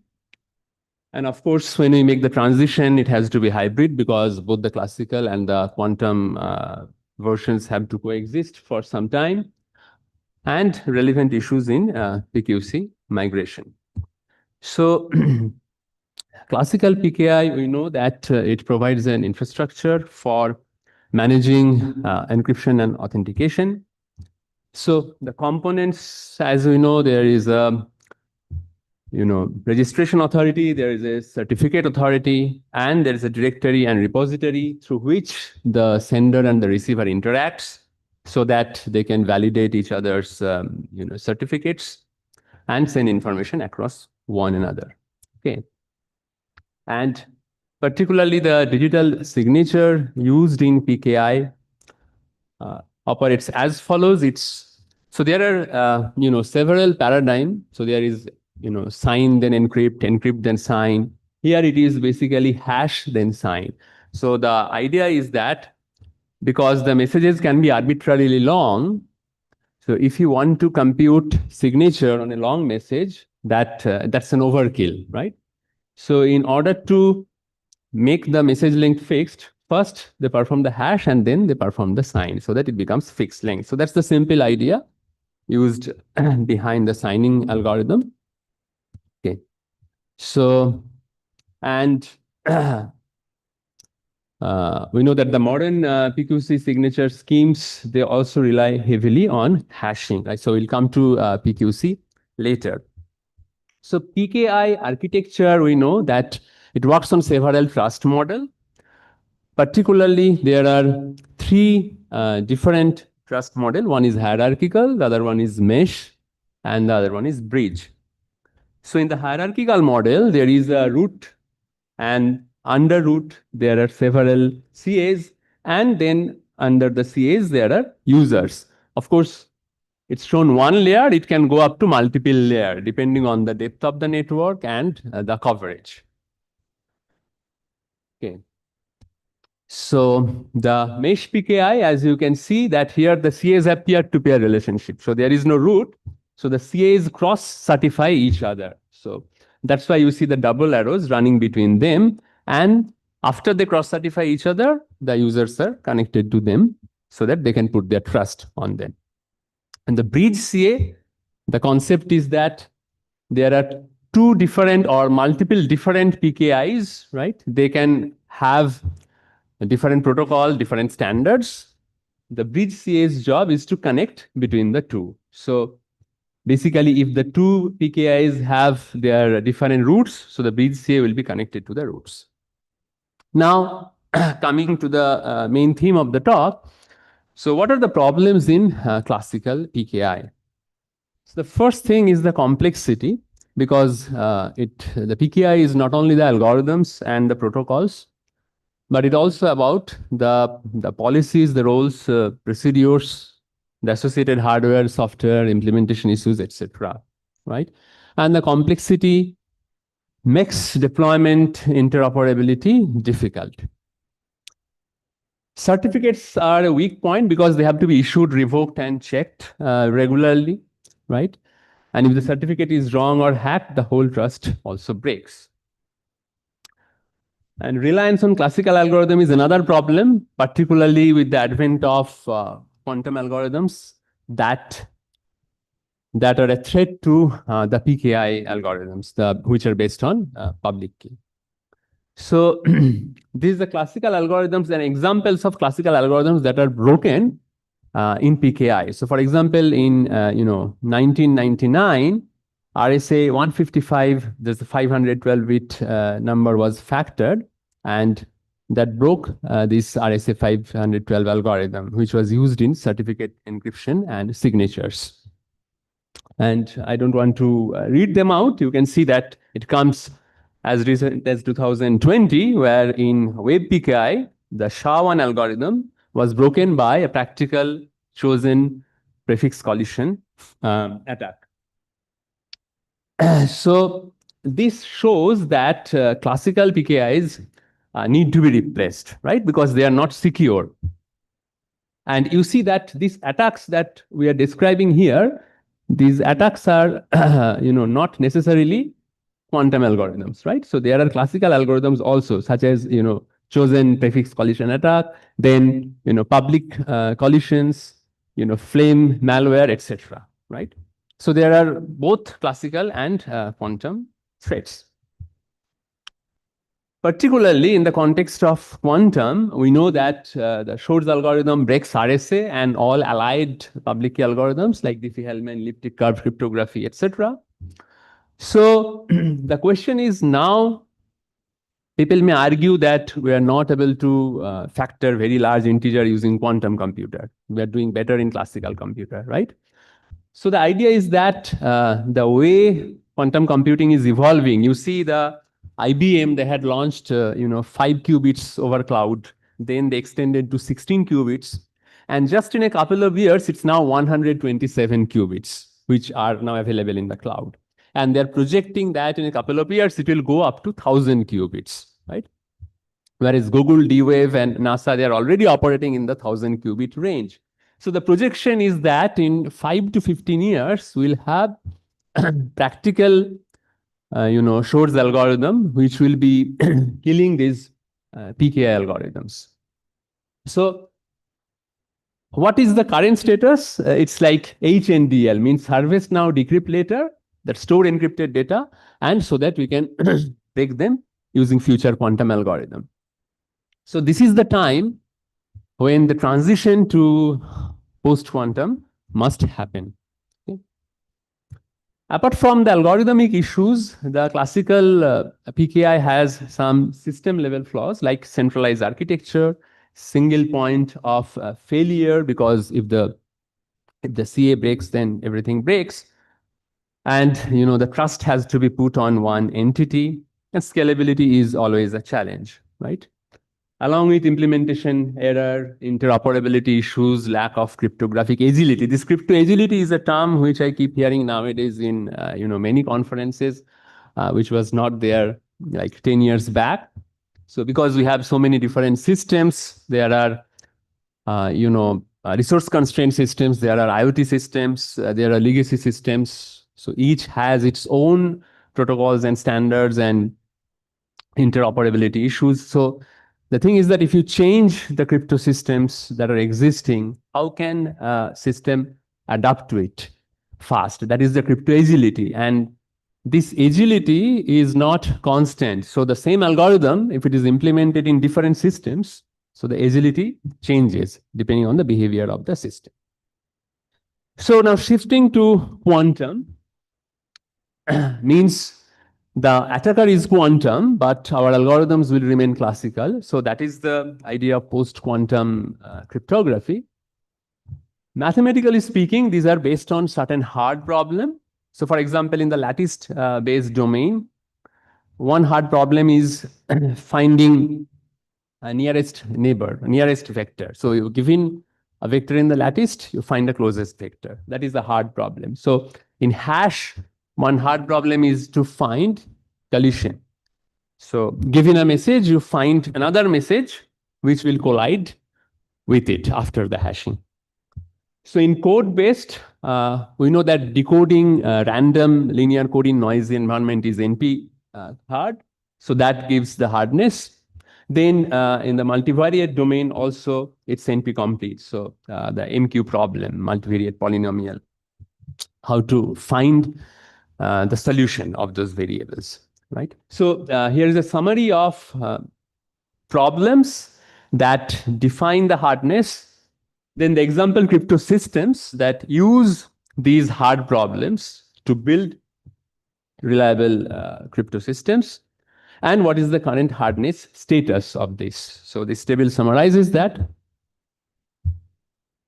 Okay, so in the PQC migration, there are some issues that we have to keep in mind. So one issue is that it's not a simple swap. That means you cannot just replace the existing classical algorithm and just, plug the new PQC solution. Crypto agility is an issue, of course. PKI modernization is an issue because this X.509 still remains the ITU standard in all the systems. So for hybrid schemes, how do you maintain the composite keys and composite certificates, right? So that is a challenge. So therefore, the implementation has to happen in phases. Implementation-wise, the size of the key, the size of the signature is also a problem, as we'll see in the next couple of slides, that compared to classical algorithms, these PQC algorithms are, they have actually blown up the sizes. So practically implementing them in practical network is a bottleneck. So I'll come to that part later. This is a brief overview of the PQC competition. So there were 69 submissions originally. So the competition is happening from 2016 until recently.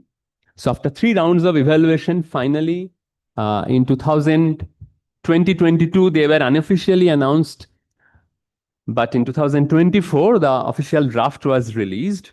So there are 4 algorithms now, the Kyber, Dilithium, Falcon, and Sphinx. And HQC is selected in March 2025. So this is just a brief summary of the algorithms. The crystal Kyber used in KEM, the key encapsulation, key exchange mechanism, and the other 3 for digital signatures. Now, this is an interesting slide which shows the growth in the key size and the signature size. So if you look at the middle columns where we have the ciphertext or output size in bits, right? And the public key size in bits and private key size in bits. So you see that all these algorithms that have been recently standardized by NIST, they work in the 1,000 range. For example, you see Sphinx Plus, it's 64,000 to 240,000. That's the output size, right?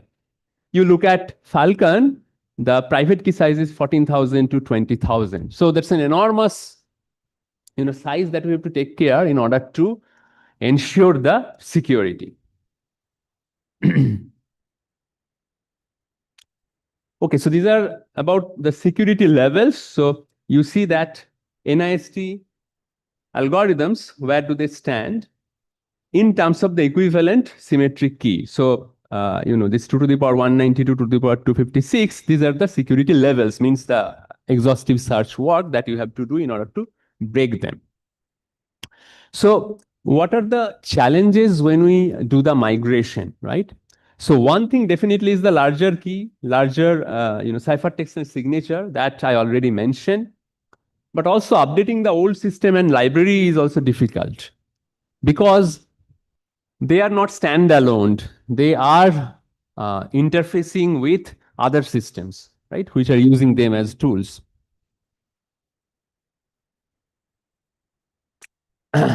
Okay, so backward compatibility is also an issue.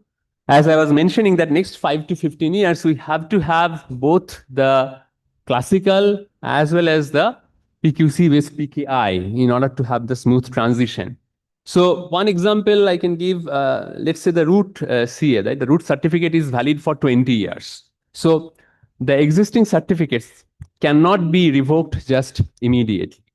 The systems are not going to transit to quantum. So this hybrid nature is often difficult because there are possibility of side channel attack. There are possibility of fault attack also.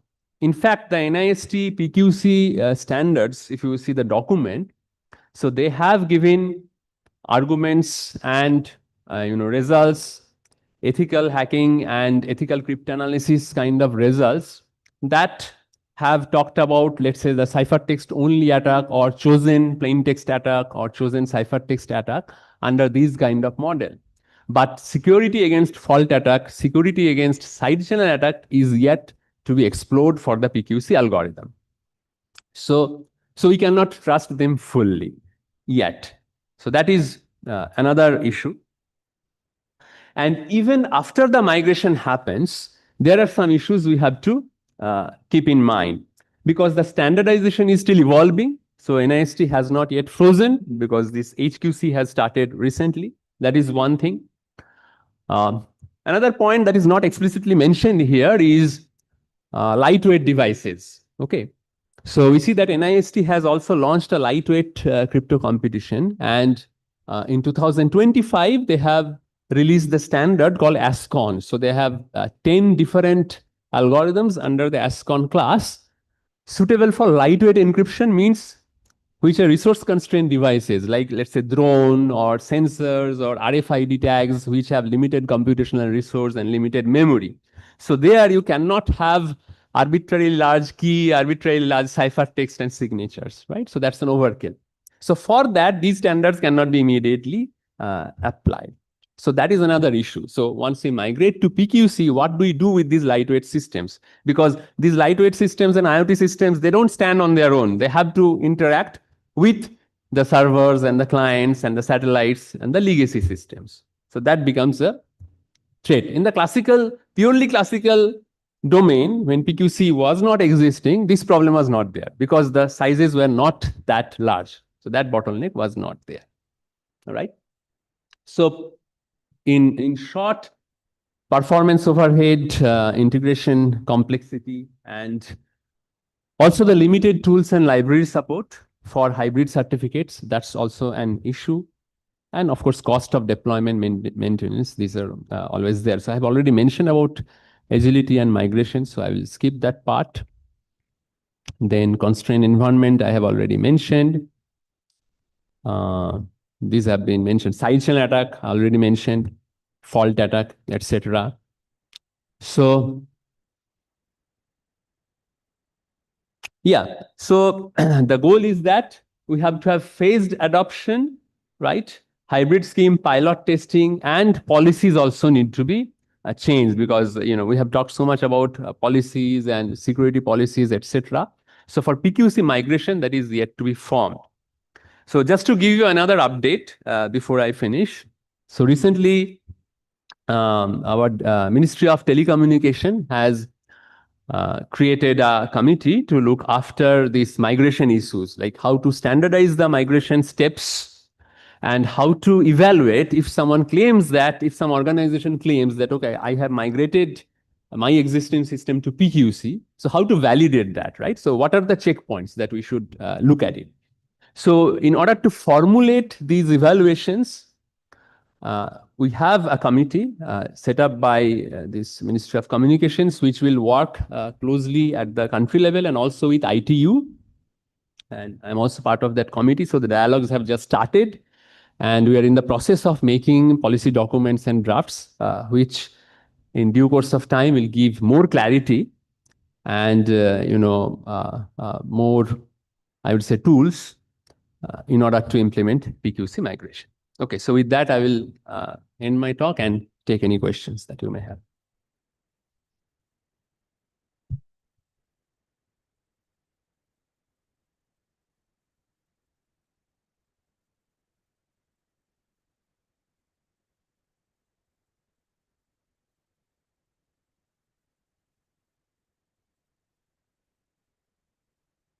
Sir, hello. Sir, I have questions regarding the applications of post-quantum cryptography. So, as when we see the standardization process of the NIST, we can only see the key exchange and digital signing. Like, is there any other applications like zero knowledge proofs and homomorphic encryption, like when the data in process? So, is it wise to actually use the post-quantum crypto to encrypt large data such as image? Yes, so you see that in principle, if we have the key exchange and the signature, then we actually solve everything. Why? Because after the key exchange, you can switch to symmetric key paradigm, right? So you have the combination of public, symmetric, sign, and hash. Everything is available. Now, why the symmetric key paradigm is quantum safe? Because so far there is no algorithm like Shor that is a threat to the symmetric key paradigm, whether it's a block cipher, AES, or it's a stream cipher, which is Bluetooth encryption, or any other network protocol, the internet browser like Chacha or Salsa, this kind of stream cipher.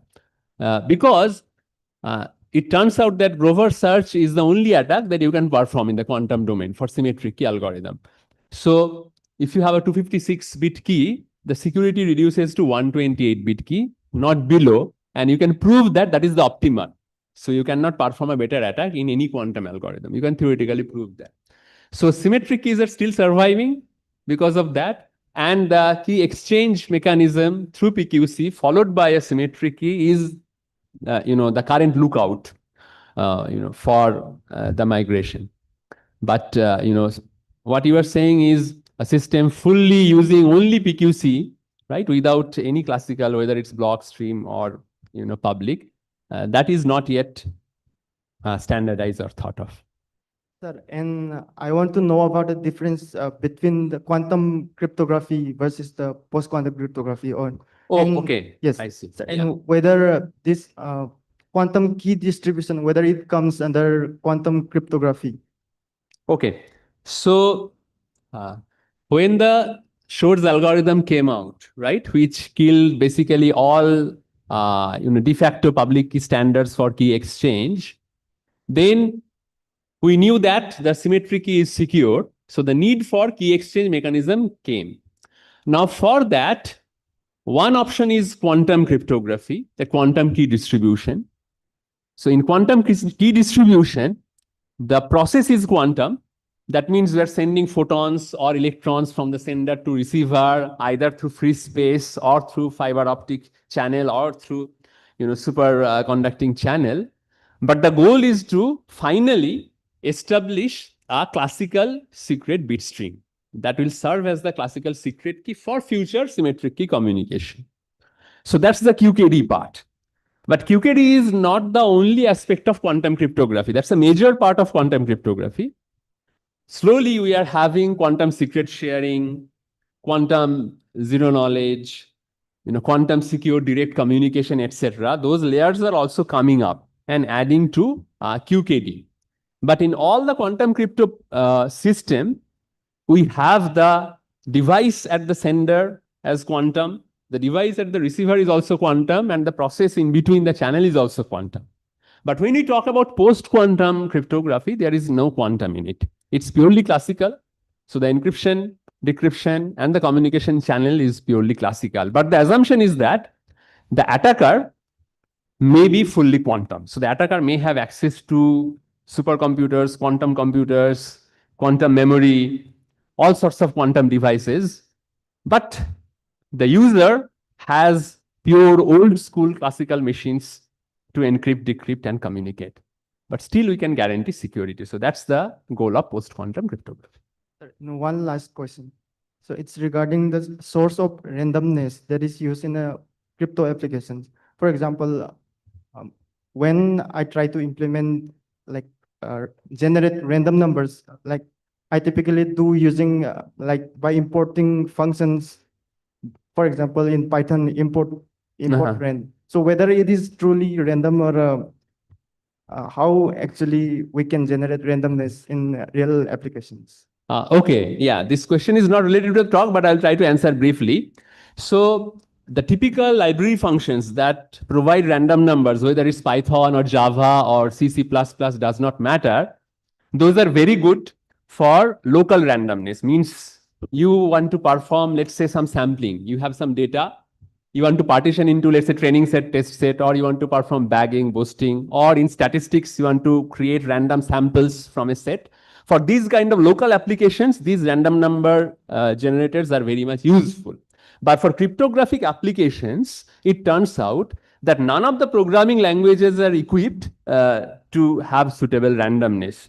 So if you have sufficiently long output, you can break it. It has been shown, because they work on mainly congruential random number generator, like polynomial congruence or quadratic congruence, which are easily broken.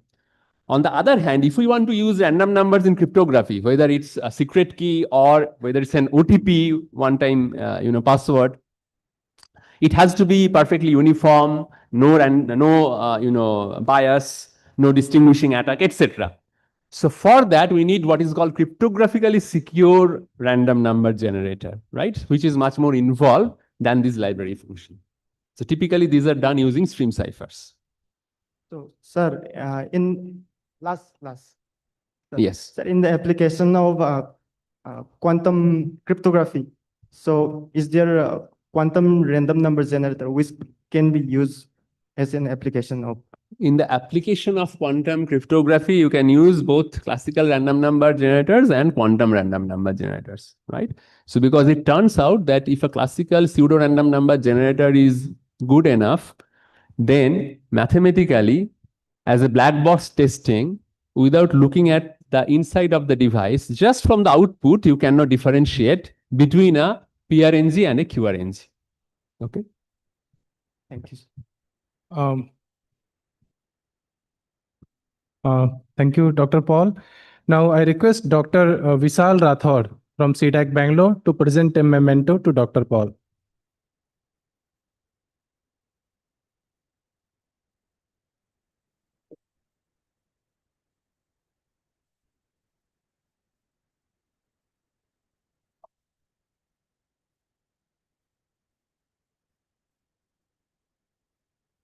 Now we'll take a lunch break. After lunch break, we have 3 invited talks, 1 panel discussion with members from BEL and Google, and then the valedictory ceremony at the end of the day. So please join us back in another half an hour. Thank you.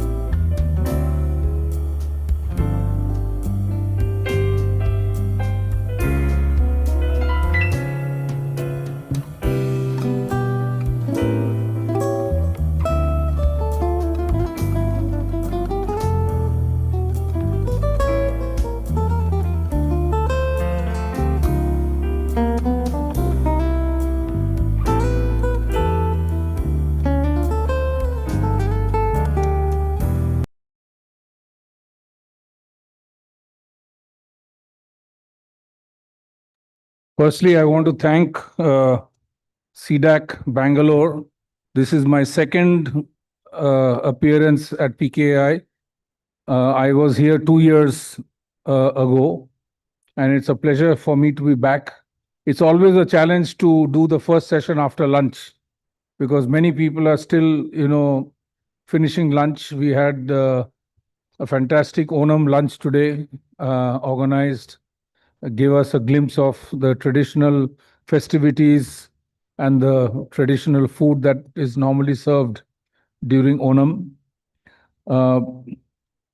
I am here to talk about the fact that there is an opportunity that I see in India to rapidly expand and accelerate the adoption of PKI in IT usage.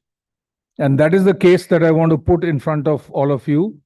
We have been discussing this subject with several central and state government and defense and intelligence entities.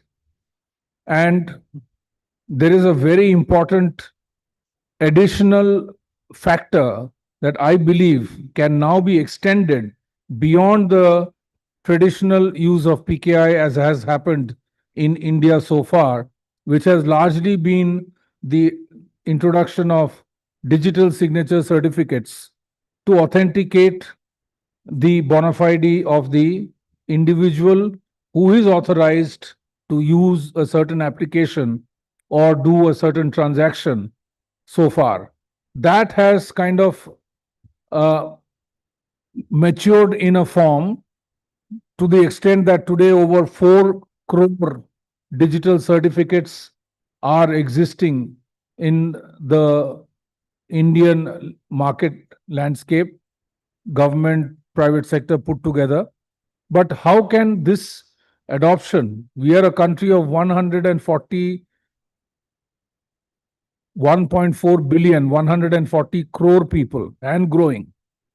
And digital adoption is happening today at the mobile level with people in tier 2, tier 3, tier 4, tier 5 cities as well. It is no more confined to only the elite. Today, mobile penetration, use of mobile applications, use of mobile for money transfer, instant remittances, etc., have become the order of the day. And an environment has been created and people have adopted to that change and moved from physical transactions to digital transactions in a very, very open way. And that is been always my belief that we have traditionally been underestimating the maturity and the keenness of the average Indian to adopt IT.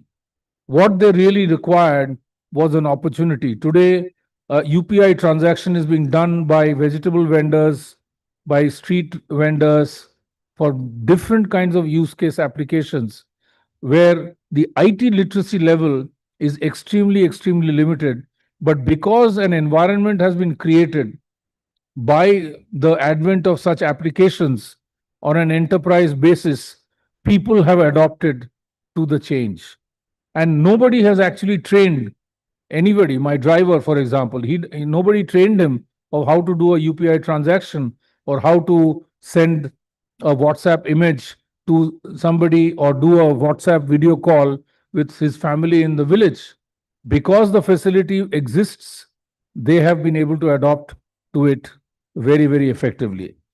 So in today's brief time that I have with you, I want to put a case in front of you where I believe that there are certain accelerators that can tremendously and rapidly grow the advent of PKI technologies amongst the masses of the country, and common people can be digitally as well as biometrically authenticated using PKI with the add-on of biometrics as another incremental technology. That's what I want to talk to you about. A very good afternoon again, a welcome. I appreciate each and every one of you who have come into the room after lunch. I know in a conference, it's really a challenge to be attending the post-lunch session or to be attentive in the post-lunch session, especially after a very heavy Onam meal, which we all enjoyed in the cafeteria. It's an honor to be here at the CDAC conference for me and to share my thoughts on a subject that has become central to India's digital journey, the public key infrastructure journey of India. Over the last decade, PKI has quietly infused our digital landscape with a fiduciary trust that was once missing. Whether in enterprise applications, financial applications, or citizen-facing platforms, PKI has ensured that every digital interaction carries weight, certainty, and credibility. It has enabled India to build confidence in technology at scale and to stand shoulder to shoulder with global digital economies. But as we gather today, the real question is not whether PKI has succeeded. It clearly has. The real question is, how do we accelerate its adoption? How do we take this trusted backbone and make it even more widespread, seamless, future-ready for the India of tomorrow?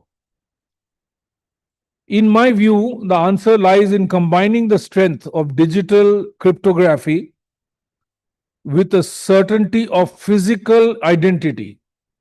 In other words, the next leap for PKI will come when we integrate it with biometric authentication. Why do I say this? Because biometric speaks directly to a principle that sits at the heart of our Information Technology Act of the country, which is namely non-repudiation. It's a very important legal aspect of the IT Act that necessarily needs to be fulfilled to be able to ensure the bona fide of that entry or that transaction or that activity in a software application. Once a person has acted, biometrics ensures that no one or they who have done the transaction can ever deny it. They anchor a transaction to an individual in an unambiguous way that no password or OTP can ever guarantee. Today, we are in the regime of user ID, password, and OTP. This is the traditional way in which people have access to enterprise applications. But we all know that a user ID and a password can be very easily compromised. Normally, a senior official will pass on his user ID and password to his assistant, to his PA, to his OSD, who then in turn will actually be doing the work on behalf of that senior official. But when there is a problem, then it becomes impossible to establish who is the one who actually entered that entry or did that transaction or willfully or unwillingly manipulated the application. This is what I strongly submit that can be mitigated with the incremental addition of a biometric authentication coupled with a digital signature verification. So far, India has achieved in digitally establishing the identity of the individual through digital signature certificates. But again, I can pass my digital signature certificate token to somebody else who can transact on my behalf. How do I later ensure that it is me who actually did that transaction so that I take responsibility of it and it is good in law, non-repudiation? The only way I submit to you is to augment digital signature verification, which is taking care of the digital identity of the individual, coupled with a biometric authentication, which is going to ensure the physical authentication of the individual. And these two technologies can converge and come together and be available in one single device. And that is what I submit to the audience today, is the opportunity for us to multiply the use of PKI technologies, because now we are talking about large enterprise applications being used by corporates or government, which can be provided with this two-in-one device, which can do the digital authentication combined with physical authentication to ensure non-repudiation. And that's what I submit to you, is the opportunity to accelerate the advent of and the induction and adoption of PKI in the country. Once a person has acted, biometrics ensures that they cannot deny it. They anchor a transaction to an individual in an unambiguous way that no password or OTP can ever guarantee. That's what I'm saying. The opportunity in front of India is to actually eliminate the user ID, password, and OTP regime by introducing a biometric authentication, which will also serve as an access to the application. You can do without. So imagine how many passwords do we can remember. We have a password for our banking transactions, for the bank account. We have passwords for all other activities. And by the time we mature as IT users, we probably are keeping a library of 20, 30 passwords and user IDs. Is it physically possible? Normally, what we do is we try to give a simple password, 1, 2, 3, 4, 5, 6, 7, 8. And that can be easily hacked by anybody. So I am suggesting that by adoption of biometrics coupled with digital signature, you can eliminate the need of a user ID, password, and OTP regime altogether from enterprise applications in government as well as in private sector. And that brings me to an important point. For too long, we have relied on the fragile combination of user ID, password, and one-time passcodes, which is OTP. All of us here know that these methods are clunky, prone to leaks, and highly vulnerable. If PKI is to truly accelerate in India, it must help us decisively move beyond this outdated regime. By combining PKI with biometric authentication in a single device, we can replace complexity with certainty, vulnerability and trust, and friction with simplicity. Today, I have seen some applications where you have to go through user ID, password, bring OTP, then there is a interaction with the server, then there is an interaction with a mobile phone company who will then provide the OTP, and by the time it comes, the application times out and you have to start all over again. It is a highly complex, a highly complicated, and it frustrates the user. I have also come across some large government enterprise applications users who have conveyed to me how frustrated they are to even enter the application. And that's why they get put off and then they say, okay, kal kar lenge, aaj nahi ho raha hai. Today the server is slow or the mobile operator is not able to send me the OTP, we will deal with it tomorrow. As compared to that, imagine if you were just to use a device with your laptop or your desktop or your mobile phone, where you had to just place your finger on the biometric device, which would act as a digital signature come biometric authentication, and the stored biometric of me would only be on the device. In a fraction of a millisecond, I will be able to get into the application with no complications and very, very simply. That's what I'm suggesting here, is the opportunity for us to accelerate the advent and induction of PKI in India into every single enterprise application that we use on a day-to-day basis. Whether it is to get a rail ticket, whether it is to pay a mobile phone bill, whether it is to access my bank account or to look at my land records or to pay an electricity bill, every instance they are asking you to authenticate you as an user, either through user ID, password or OTP. All those things can be eliminated if this two-in-one technology is adopted. The integration is not just about stronger compliance, it is about unlocking a multiplier effect across the digital economy. Imagine one device that carries both PKI, credentials, and biometric authentication. For the user, it means convenience and confidence. For the enterprise or government, it means tighter compliance, reduced fraud, and seamless audits. For the nation, it means a sovereign Atmanirbhar solution that advances both security and innovation together. The true beauty of this model is that it is not aspirational, it is already here. The Public Financial Management System application of the government, called PFMS, under the Ministry of Finance, Government of India, which is a platform which is disbursing lakhs and crores of rupees as payments for all the work that government gets done, has already adopted this device, and it is in use by the Ministry of Finance.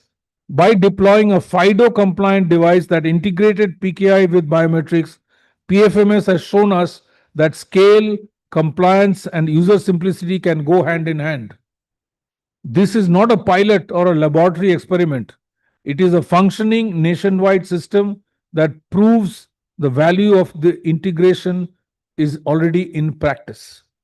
The challenge now is to build on this success and accelerate PKI adoption across other critical sectors. And to do so, we must act with clarity and focus.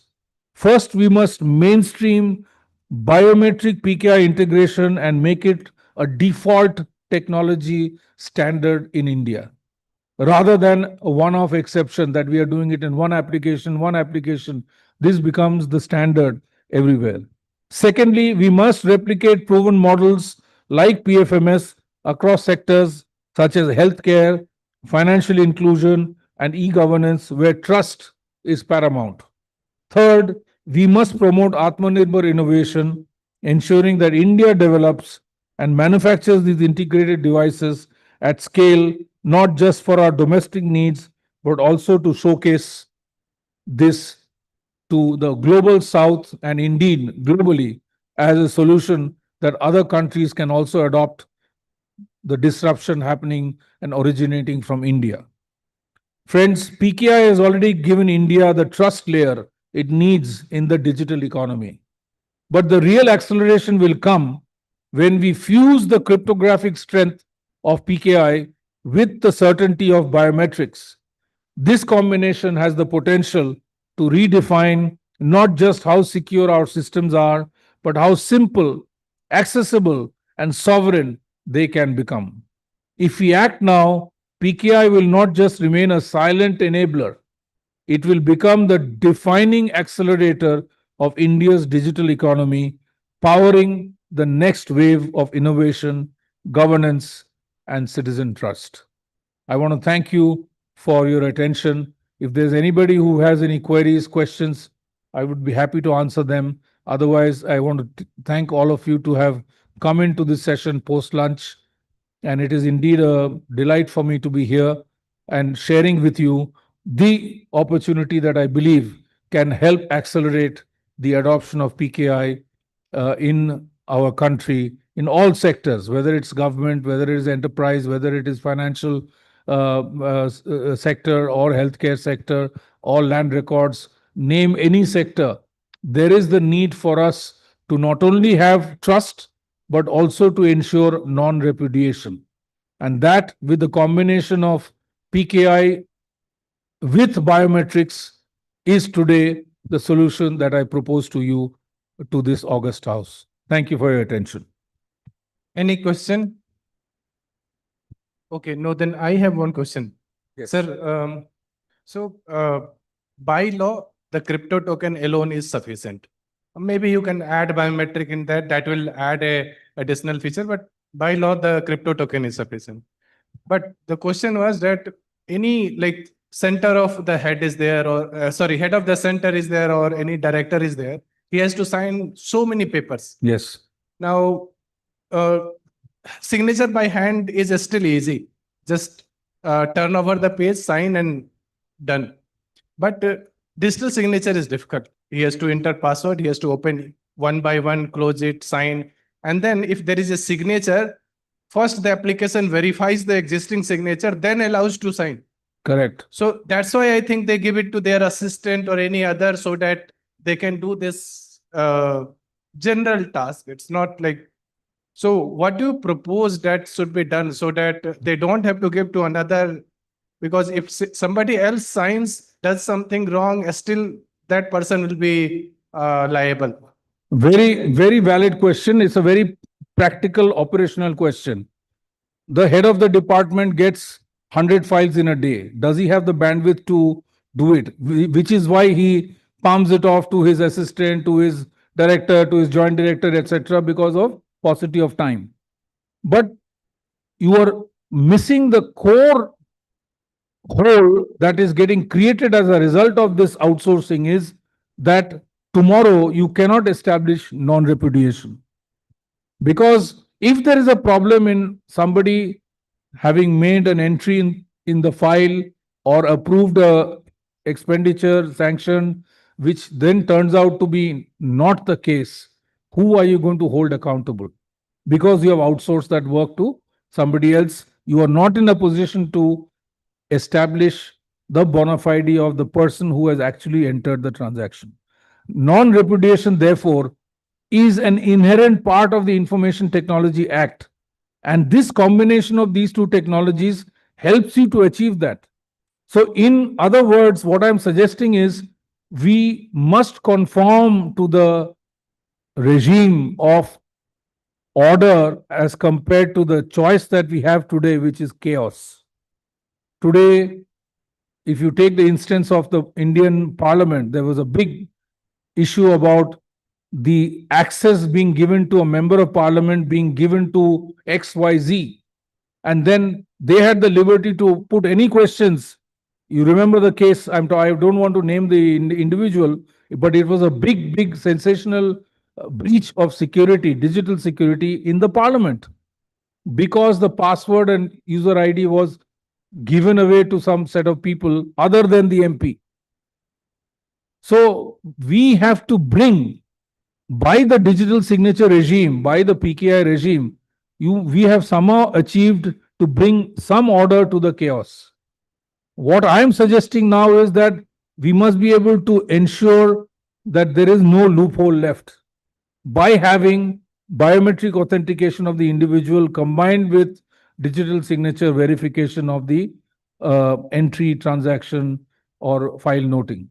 And this must come for large organizations. For example, when I was in TCS, we were 5 lakh employees in TCS. Nobody outsourced their user ID passwords or digital signatures to anybody else, because they knew they understood the implication of doing that. That discipline must come into enterprises, must come into government. And for that, if there is a bit of hardship, but that becomes the way of life. Mahol paida karna hai. We have to create an environment of compliance. And we have to ensure an environment of security, sovereignty, and trust. And most importantly, which is missing today, because I can hand over my digital signature token to somebody else. I can give my user ID and password to my secretary, to my assistant. But I can't outsource my biometric to anybody else. It is going to be mine.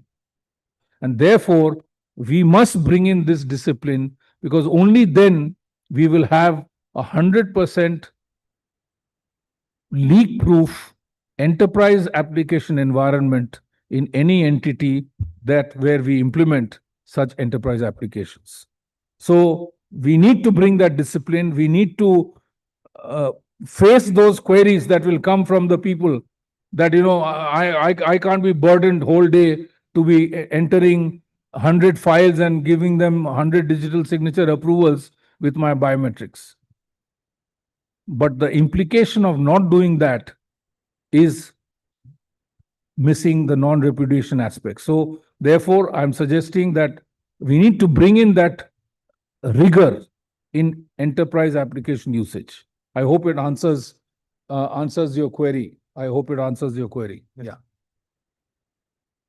Any other question? Thank you very much. Thank you. Thank you. I will request Dr. Anand Mohan to present a memento to our speaker.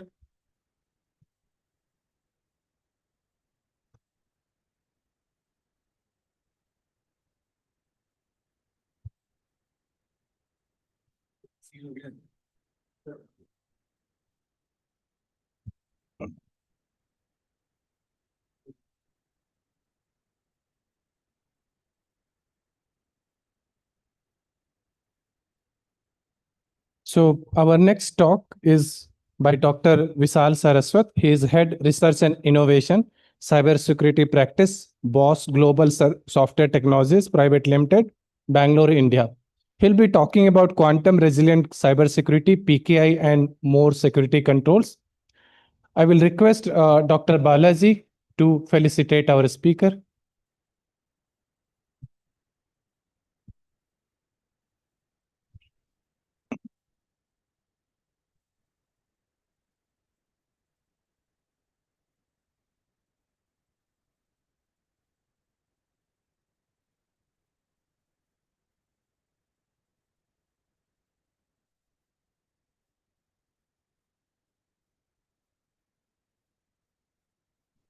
I will require the PPT anyway. Thank you. That's a noise computer.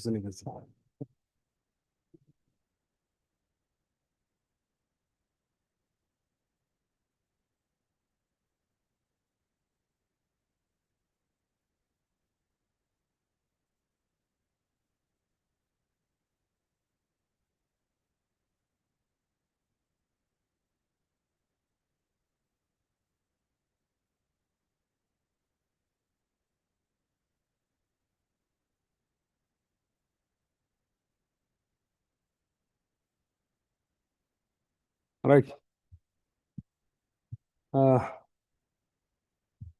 Thank you, Balaji. Thank you, Anup. So, and thank you, Gautam, who has already done a little bit of my work explaining a little bit about QKD and PQC.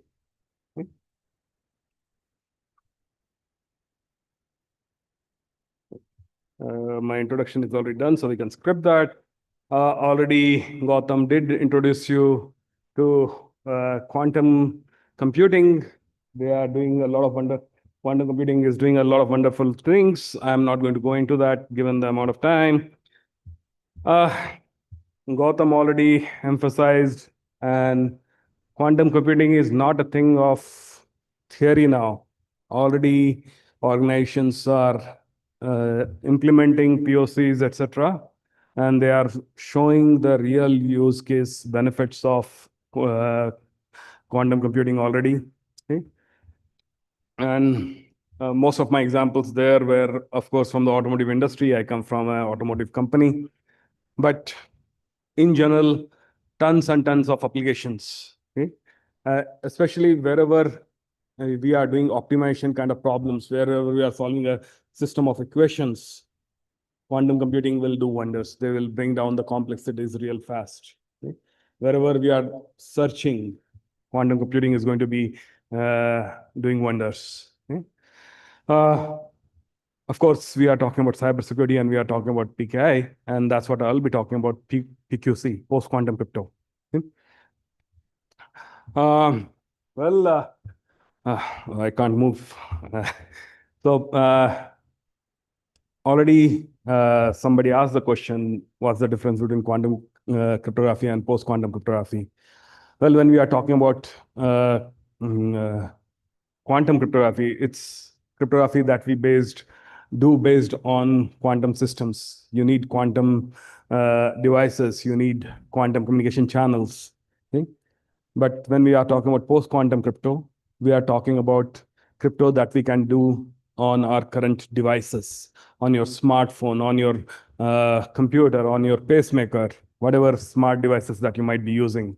Okay, they are able to do this crypto, but they can protect you against attackers who have access to quantum computers.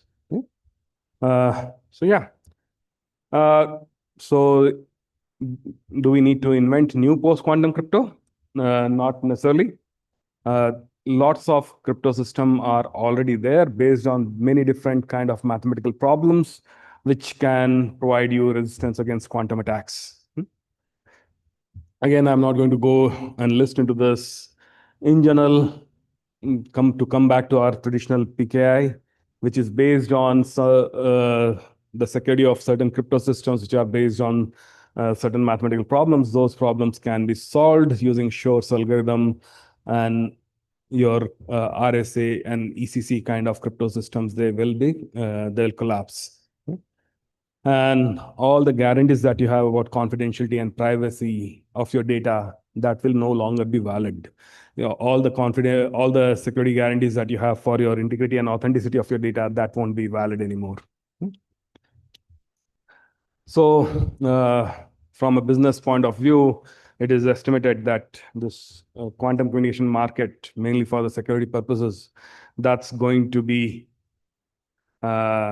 expanding like really at a really crazy pace, more than 20 CAGR.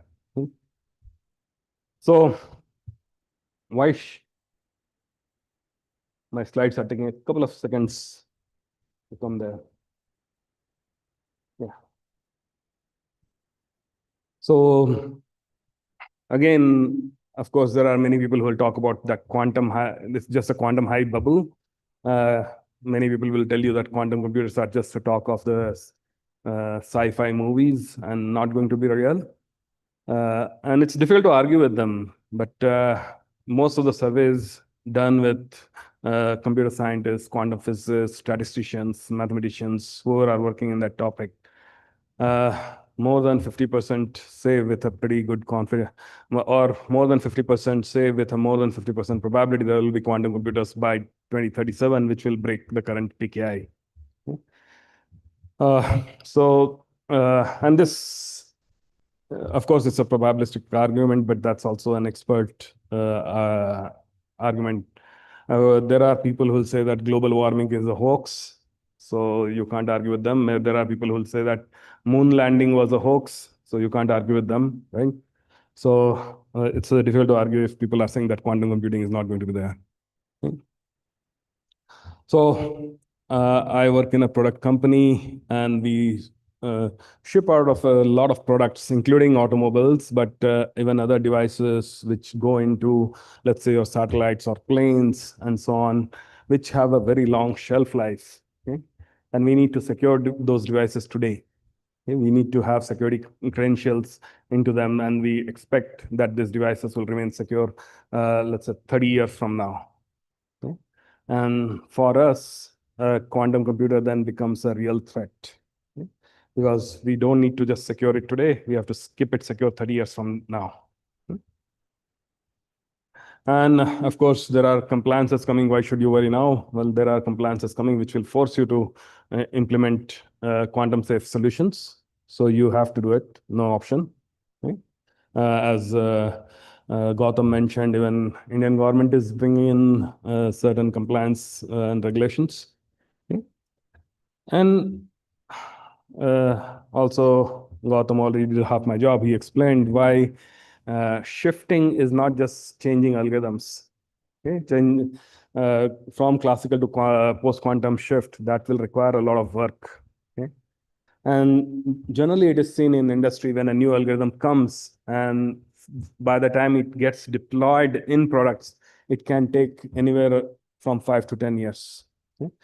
And that's an optimistic estimate. Okay? So even though we have algorithms right now, we have standards right now, industry has not started deploying them. Industry has not even started forming the strategy how to deploy them. So we need to start worrying about that right now. Again, why now? Okay? It depends. Where do you need the security? What is your use case? What are you talking about, right? So let's say, do I need quantum safe encryption? Okay? So for your day-to-day transactions that you are doing online, Let's say you go to your bank website and you transfer some money. And if you are worried about somebody else transferring that money to some other account, possibly not. Because by the time quantum computer becomes real, the bank could have hopefully upgraded their security systems. And today you don't care. You can safely do your transaction. So normal discussions, normal communication, you don't need to worry about it. But what if you have secrets that you want to keep safe for a long time?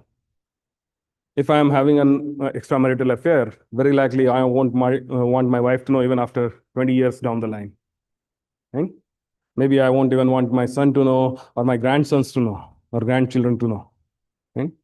So what do you have if you have such secrets? What if you have secrets that you do in the boardroom?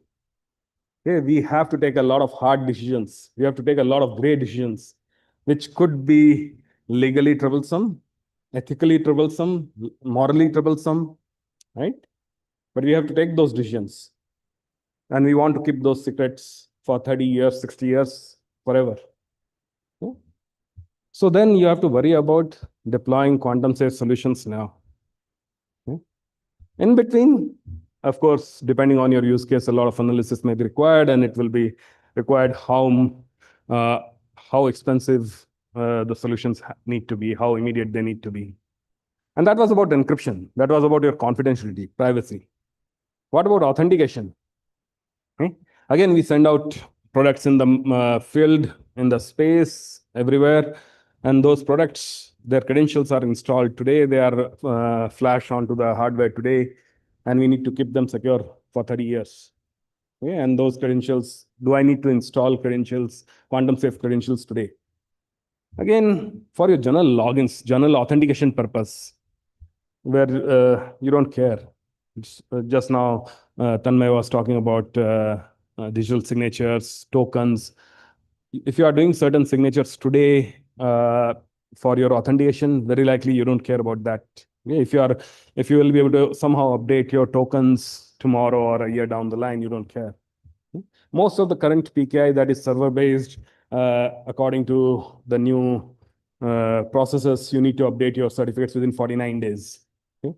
So in those server-based authentication, you don't care about quantum safety right now. Okay? But for the authentication of products with a long shelf life and the products which are in the field, okay? The satellite that you have sent to the Mars, okay? Or your car, or your trains, okay? Planes, infrastructure, manufacturing plants where your machines are going to be there for decades.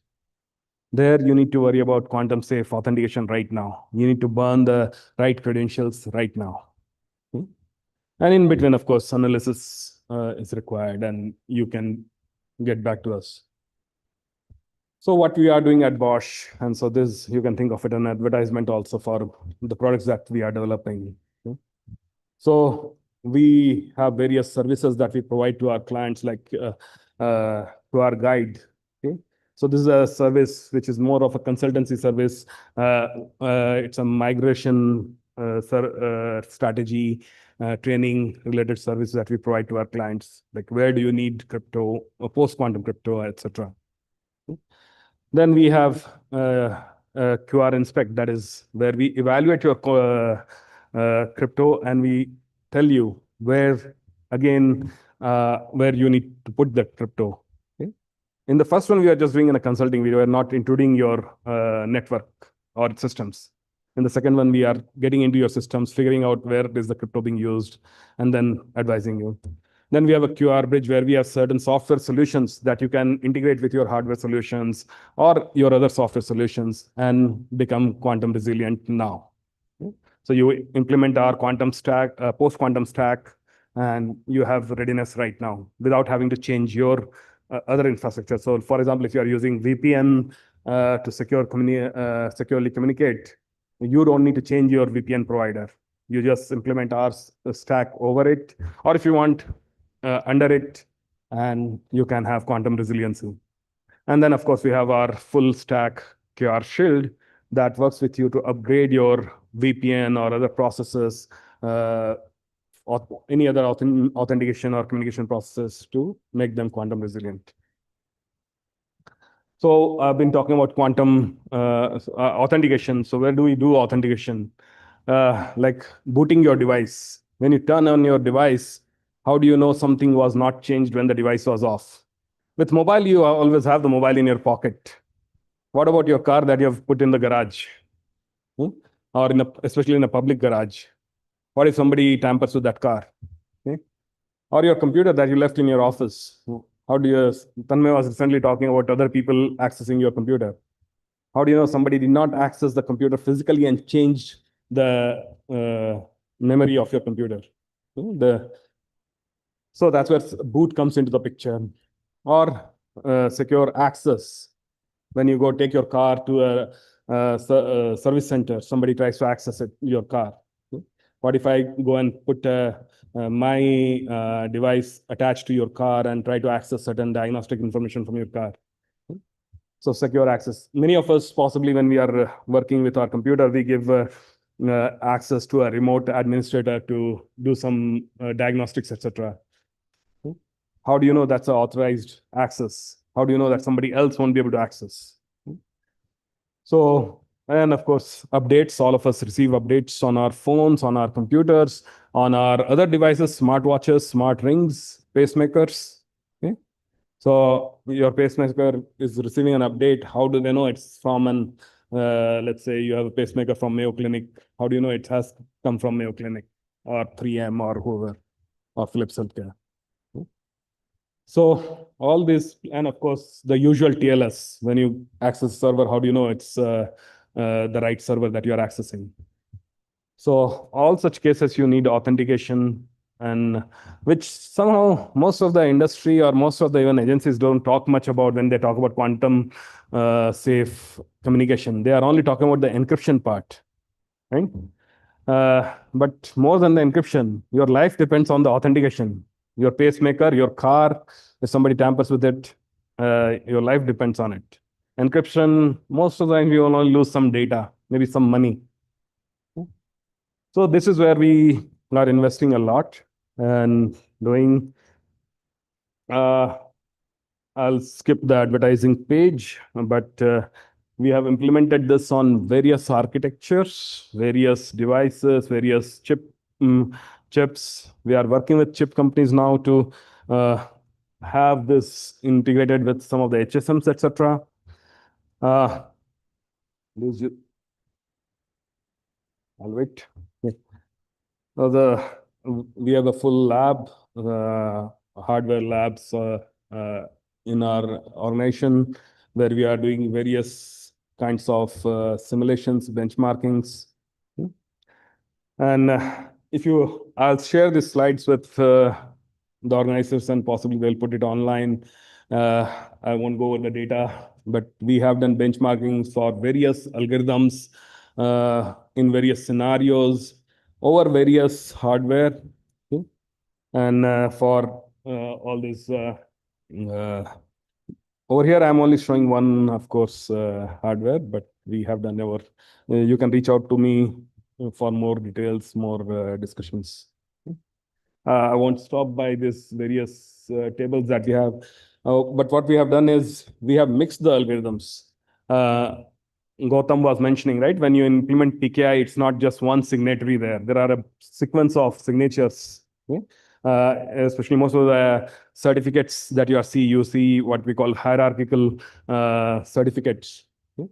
So at various hierarchies, at various ecosystems, you can have various kind of algorithms which are implemented. Okay? So we have done a benchmarking that if you are going to use certain signatures, what would be the best place to use a certain signature, and what would be what sequence of signatures should be there, and so on, that can work for your use case. So I'll skip all the benchmarking data. What we are also doing is something that is very important, and I should even show that slide earlier. Let me go to that slide. Yeah, here. So another problem that comes when we come to implementation of post-quantum cryptography is the concern that whether it will work on legacy systems, on hardware with very constrained memory, very constrained computing power.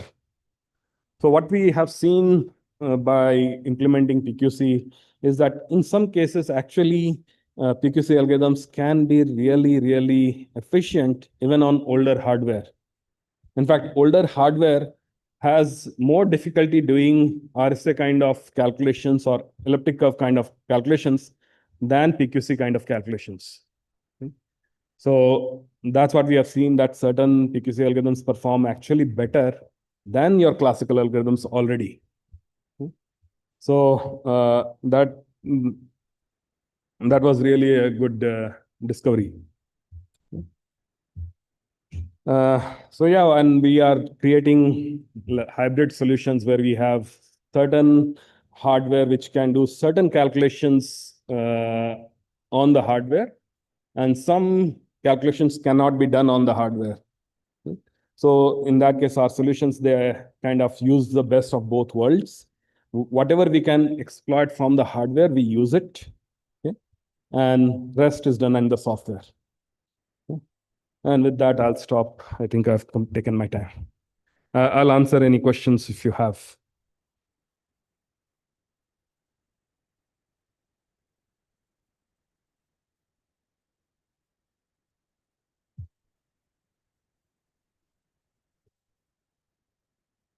XMSS is superseded by Sphinx Plus. So why are you doing that? I just want to know. Sorry, I didn't get the question. XMSS, that is superseded by Sphinx Plus. So why? What is the application? I want to know.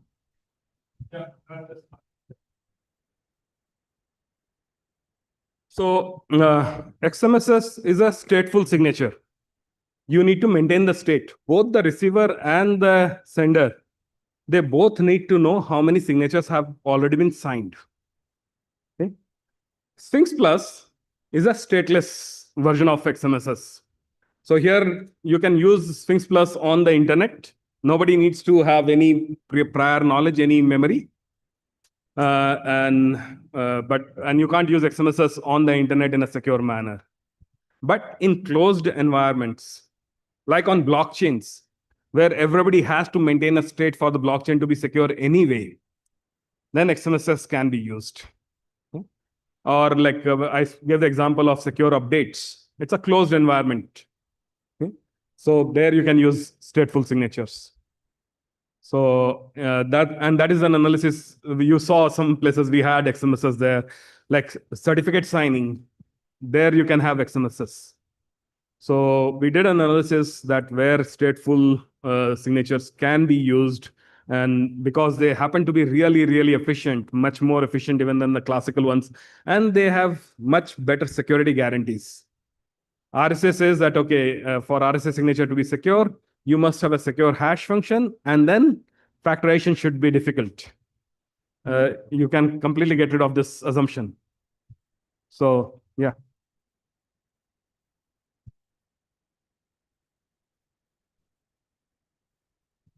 Sir, will you briefly explain me what is benchmarking in implementation of cryptography?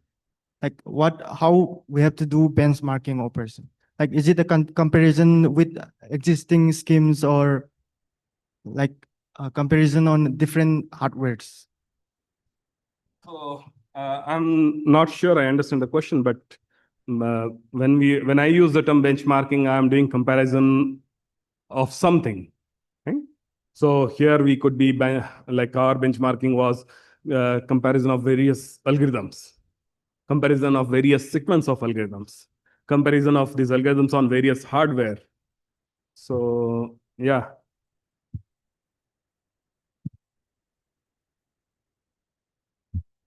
Any other questions? If not, thank you, everyone. Bye.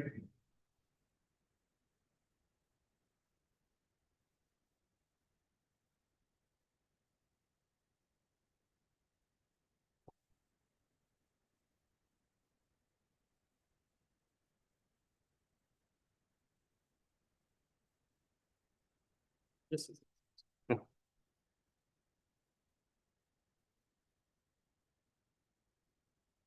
I will request Dr. Anand Mohan, sir, to felicitate our speaker.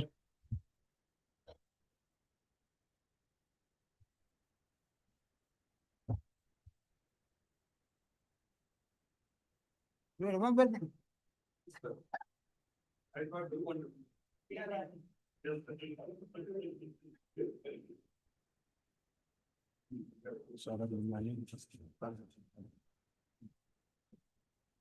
Let me copy. Okay. When they are presenting, we will set up the channel. Thank you, sir.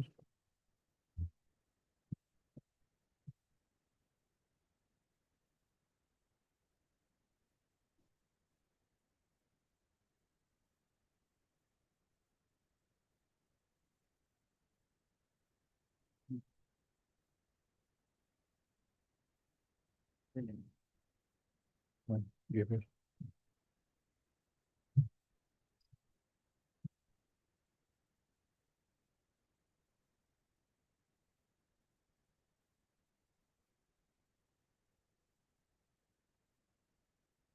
Good afternoon, everyone.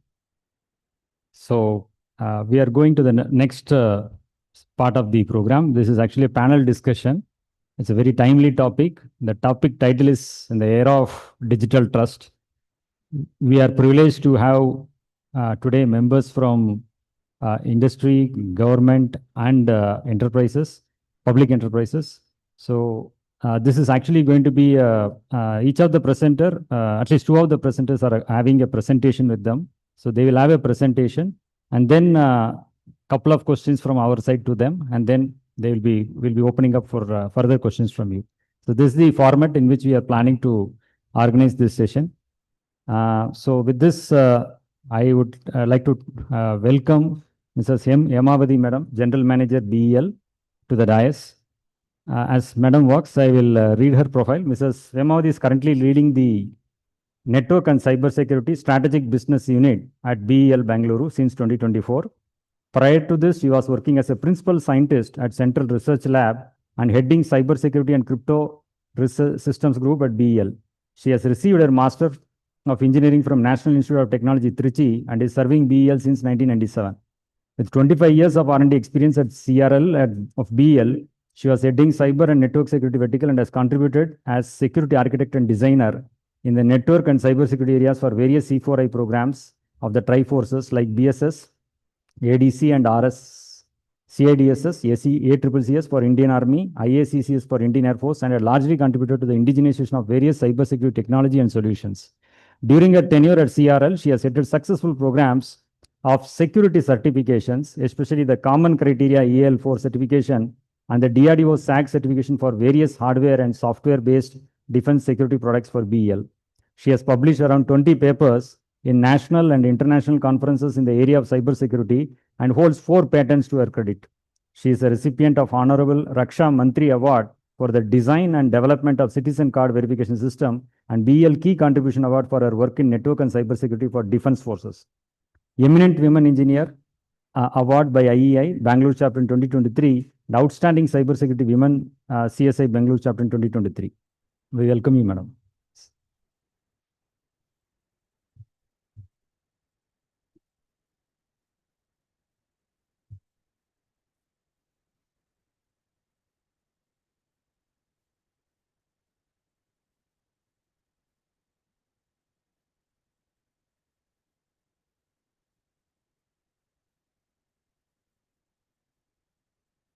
Good afternoon to dignitaries present here and one and all. I thank CDAC for giving me a wonderful opportunity to share our views about this in this particular forum on digital trust, and I would like to emphasize on indigenization of the hardware so that hardware root of trust can be established. So with the advent of Web 3.0, which is promising connectivity and digital trust across global, and emphasis is on the P2P kind of communication and decentralized network, so that we would be having complete control on the data and privacy. So technologies like blockchain is largely adopted to ensure this sort of communication, and it enables us to secure and have a tamper-proof transaction among each other, as well as the data storage. The concept of zero trust architecture is also increasingly adopted, wherein the traditional VPN kind of secure remote access is being discouraged, and concepts like ZTNA is largely being adopted, which can enforce access at the device as well as user level to application as well as the user level. It also enforces least privilege access, so that the control is very much minimized, so that the particular access and particular resource is available only for the authorized person.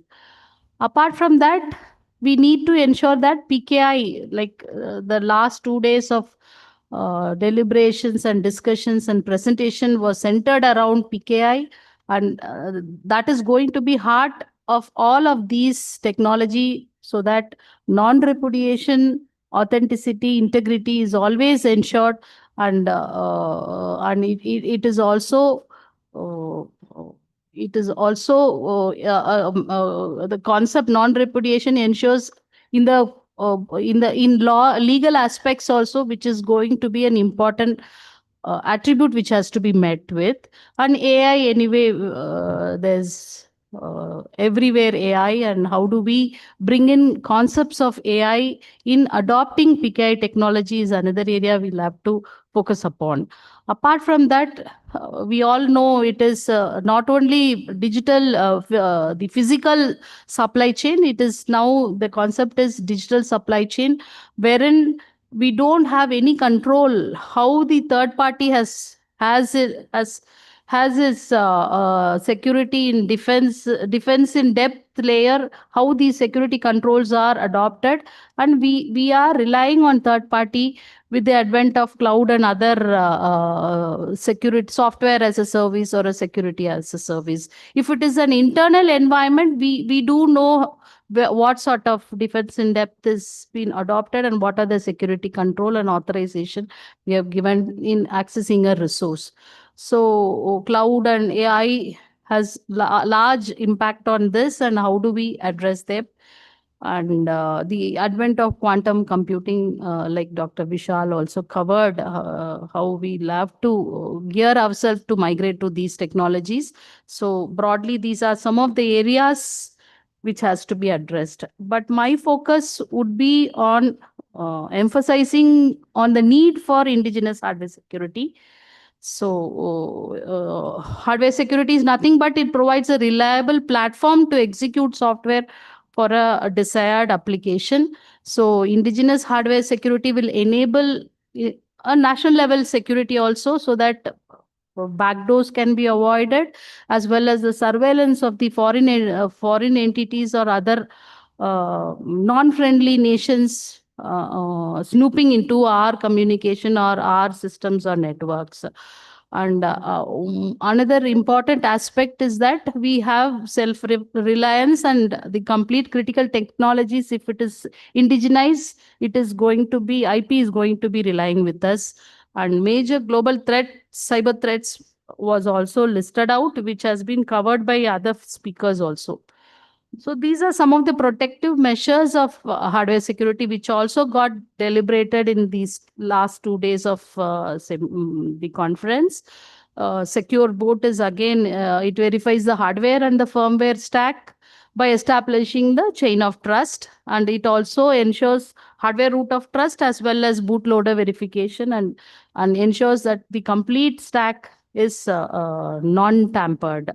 Again, TPM concept is also there.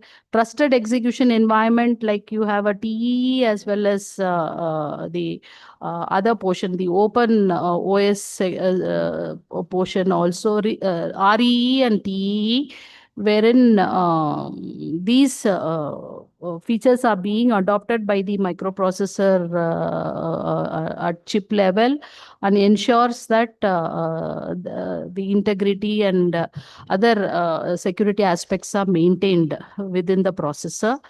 And it is there is no possibility of a malware or a tampering happening in these critical section.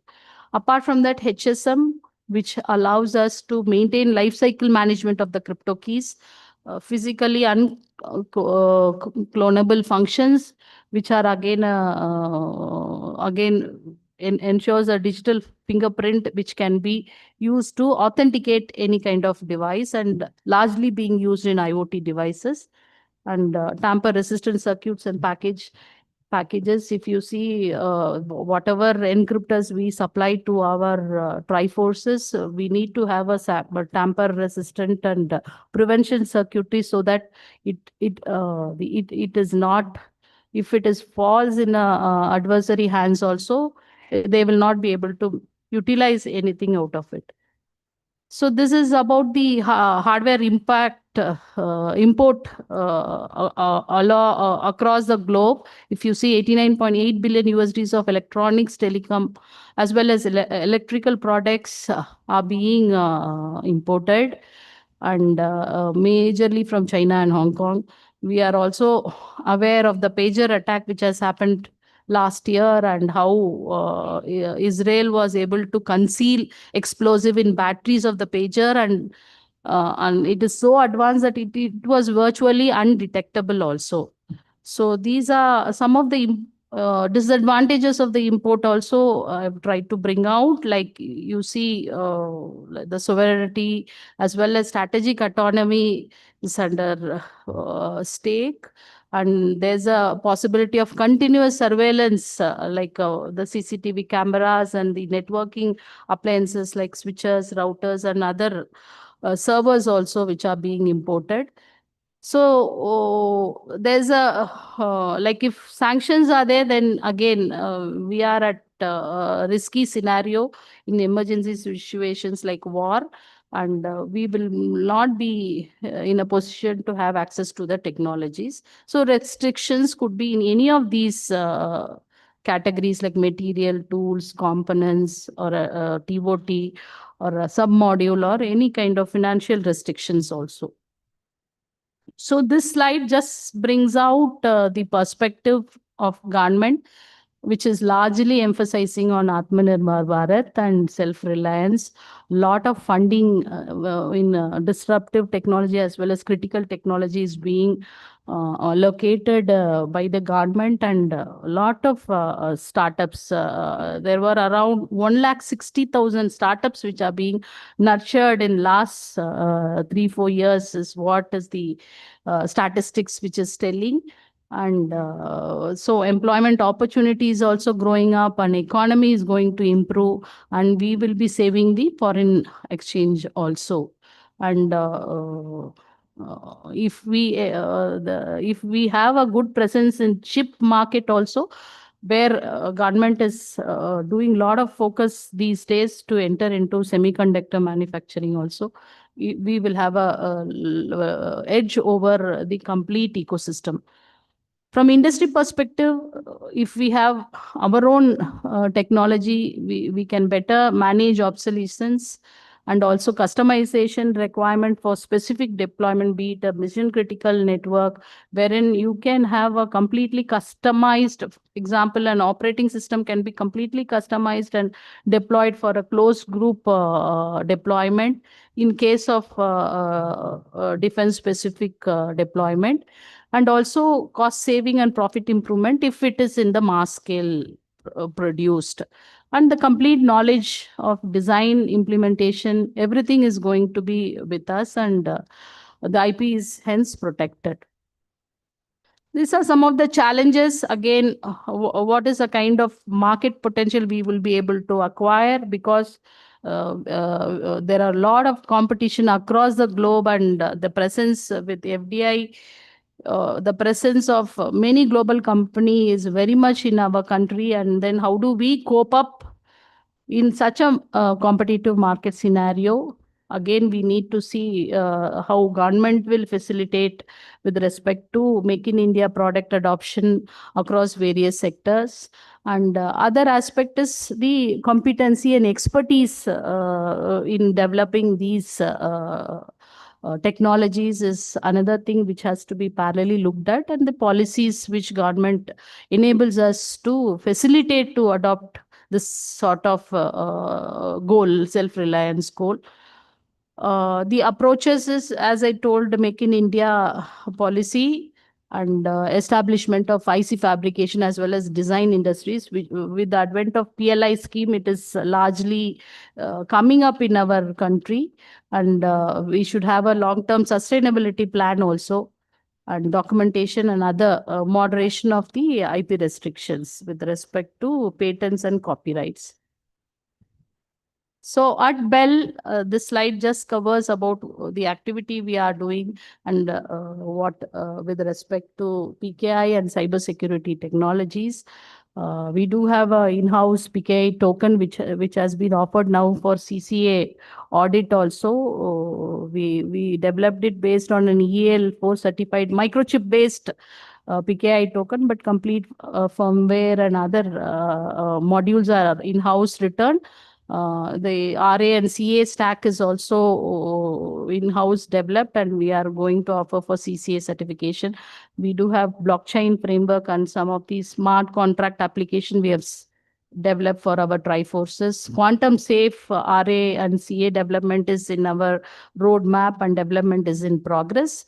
Post-quantum based hardware encryptor is also one of the product which we have launched. We do have in-house quantum key distribution, and with respect to PK, the eSign framework, we collaborated with CDAC and we have developed that also, which we are offering to our customer. EAL4 data diodes, because since we are handling with defense networks, the air gap between the intranet and internet is very, very crucial for us. And again, we have a product called as data diode. Again, authentication and other aspects, we adopt PKI technology over there. Apart from that, the complete security stack,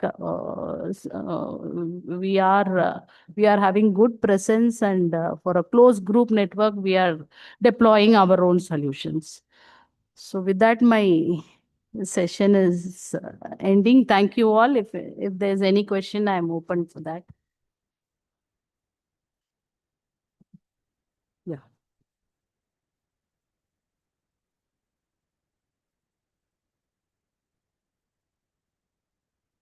So thank you, ma'am, for the presentation.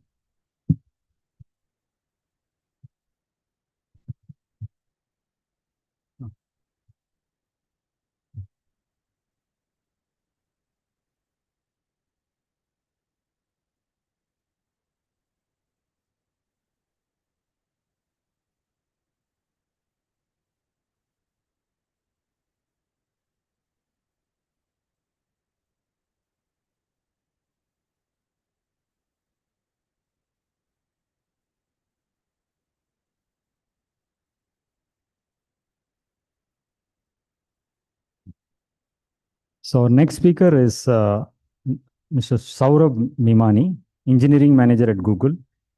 Saurabh Mimani is an engineering manager at Google and possesses over 14 years of experience in leveraging technology to address real-world challenges of the Indians. Currently, as part of the GPay team, he is committed to providing seamless, secure, and dependable payment solutions for the small and medium business enterprises, merchants throughout the country.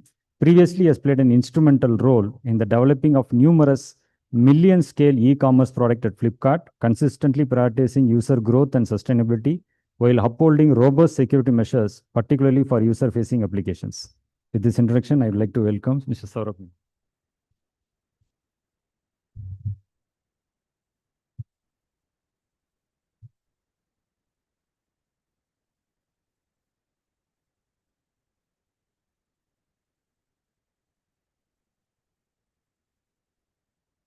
One will move on, and then from other questions. Good evening, everyone.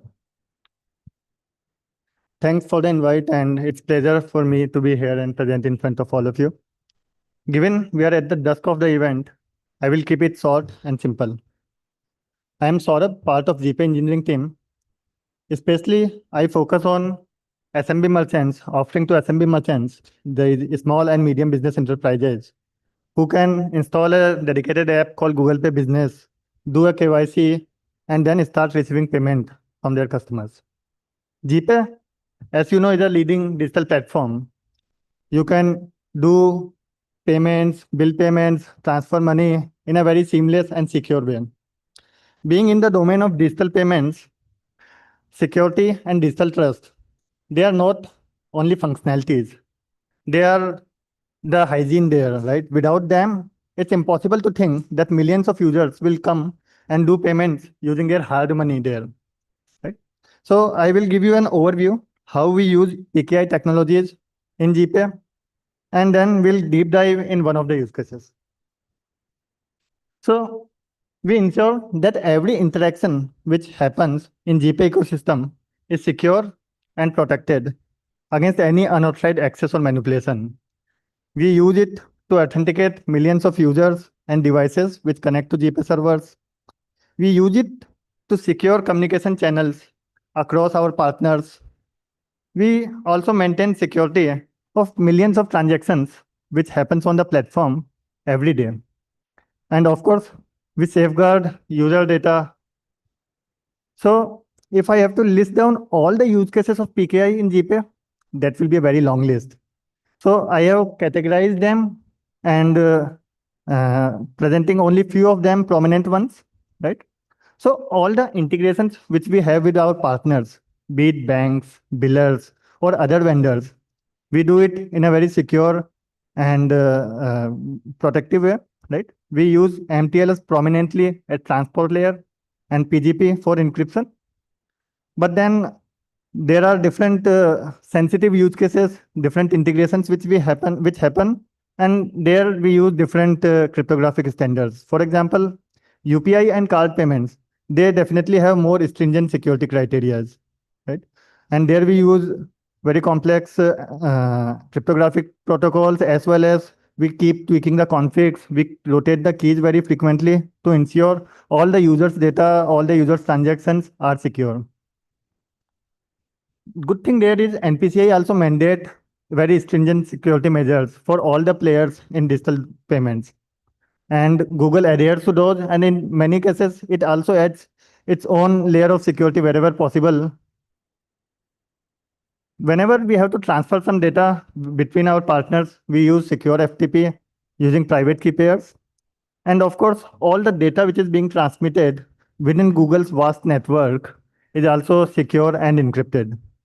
All the data which goes in databases is also encrypted depending on the sensitivity of the data, and there is no human access to any database. Now we'll discuss about GPay SoundPod and how do we secure it using MQTT and MTLS. So I believe most of you would have seen SoundPod in the market. These are the devices which, when you make a payment to the merchant, a distinct sound comes, which confirms the receipt of the payment. Using these devices, not only merchants get to know that, okay, they have received the payment, their time also gets free to do more stuff. They can assist the customers. They can work on increasing sales. And of course, the checkout time is reduced. And these devices plays a very critical role because merchants trust blindly to these devices that the payment has been received. We have all seen those scams where someone can just show a false screenshot, or using some dummy app, they will say that payment is done, cheating the merchants in some cases. So like every other product, we take security seriously here as well. SoundPod is no exception. And just imagine the chaos, imagine the financial fraud it can happen if some malicious entity can manipulate these devices, start playing false notification. So we'll go a little bit deep there, that how do we secure the connections? So each device is assigned a unique IMEI. And then we use advanced cryptographic standards such as ECDSA, AES, to secure the communication to the servers. And without a signed certificate, devices cannot receive notifications. So to go a level deep, these devices generates a RSA key pair and then request for certificate signing. Then root CS authorities operating in a secure environment sign these CSRs. These resulting certificates also include IMEI of those devices. Then these devices are also configured with Google server addresses and corresponding certificates. Google servers also store these root CS certificates which were used to sign the devices. And this is a glimpse of the handshake which happens where devices verify that server's identity is correct using its embedded certificates. And then servers do a two-step authentication using the root CA certificate and embedded IMEI. The data in the certificates is also used to authenticate and authorize the at application level. And in this way, only allow listed devices can connect to corresponding topics. So this diagram just represents the handshake where client identify the server, verify the server, both of them present their certificate, verify them. And after that, they come up with a secure key, which they use for all the subsequent communication. So all the subsequent communication is also secure. We use MTLS there to prevent any man-in-the-middle attack. And device identity bound authorization prevents any data leak. So this is just a sneak peek into how we use different PKI technologies in GPay to secure all the interactions happening in the digital payment platform, right? And whenever some new feature comes our way, whenever we are asked to build a new feature, we take it as a fresh case, as a unique security case. We discuss it internally in detail. We also consult our security teams, and we try to find the solution which cannot have any sort of potential attacks or data leaks. And our philosophy is to gravitate towards the solution which is most secure, which is most robust, even if it costs more developmental complexity or more design time. So that commitment to security, that commitment to prevent fraud, that commitment to secure user data is the foundation to the trust which millions of customers put in GPay every single day. Thank you.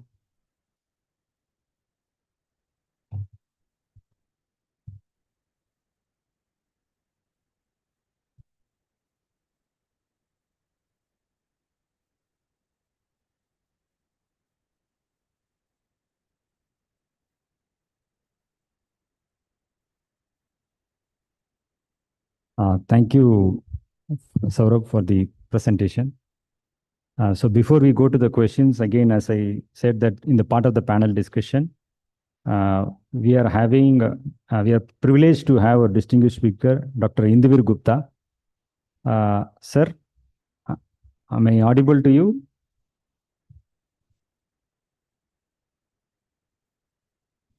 I think I have to share. They will switch, right?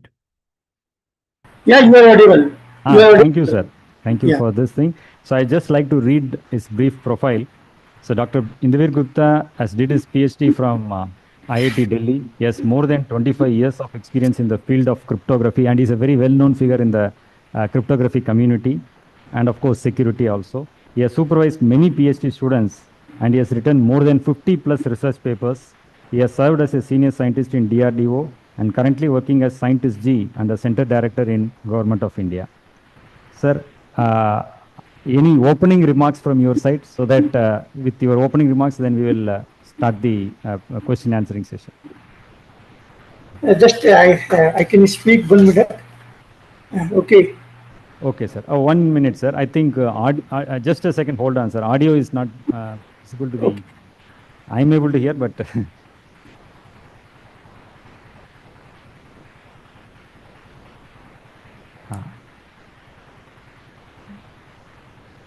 Yes, sir. Very good afternoon to all esteemed guests, distinguished speakers, colleagues. So it is a truly honor to address this distinguished audience at PKIA India Conference. This is a primary platform bringing together researcher, practitioner, policymaker, and industry leader to deliver on the future of public key infrastructure. The tremendous progress in digital transform has redefined now how we live, work, and transact. From e-governance portal to online banking, from cloud-based service to mobile platforms, mobile payment systems, trust in digital transaction is paramount. And PKI stands at every heart of this trust framework. So public key infrastructure has evolved over decades to provide the authentication, integrity, confidentiality, and non-repudiation, a pillars that safeguard to the digital ecosystem. What was once a niche cryptographic technology has now become a synonymous with secure communication and global trust, protecting billions of transactions every day. So India's initiative from Aadhaar-enabled service to the digital locker, UPI, underline the critical role of cryptography, strong identifying system, and key management enabling the secure digital society. So reflection of this PKI ecosystem, like it is not just a cryptographic algorithm, it is a robust framework. It includes the cryptographic innovations. We have been using the different kind of cryptographic algorithms like RSA, ECC, post-quantum schemes are building a block of the secure key exchange in signatures. Similarly, like protocol and standard like TLS, AppMime, SMIME, IPsec, ISO, ITU standard ensure this ensure the security. Similarly, like as in the earlier talk from the bell, like we have to think, we have to work on the software and hardware security modules, and PKI is extending by secure hardware implementation in library, and we have to have a human expertise and research. And these conference like IndoCrypt and various conference in India, conference like PKIA, foster knowledge exchange and collaboration. So this is a wonderful conference where like many of you have learned about the public key infrastructure and how we are going to use this public key infrastructure. So I welcome you all in this panel discussion. Thank you. Thank you, sir. Thank you, sir. Now I request the other panel members, Hemavati Madam and Saurabh sir, to be on the dais. Yeah.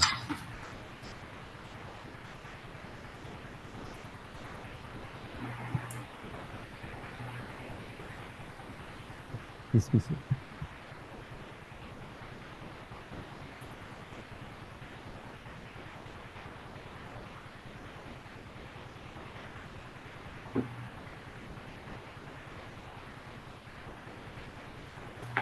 Mike.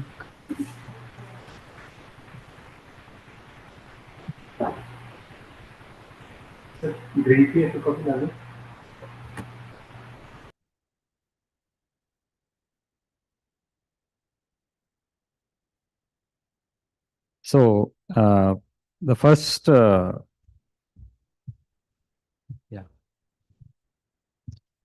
question goes to Hemavati Madam. Madam, actually the challenge. Hello. Yeah. The first question goes to Hemavati Madam. Actually, the challenge is on crypto agility, because you know that the post-quantum cryptography algorithms are maturing and new algorithms are coming up. So we may not be, we have to plan ourselves, because the implementation has to be very agile to move from one algorithm to another. So in that scenario, how do you think we should approach the problem? So crypto agility is nothing but how do we adopt to newer cryptographic algorithms in our systems, network, resources, like everywhere.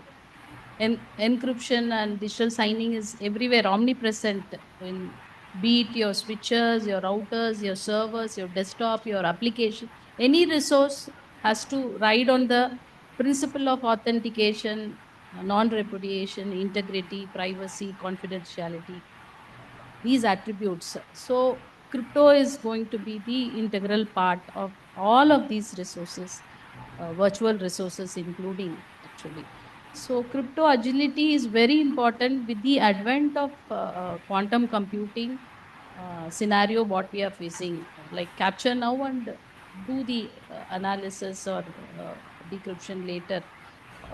Our hostile nations across can capture our important communication, because I come from a defense ministry and we serve defense customers. That is going to be very, very crucial. There is a well set process and procedures as far as the Cyber Policy Committee has laid down for any kind of uh, encryption systems which are deployed across triforces. But then at the advent of quantum computing, how are we going to address this? There comes the crypto agility part, which we need to adopt in a large scale, because many of the systems which are deployed are legacy systems, wherein there are hard-coded keys or algorithms. Will be difficult to upgrade the resources of the hardware which is already gone and deployed in the field. So how do we address this? There should be a framework which has to be coming in. As far as PQC is concerned, again, we are relying on the NIST based algorithms. But for our defense forces, it rides on the principle that no standard algorithms can be, systems cannot be deployed with standard based algorithms, and we need to proprietary write the algorithm which is being evaluated by agencies like SAC, DRDO, and mathematically it has to be as sound as any other traditional systems. So it is long way to go. So proprietary PQC algorithms has to be written, and then well, we are working with other agency, government agencies like SETS, CDAC also, we are very closely working with, and we will have to gear up for being crypto agile as far as our products and systems are concerned. Thank you. Thank you, madam. Thank you for throwing the light on that. So now my next question is to Mrs. Saurabh. Global digital platforms, including Google, so they have different priorities also. So one of the things for the end user point of view is to ensure there is a ease of use. But assuming that if I'm a global user, and how do you, but you know that the trust is a local trust anchor, say India has its own root of trust and every nation has its own root of trust. So how do you provide the ease of use or convenience for me as a global user? You can tell me from your payment perspective also. So that will help us throw some light on this.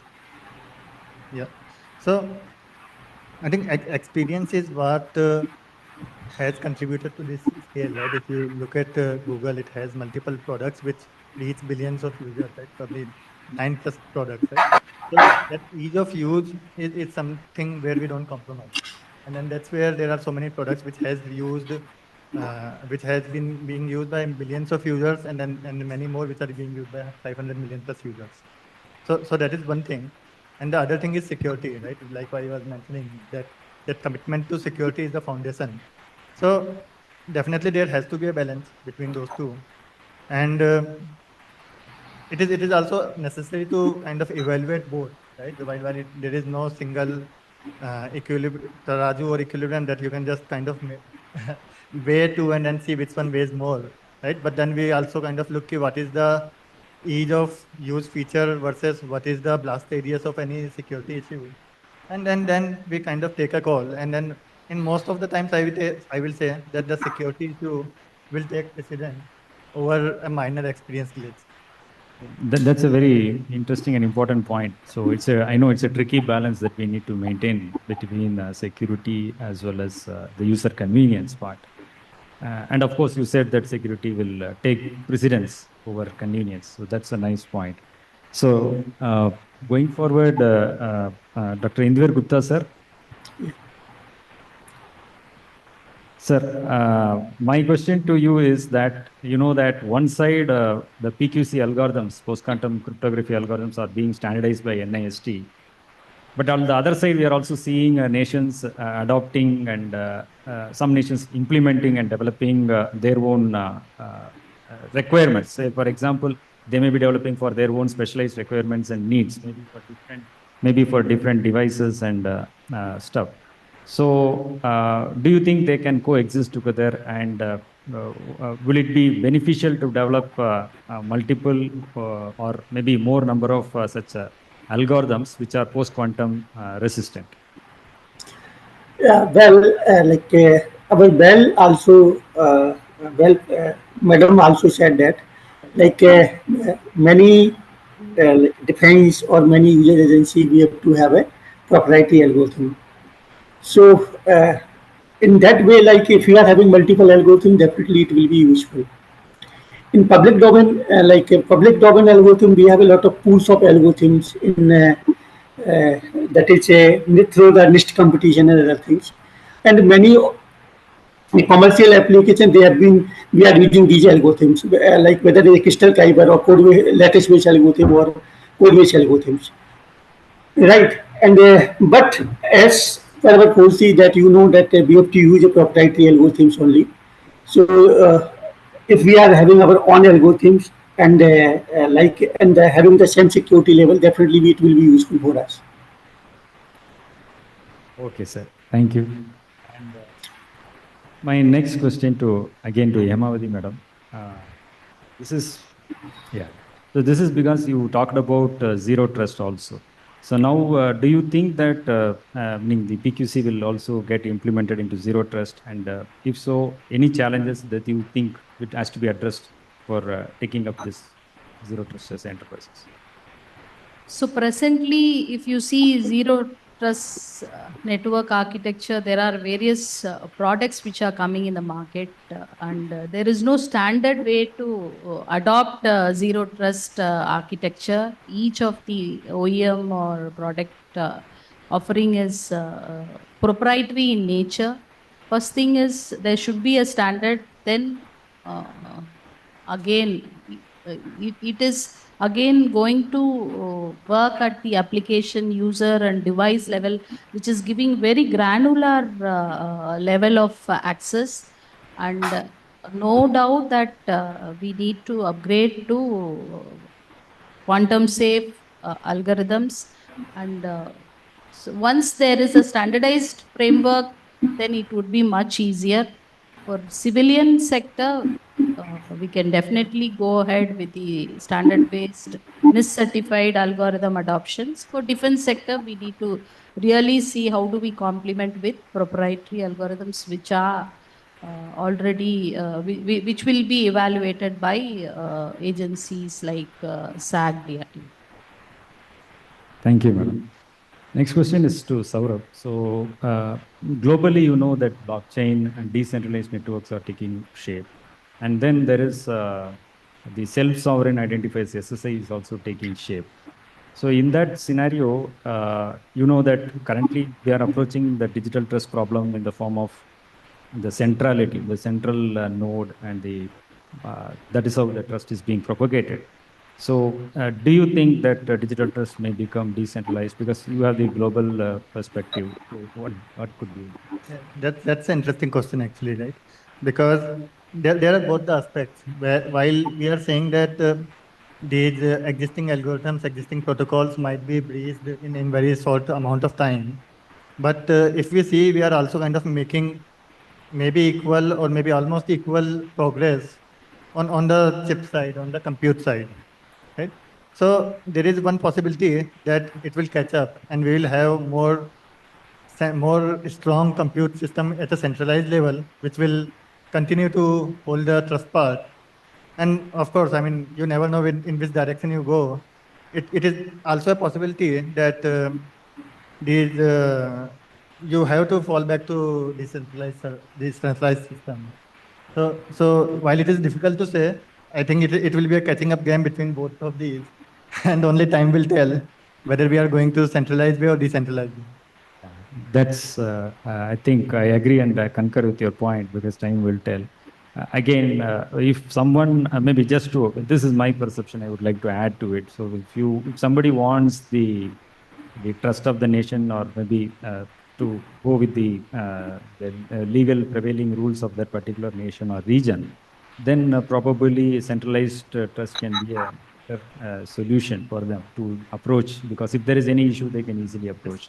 That's one of the point actually, which is, this has just occurred to me, so I thought I'd share it with you. Yeah, but however, I feel, I mean, there will always be use cases for centralized plus system, right? I mean, not everything probably can be decentralized, but then there will be good amount of application which rely on decentralized trust, and few which will continue to rely on centralized trust, which will have those muscles to have those sort of compute power that that users can rely on them. Yeah, that's an interesting point. So you said about compute power.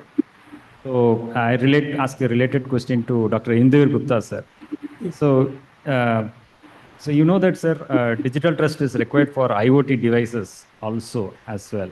Yeah. So that IoT devices are getting miniaturized in size and proportion each and every passing day. And how do you think we will have to address the post-quantum cryptography in those kind of algorithms? Of course, we know the latest NIST standardized ASCON, but I mean, any thoughts on views on that, sir? Yeah, initially that if you see that 3 decades ago, like most popular algorithm used to have a RSA, and later on people were finding difficulty to have a ECC because of the implementation issue. After that, we have done with the research community a lot of work done in the with respect to the hardware implementation and software implementation. A similar way, like now that we have started work on the post-quantum cryptography, and we are trying to reduce the complexity and we are trying to optimize the implementation so that these kind of implementation can be fit into the smart hardware. In fact, like because this is the PKI conference, and our government also want to mitigate this from classical algorithm to the post-quantum and post-quantum token also. So, like with after some time, you will find that like we will have an algorithm which we can rely in the small platform as well as in the IoT also. So there will be not a big issue. Initially, we face the challenge. After sometimes, like we will have optimized implementation, and we will optimize implementation, and we can implement this kind of post-quantum algorithm or proprietary algorithm or NIST algorithm in small hardware. So we will be able to cater these things in IoT as well.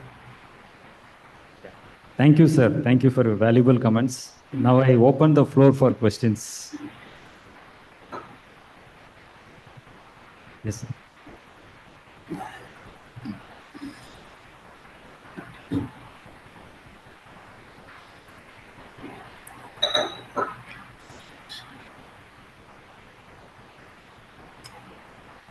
This is about crypto agility and about native or proprietary algorithms. Those are related. I think MOT, talking about it, India also mentioned it. See, I have this take. Anyway, my presentation also you'll see. There is going to be a world of hybridization in all matters, in algorithms, in platforms, in hardware, in the science also. So in that, what I mean is, there is a room for everyone to play. So I've been making some calculations. Simple. Why not use a RSA 16 kilobit signature key? Today we use 2048. And in fact, I saw some quick stuff which I'm researching on because of error correction and so on. In quantum, it scales up quadratically. The best results I'll show you. So 16 kilobit of RSA, I mean, is for future. And obviously it's going to take about 500 times slower than 2048 implementation. But that doesn't matter, a few seconds. Now, a daily transaction, a very important transaction, bank-to-bank inter-reconciliation, one would do that.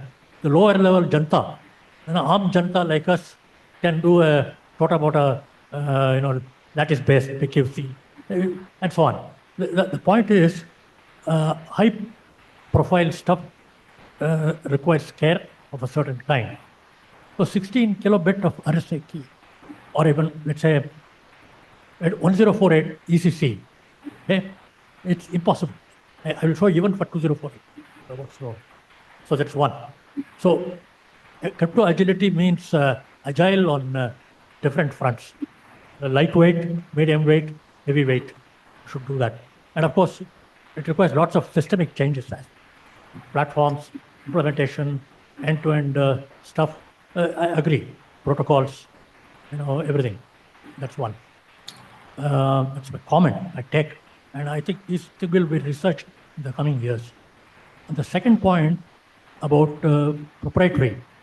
See, it's not going to be proprietary as a secret. Public key cryptography will inherently be public domain. Okay. Having said that, we all know in crypto world, private domain or symmetric key can be proprietary. Okay. You can afford to do that. So having said that, there is a lot of new math, a lot of old math, which is not been successful. Like lattice was quite known 60 years ago. Codes were known 50 years ago. They have surfaced now. Similarly, braid groups, called group knot theory, a variety of new things, old things, more difficult today, might come back. This is the point. So the proprietary should be based on some resurrection of some very good, simple ideas from science, math, and build them all. So this, I think, can be a native effort, can be there, but it will be in the public. That's the point. But proprietary should not be confused with the public domain. Yeah, that's it. Thank you. Thank you, sir, for your valuable insights. Any other questions from the audience?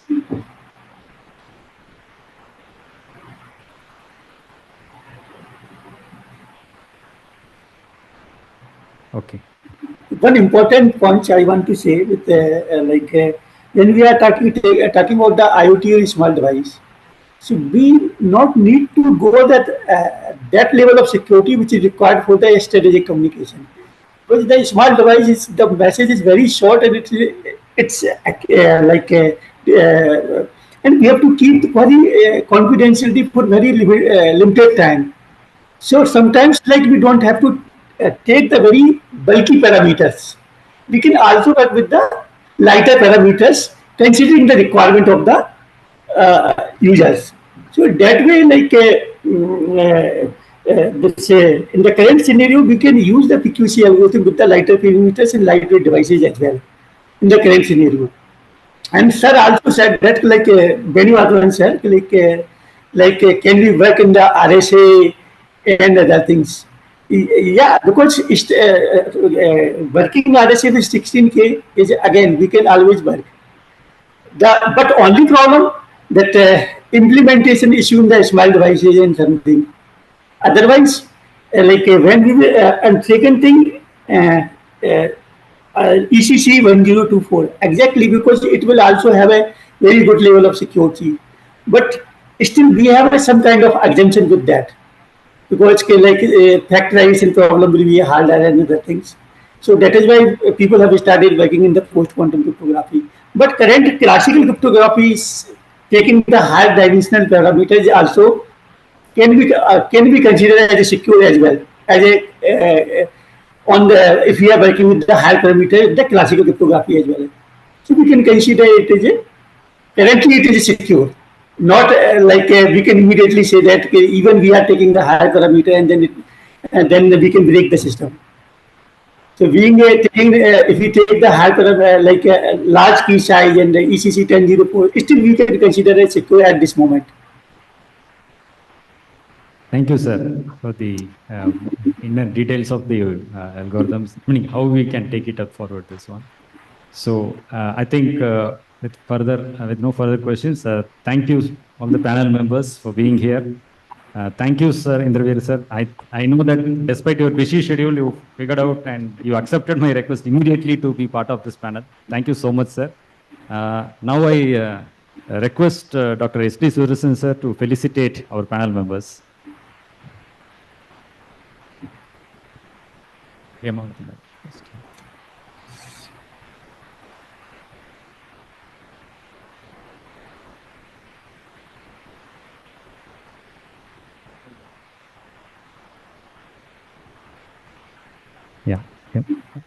To Ms. Yamavati, madam, let's put our hands together.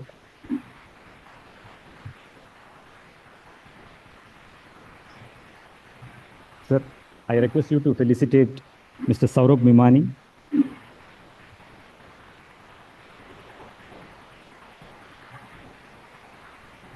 Yeah. Thank you, sir. Yeah. For a photograph.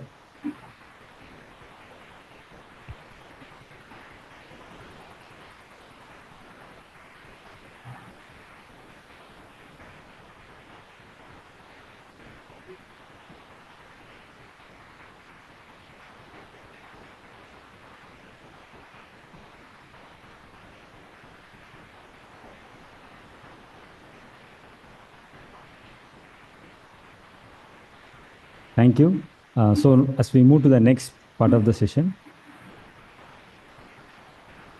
next presentation is on quantum computing, codes, cryptography, and cryptanalysis, QC4 by Professor C. Venimadhavan, sir.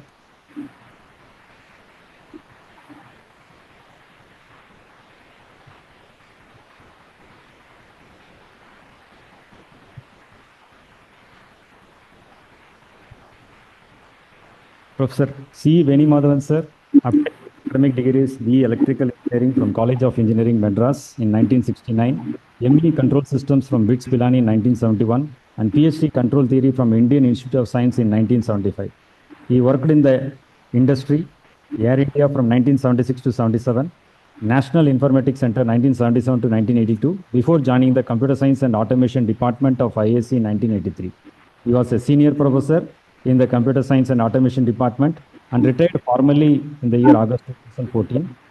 He was the chairman of the CSA department during 1998 to 2000.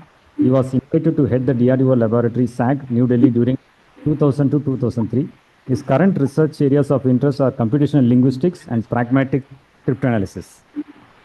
He continues to work in IISc on 3 R&D projects in the areas of cryptography and natural language processing, and on several technical advisory tasks spanning government policy, academia, and research mentorship. He has worked on many scientific, industrial, consulting, and development projects sponsored by government and corporate sectors in these areas. He has published over 80 plus papers in referred journals and conferences, and delivered over 200 invited talks in national conferences and universities. He has guided 16 PhD students, 12 MS students, and over 100 ME theses. He is the co-author of the book on public key cryptography, published in India in the year 2009. He is the co-author of the recently filed Indian patent on a new encryption algorithm. An international patent is also in the process of being filed. Some of his project engagements were in the areas of cryptanalysis, cryptography, and cognitive networks. He was a co-investigator in a multi-institutional consortium project funded by Sephira IFC PAR. The collaborative projects between IISc, TCS, University of Nice, France, and Gemalto, France, was on the design and development of various financial inclusion platforms on the mobile telephone infrastructure. He developed a system for handling e-cash and e-wallet applications based on a novel design and digital analog of denominational fiat currency. Sir used to call it as VM money, so that I remember that. He was the general chair of the conference of ATCOM 2017 of ACSS on the theme of blockchains and cryptocurrencies, and the chairman of INE Engineers Conclave 2001 on the theme digital economy. He obtained in 2001 an award of Mathematical Association of India for distinguished services in mathematics education and research. He obtained in March 2011 an award by IISc for excellence in research and engineering. He was an associate faculty at the Center of Neuroscience of IISc. He was the chief executive of the Society of Innovation and Development of IISc during 2006 and to 2012. He is closely associated with the activities of professional bodies like Cryptology Research, Society of India, the Ramanujam Mathematical Society, ACS, and INAE. He also works very closely with government policy and R&D funding partners of DST, MCIT, DRDO, NRB, NTRO, and with academic councils of universities of research centers like DSU, Sastra, Amrita, and as a member of technical expert committees. With this thing, we welcome you, sir, as a distinguished speaker to this event. Right, thank you. Slides. Okay, I'll take it.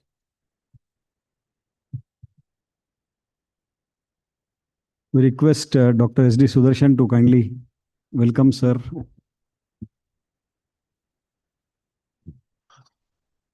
Good afternoon. Okay. That's okay. Yeah. But it's good afternoon. So I will speak on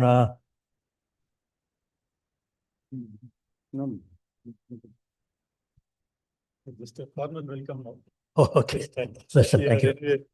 Part of it. Thank you. Nice being here. It's been a pleasure to be with CDAC for the last 30 years. I think more than many of the CDAC friends here, I've been part of many engagements with CDAC since 95. Projects, reviews, panels, lectures, etc. So I will just take this 20 minutes, huh? Up to you, sir. It could go on. See, this is about error control coding. I want to quickly give you a bird's eye view, capsule view of quantum error correction.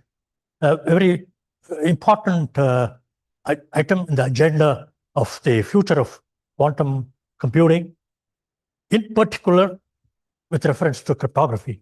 In particular, when I say cryptography, it's about cryptanalysis. Okay? All of this thing about quantum hype and hope will be there.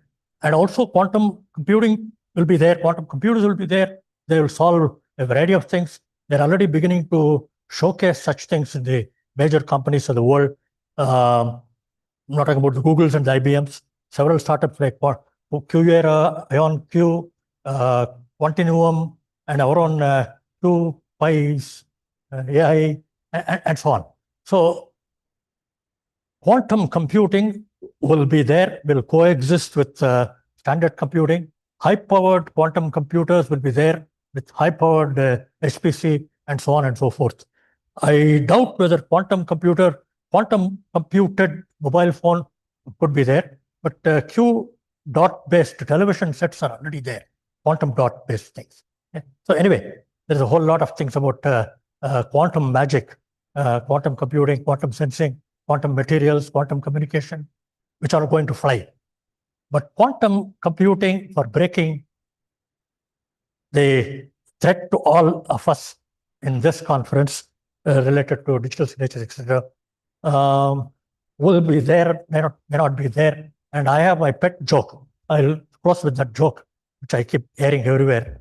RSA 2048 is not likely to be broken before 2048. Now, this is easy for you all to remember, the younger among you. When 2048, if I live, it will be probably 100. And I don't want it to be broken before I'm 100 years old. Either I'm not there or RSA 2048 is not broken. Many reasons, many deep technical reasons, some of which I will air.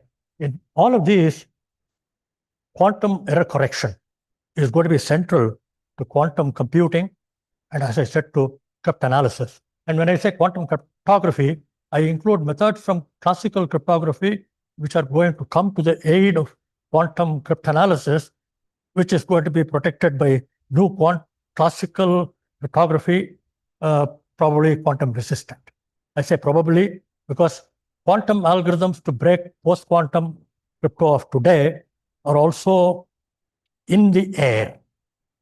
They have not been successful with respect to the lattice-based things when the lattices are of certain sizes, not likely to remain with probably side channels and other things. But that's why you already have code-based things resurrected, in particular for the alternatives, which are HQC, having quasi-cyclic codes, which are the second line of defense in case something happens to lattice-based stuff. So, these kind of maths and things will keep alternating. But as I just mentioned in the previous remark, there are lots of good old nice math in combinatorial math which have been tested out for post-quantum and even classical strong crypto. They have not flown because of the practical difficulties and so on and so forth. So this is the kind of world we are in. And in 15-20 minutes, I'll try to capture the very exciting field to me of the quantum error correction. Okay, so now, okay, so 14th April 4.14, it's written, is the first part of the constant of the Planck's constant, and that was declared as a World Quantum Day, and this year is supposed to be the quantum year of quantum science and technology. So like Pi, 14th March, 14th April are all some celebrations to math and physics. Now, this is all based on a kind of a course I'm trying to build, and of course, and research related to that the last 1 year. I'm excited because there are so many important things, so many difficult things, so many interesting things, and they are all there, and these are the type of things I build on. But I'm now going to look at only the codes, and there are several things about codes. I'll just run through a quick capsule history. Quantum codes are like built from classical codes. The classical error control coding theory is important. See, it has been important in this computer. SC, DC kind of error correction is already there. But the errors they correct, and they've been brought out to minimize to the range of billion, trillion, 1 in a trillion error is possible. Okay? Now, that's not the stage we are going to reach in any quantum machine from any physics so far. And new physics is being also attempted to say, can we reach 1 in 10 power 9 error rates, the kind of error rates we are used to in this kind of computing? Okay? Not so far. Okay? And of course, those have been helped by very fast, quick codes. So I will just run through what are called, these are all based on the kind of things which I do for my course, kind of an informal course, research notes and so on. But what will be exciting is to see the intricacies of this codes and why we are motivated by this for quantum cryptanalysis. And why that's probably facing a limitation or a challenge to quantum adversary. So now I am speaking, I'm both an optimist and a devil's advocate. I want quantum computers, I can't escape it, to be there. But I don't want quantum computers to break a classical thing so easily as is being felt, not believed. I'll tell you why. Okay, now there is a history of what goes on in building good quantum error correction codes. It all starts with simple things like classical error correcting codes. Now, there's not too much time to use chalk and board and hours of lectures, but simply I'll tell you, NKD is a standard triple used for a coding metaphor. You'll have a square bracket, N, what are called N symbols, which have K message symbols added with N minus K edit symbols or correction symbols, and which assure you that if you choose N and K and build a code in a certain way, you can decode it in such a way that you can tolerate up to D errors of detection and or correction. That's the idea. Now, the whole world of code, exciting world of code for the last 80 years is about designing such things. And very classical, simple, beautiful codes can be explained the world of what's called as finite dimensional vector spaces. Simple vectors, Boolean vectors, n-dimensional n rows of k columns. Typically, n is about 2 to 3, 4, 5, small number of times the kinds of classical codes we use. The kinds of quantum codes we use upfront, I'll tell you a ballpark figure, which is the best so far, the best literature so far. I've got about 80 pages of literature, is about 1,000. Okay. Now, how do they work? It all starts with, there is one more thing. So this k bit message bit, you can take k bit. Typically, the first code is 732. That means 7 bits for 3 message bits, 4 bits added, and then it will correct about 1 or 2 errors, roughly. These are all textbook stuff in any coding theory book. So 743, 742, Hamming code, and then on read code, Solomon code, read Solomon codes, etc., and so on.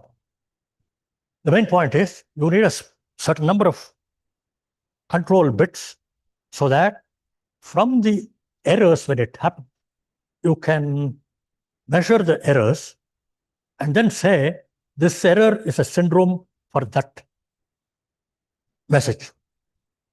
You can do that fairly straightforwardly in a simple linear algebraic framework in classical codes. This is the simplest statement. Okay?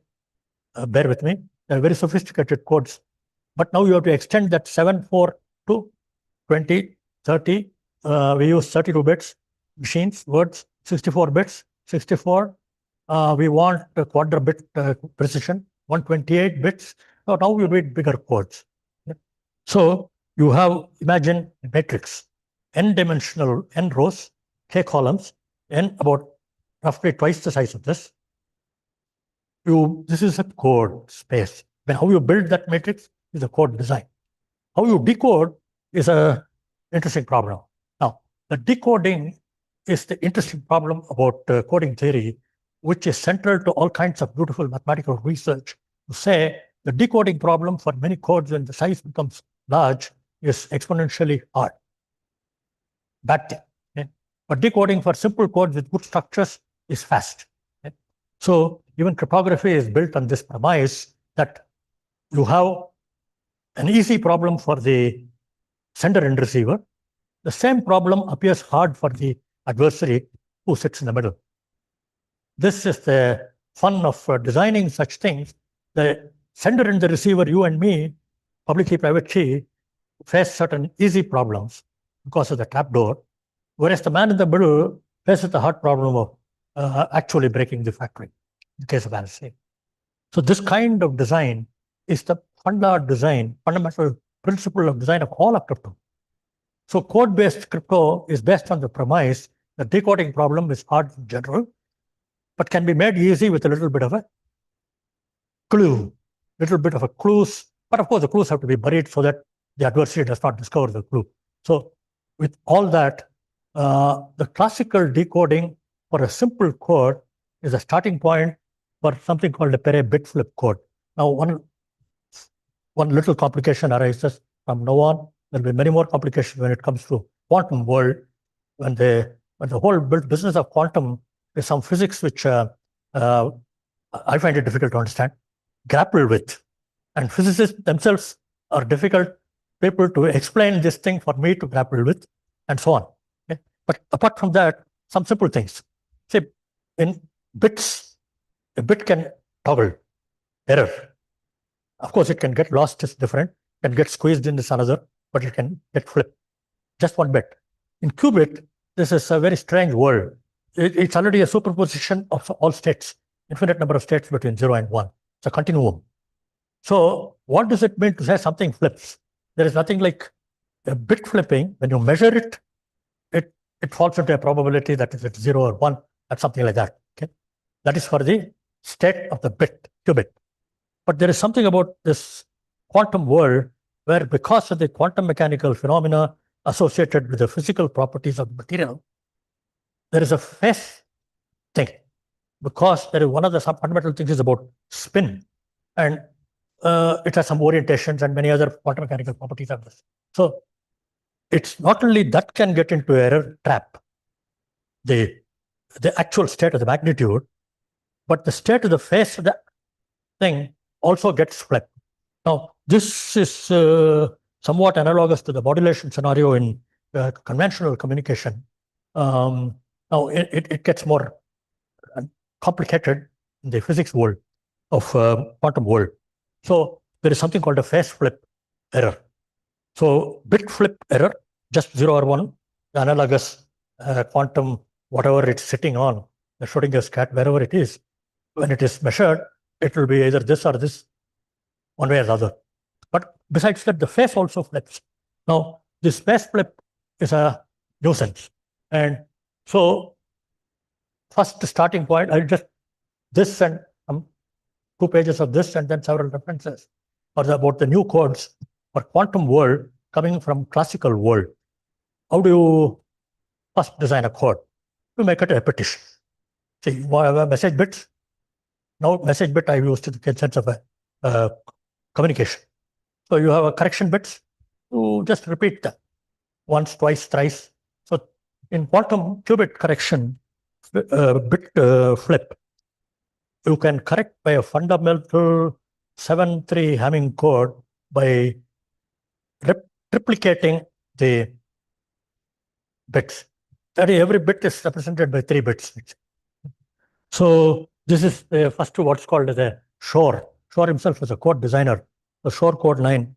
It's a triplication of a qubit bit flip.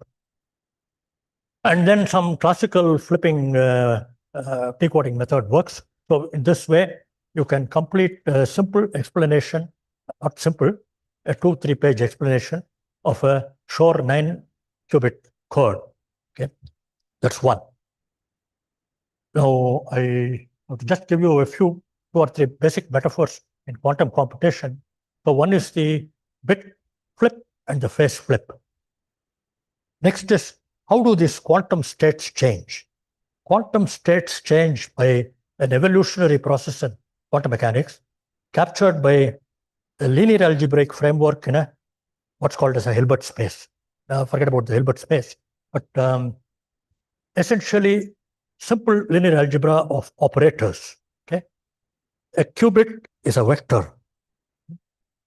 It's a 0-1 vector of 2 elements. So 2 cross 2 matrices work on them. These are called gates. Okay? There are a set of gates called Pauli gates, under which there is a group system, group theoretic idea, which works on these states. Okay? These are simple gates, okay? X, Y, Z, and then the identity, and so on and so forth. They are supposed to be simple. Let me close to that. Then there is a non-so-simple, what are called this set Clifford operators, called first name, somewhere you would have heard of this name called Toffoli gate. Now, these are like, all these gates are like our classical gates of NAND, NOR, XOR, OR. Okay?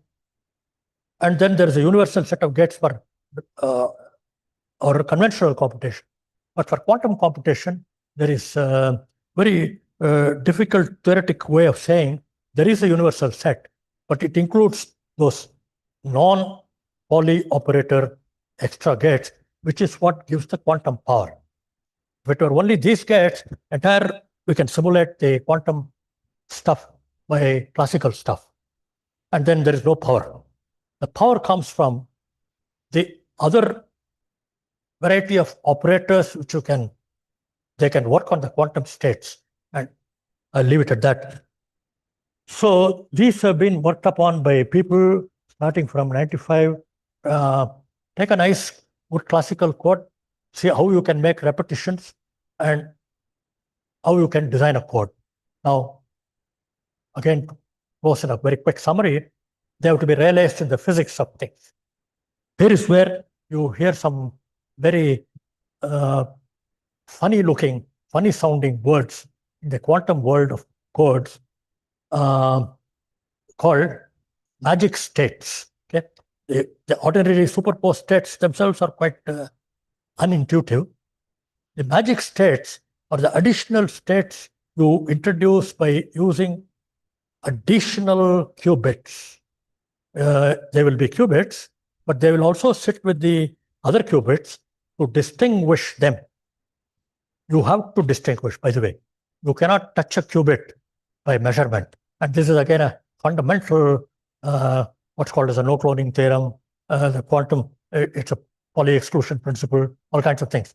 The moment you touch something quantum, it falls down to classical, which is, we don't know which is correct or not. Okay, so this is the bane of quantum computing.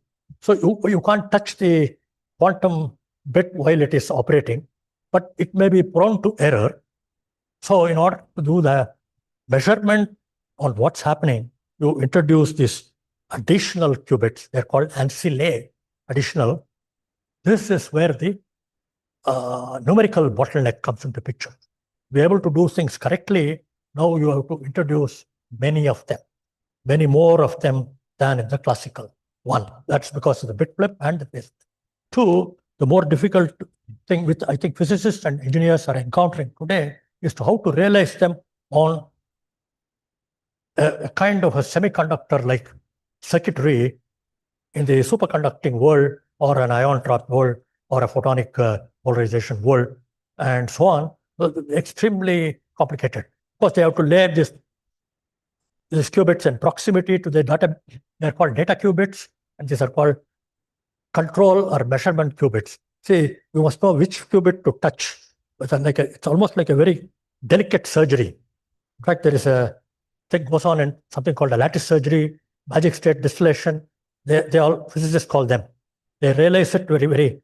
But the basic ideas, mathematical ideas, are quite coming from linear algebra and some Hilbert space theory. So this is how all the code, for example, the toric code is something like on a torus. You build surface patches, you build data qubits here at nodes, put some ancillary qubits here and there, more precisely, wrap them around, join them, cut them, and you can't measure too many far measurements, make near measurements, cut them, make near measurement, join them, all kinds of things. So I'm going to stop just so the references, which itself are forbidding. But anyway, many contemporary codes, which are called low density parity check codes, which are very powerful for decoding quickly if the parity check matrices are not of high density. And how do you design a code such that the parity check matrices are not dense, but the generated matrices will tend to be dense? Okay? Because we want to be that NK ratio to be small. So they will be dense. They're something like a dual. The parity check, which is used to do the syndrome decoding, is sparse. Now, this is a challenging thing in the classical world. It's even more challenging in the quantum LDPC codes. These are some of the latest ones. And last comment is 2025. I've checked there is error correction zoo, which consists of codes in the quantum. About 500 codes are there. You don't ask me why, so on. It will take a long time to explain. So this is about it. And then there are lots of basics. I'll close the talk. I've already said them. But the basics involves all this. There is a tensor product of Pauli matrices. Therefore, it forms a 16-element group. And unfortunately, many of the important things for quantumness, called Toffoli operations and so on, are not part of that. 3 gates are not part of that. They're outside, but they can be realized and so on. So there are many codes. Lastly, the decoding algorithm, again, some very wonderful classical decoding algorithm, which are very complicated, but quite polynomial time implementable. They call finding paths in a minimum weighted perfect matching in graphs, maximum likelihood decoding, and some kind of machine learning algorithm for decoding work very fast. And the quest is to adapt them to quantum decoding. By the way, lastly, why this decoding has to be done? You can't allow errors to accumulate. Here, you do those things inside the RAMs and the ROMs all the time. And they're extremely fast, okay? And very small. So 32-bit, 40, 64, you can do them quite fast. Okay? What's called syndrome decoding by table lookup and all that won't work in these cases. Not only that, the measurements you have to make on them, and then the thing to be done in low scale, small computation should not be allowed to proceed before the error is correct. Okay? The error correction works in tandem with the quantum computation. This is amazing because, and there is a bit of a drag on each other. Not each other. The quantum computation can proceed immensely fast, which is known because it does the Fourier transforms, everything, polylog time, extremely fast. But the error correction, decoding is a problem. Okay? So decoding should not be a problem. So what is this? It's a decoding is a problem, but not a problem. When I say that in the same breath, it means it's a challenge. Okay? So implementing decoding algorithms in tandem with quantum computation so that errors don't accumulate and then you proceed is the big challenge. So lastly, I am more interested in factoring as why it may be done, may not be done. So I think I'll leave all this. I'll give you my motivation for that coming from factoring. This is the latest report from Gidney and team from Google. and who did this in 2019. I've improved it last few months ago. That will be the next stage. See, just read the comments below. There are many codes, surface codes and toric codes and all that, which are leave that. There is a thing which says RSA 2048. The precision required is 1 in 10 power 17. 10 power 17 is something like, okay, the algorithm sure is very fast. It works in linear time. 2048, 2048. This is 2 to the power of 2048 as a number, but you need only 2048 qubits, not 2048, 2 times n. But the problem is the Toffoli gates go up to cubic or something like that, 10 power 12. 10 power, yeah, something like that. See, 1 in 10 power 18. It's called, if you achieve this. Okay? So this is about 256 million physical qubits are required for RSA 2048. So this is the latest million. No, actually it's been reduced by kidney. Million is coming from product of kilo. 2048, 2 to the power of 11, 2 to the power of 22, 4 million. So that's about it, what have been improved. And this is the latest. How to factor 2048 RSA integers with less than a million noisy qubits. This. See, the current day machines which have all are noisy qubits. Okay? There is no real error-corrected machine in the circuit model or as claimed in the analog model of D-Wave, which will work to millions. Okay? A few hundreds, thousands, it's amazing challenge thing. The 123 IBM machine or something was mentioned. Good, but it cannot solve any of these problems. Okay? And so it's roughly 2n squared, which is 4n squared, where n is that 1 kilo, so million. So you get 2048 RSA integer with less than a million. It's a record of sorts, but this record is amazing. I mean, it's quite intriguingly difficult. It's supposed to be for a superconducting machine, but unlikely to have been implemented for some time. It itself is an improvement of over 20 million qubits in 8 hours. Okay. Anyway, this goes on and goes on. So this game will go on. In particular for this problem, there are other problems it can challenge, solve quickly. Okay? Unwittingly, some hard combinatorial problems like traveling salesperson, graph optimization, are demonstrably solvable in quantum machine by what's called quadratic unconstrained binary optimization, which is inherently hard in classical computing.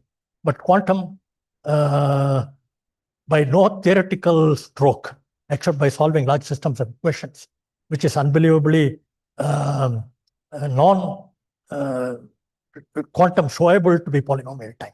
Meaning, what I mean to say is linear equations solving is not, you don't get too much gain. Quantum advantage is not too much. Okay? But yet, for certain small problems, medium-sized problems, it can solve.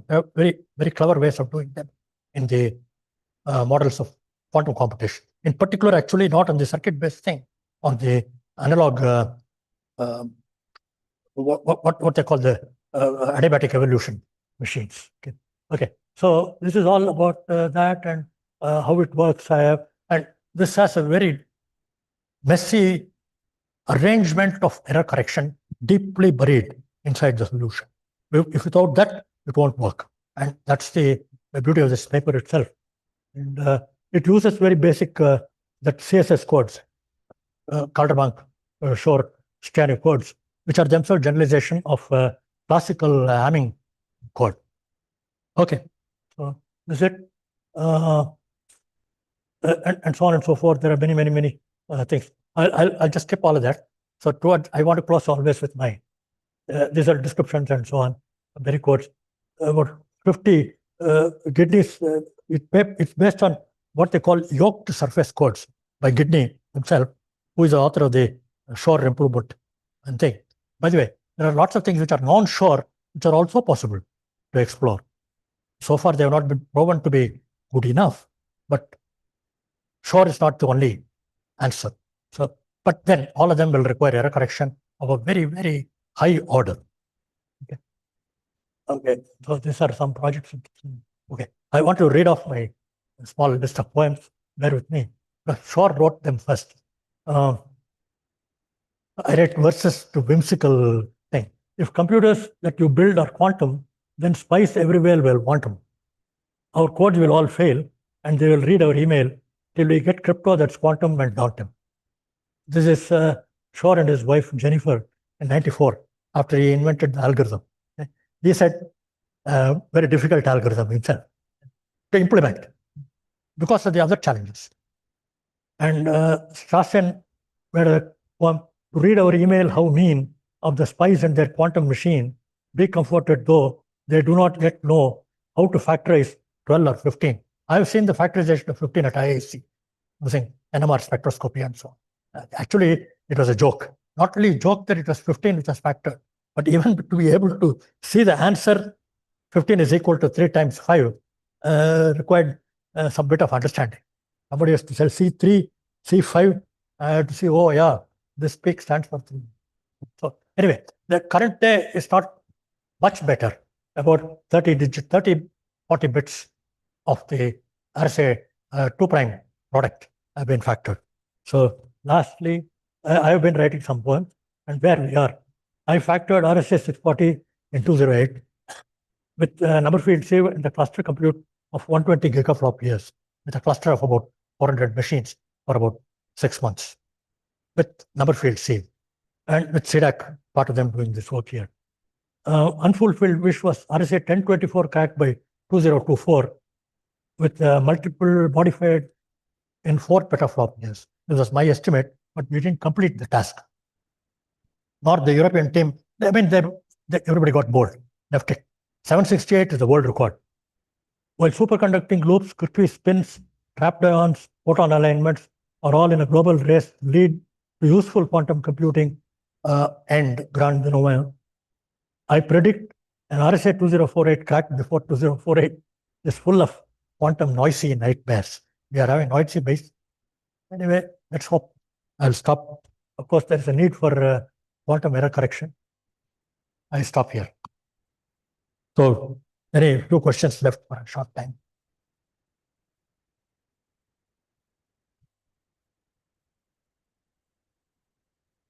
Let's come back. I can always spend time with you.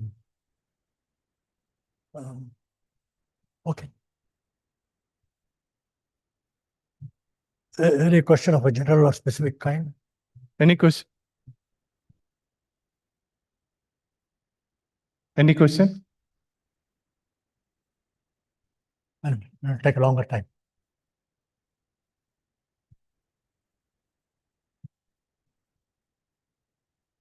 Thank you for the session.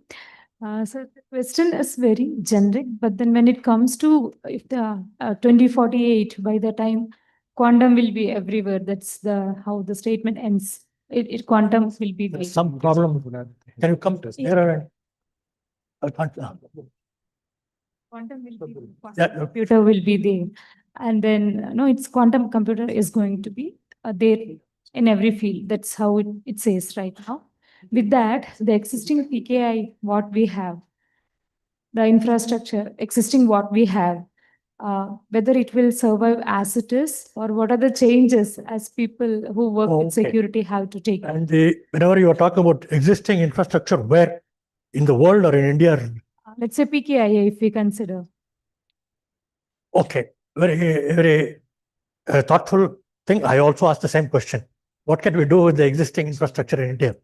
As far as I know, there is a public announcement. There is a Bangalore company, occupies EIRs, claim to have a machine of the order of about 13, 14, 15, 16 qubit. See, but if you have a genuine 32 qubit machine, it will be supposedly quantum mechanics wise exponentially faster than this 32 qubit, 32 classical bit machine. All our machines, I'll assume. Okay? Unfortunately, it will not be so because of the lots of other engineering challenges. So this is what is called as a quantum advantage. It was quantum supremacy. Quantum is better. Quantum supremacy, quantum advantage to show that that's better than this. If I have to buy that machine for 50,000, I will rather buy this than that machine 50,000 machine, quantum machine, nothing available. Then quantum utility, it need not be exponentially faster as it is touted to be. Okay? As long as it does it, like it says, 8 hours to factor a 2048, I won't write by a short paper. It should be microsecond if really it's done. But it doesn't matter. 8 hours doesn't matter. In the morning you start, it will be over by evening. So the short answer is there is no quantum machine which will solve all this problem. On the other hand, positive side, there are lots of developers tools which are available in Qiskit and Python code which can translate to Qiskit, your conventional algorithms to Qiskit. You can simulate them on conventional supercomputers to some scale. Be satisfied that it may give a little bit of a quantum advantage. If it gives, then send it to IBM. They will run it on their quantum machine and give you the answers. So that's the way the world is. Thank you, sir. Okay. Any other question? Thank you.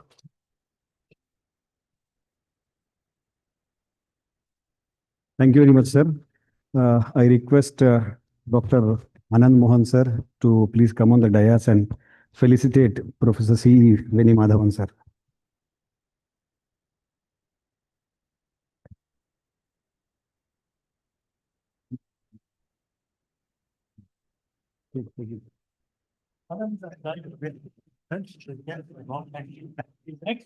No, I tried to break.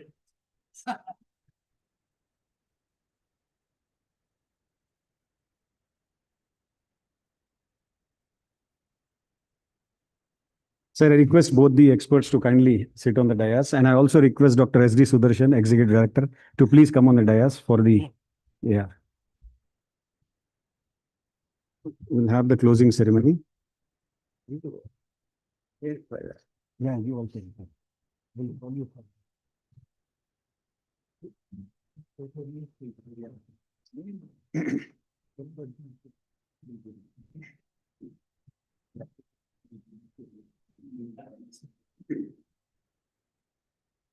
So this is the valedictory session of the 6th International Conference on Public Key Infrastructure and its Applications.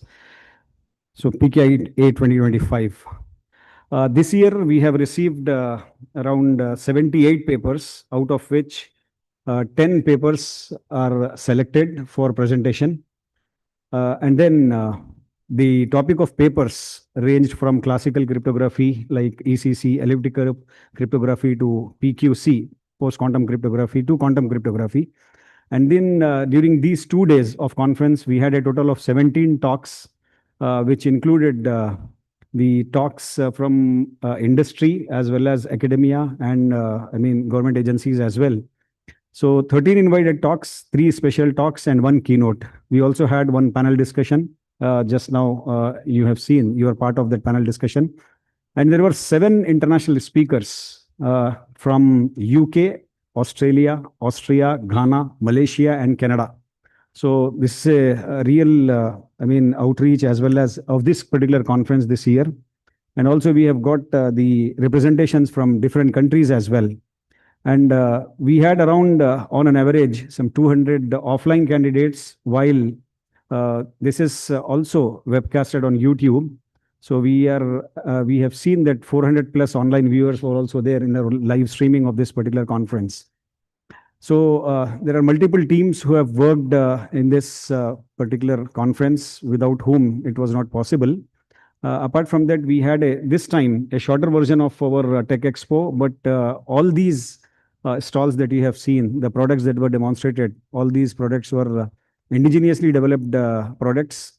The stalls, CDAC stall from CDAC Bangalore, Dr. Karthika Venkateshan, and from Trust Team, Sri Krishna, then Dr. Murali Praveen from CDAC, and Mr. Brahmanandan from CDAC Noida, and from eMudra, TVS Sensing, and Precision Biometric. We have seen all these stalls as well as their products being demonstrated.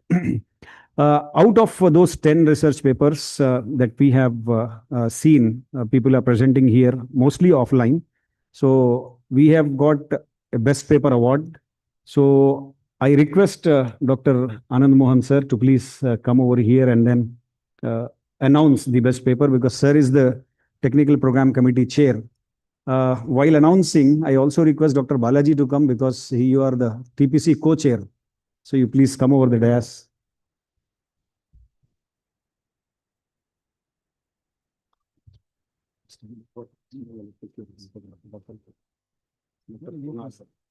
Let's come and sir, why this is best paper and that particular point you can. So this year we have got around 75 papers. But that is the TPC was very disappointed to see most of the papers are on application of deep learning, machine learning.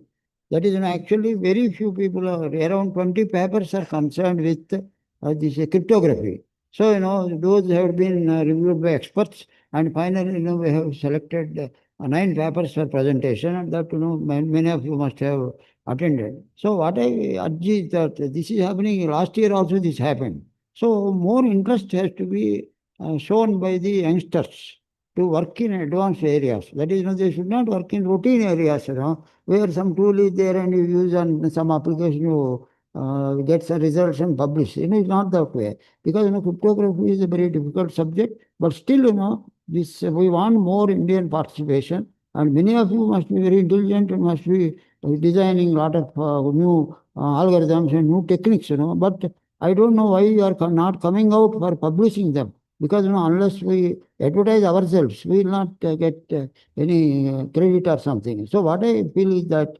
that has to be there, and I hope to see in the next this PKIA more papers on cryptography, and then because getting in IEEE Explore is difficult. So this we are giving an opportunity for all of you to publish in IEEE Explore. So this year, this best paper award goes to Kunal Abhishek of CDAC Patna, and the title of the paper is Extending Elliptic Curve Cryptography for Quantum Readiness. So let us give a big hand to him. Yes, sir. I request sir, you please come over. Dr. Sudarshan sir, as well as Veni Madhavan sir. Dr. Kunal Abhishek is coming. He is from, yeah.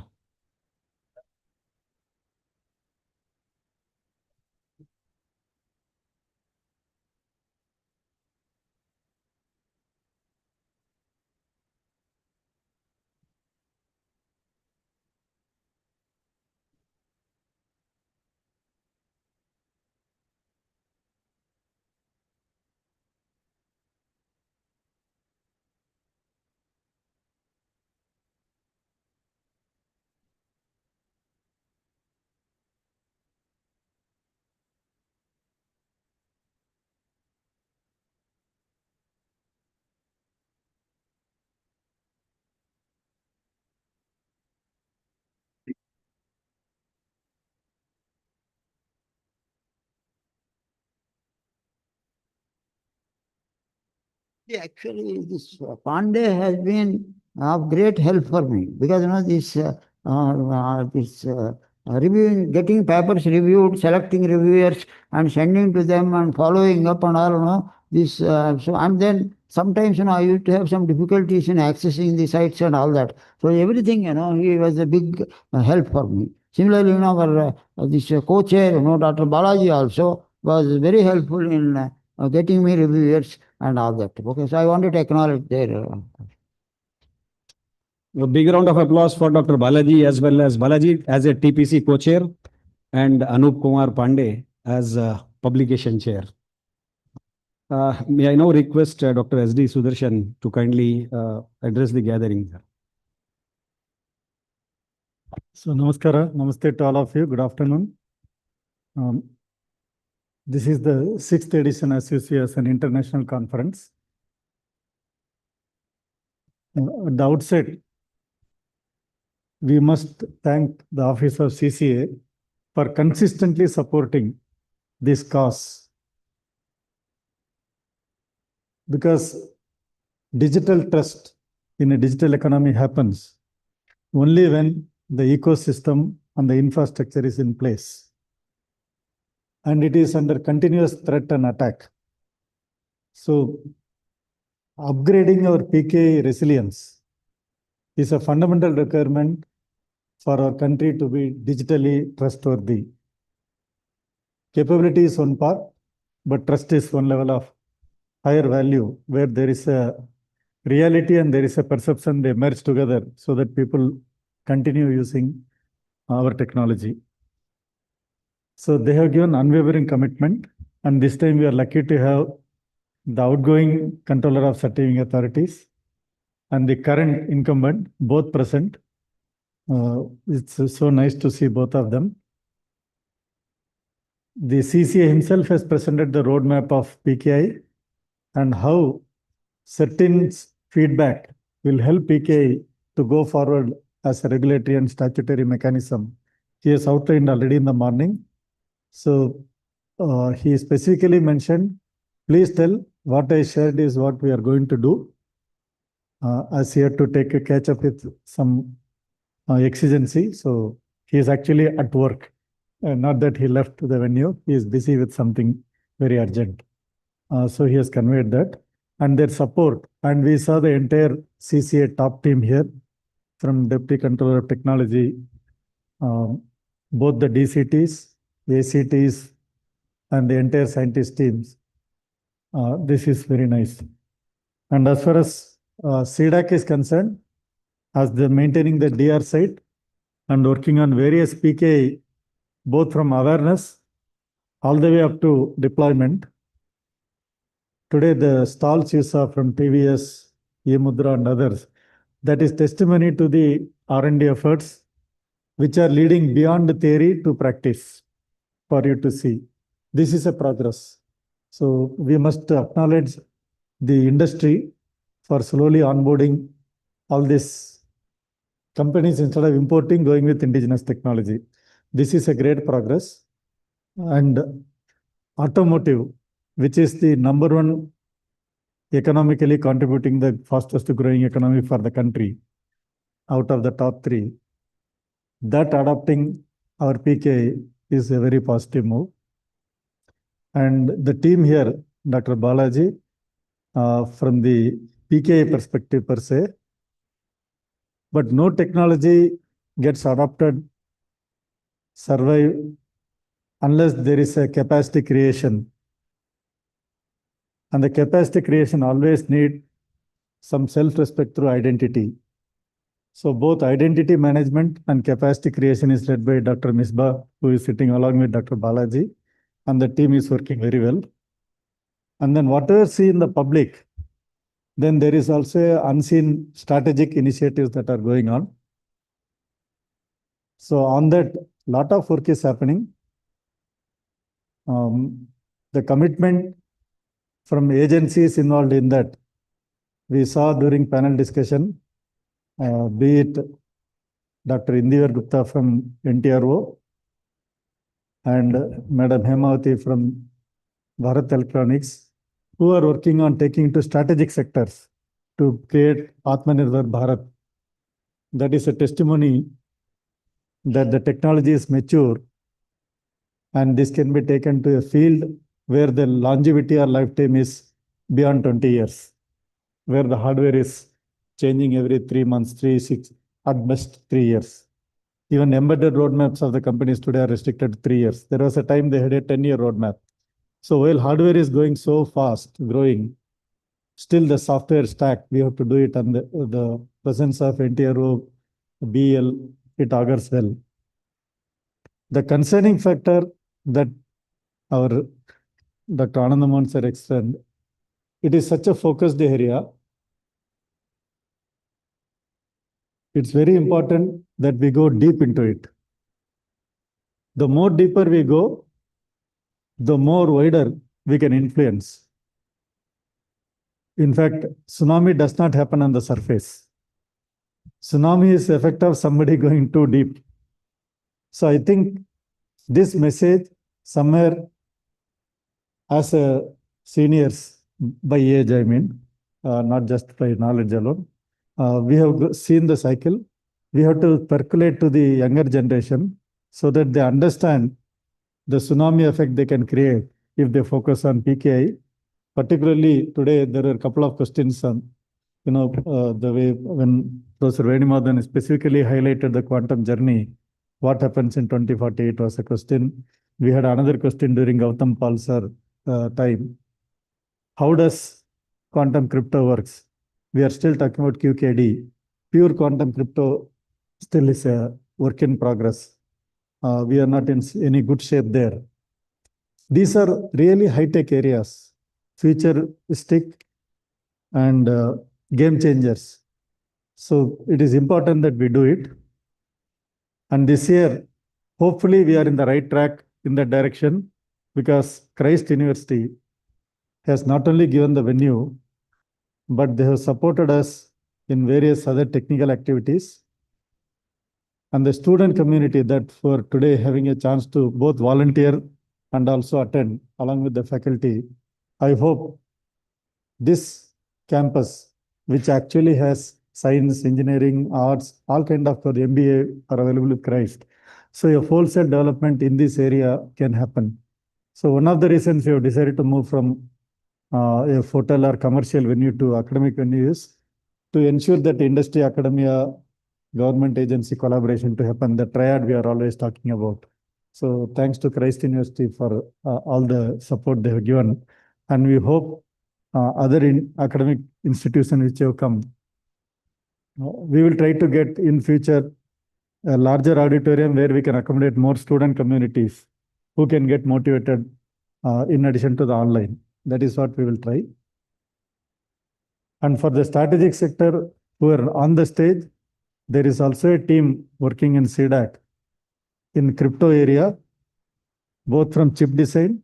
As we are all aware, CDAC Bangalore is responsible for chip-in, the world's largest EDA tool grid. And last 2 days, Semicon, all the news is about that. The entire thing is handled by CDAC Bangalore for academic and startup with respect to fabless design and subsequent tapeouts. That's what we are working on. So on the hardware layer, then on the PQC software, and the tools for evaluating crypto algorithms. Then few futuristic offensive tools for the purpose of red teaming, blue teaming, they are all happening in CDAC. Those teams are also present here. So we are going in a well-rounded manner in trying to address this complex chapter of PKI ecosystem to build the digital trust. And everyone here who are present today, yesterday, and contributed online and through the process, we are very grateful. And we have had unwavering support. Thanks to Professor Venumadhan explicitly mentioning 30+ years of relationship. We have a similar relationship with Dr. Ananda Mohan. In fact, many of the people do not know there are hand-counted IEEE fellows available. And he got it almost 15 years ago. That is when he became an IEEE fellow. And the fact that he is amongst us available so easily, sometimes we tend to underestimate their value and contribution. So it is time we realize an IEEE fellow, it does not matter where he lives. He is there for a reason. And he being our TPC chair, it has helped us to maintain that quality. He does not blink an eye saying that this is not related to the topic, keep it aside. However good the paper is, let them go to the right conference. So that quality, that is one of the reasons Ministry of Electronics and IT is also supporting this initiative of do not worry about quantity, maintain the quality, let the quantity increase over a period. So that has been consistently happening, and I hope we have done justice to the whole event. And we know that in addition to being at Christ University, tomorrow is also Onam and Miladi Nabi. So there are multiple festivals happening. So wish you all very best. And just to, before concluding, I would like to again formally thank Office of CCA, Dr. Ananda Mohan, Professor Veni Madhavan, and of course, my colleagues, Dr. Balaji, Dr. Misbah, soon to be Dr. Anup, all of them here, and the whole team is here. They have done a wonderful job. And we have always been supported by IEEE Computer Society and Industrial Application Society. This conference has become an IEEE conference nowadays, so we don't go through a lot of approval channel. It is kind of a pre-approved conference. Just we need to fill up the form and submit. We have reached that stage of maturity because we have maintained that quality, and thanks to the organizing team. And this time, I am here only for 1/4 of the event in person, but in spite of that, everything has gone smoothly, as I understand. So thanks to the full team. Just a few quick points. Sir mentioned about breaking in so many years of 4 petaflops and all. For your information, for those who do not know, we have designed a HPC server which can do almost 2.5 petaflop in a single rack. That has been designed in CDAC Bangalore. It is being manufactured in India. So very soon you will be having a 30 petaflop computing system in Bangalore. So sir's idea of 4 petaflop or more will be available readily. So we don't have to put it in paper. We can actually execute it. Hopefully, sir, next year we'll have something good to show. Something in real with our, and that too, a system that is homegrown and running here. So that is one. The second one is we are working on getting a quantum reference facility, which will be co-located with the HPC server. So we can do a hybrid computing option also. That is probably 15 months away from today. Then the first indigenous chips, they are going to be coming out by end of this year. But something more significant you will see end of next year when we meet again. When both the hardware, firmware, and software application layers are inbuilt and homegrown, the amount of trust and amount of optimization that can be brought in is unbelievable. So we are on the right track. And we are also working with a lot of critical infrastructure security areas to support. Not everything we'll tell on stage, but this much to tell that all the CI, critical infra related activities, we have teams working on it. There are a lot of actions happening on ground. So not many things that can be visible, but they are all happening on ground and the end user is using them. That is one of the reasons your UPI is running successfully. There is a digital signature happening for every 2 rupee transaction we do. That much compute, we don't even realize how much we have used it. But we have created that kind of a very strong ecosystem. Same thing now we are trying to do with the DNS resolvers. Hopefully we'll have some better news going forward. Discussions are going on.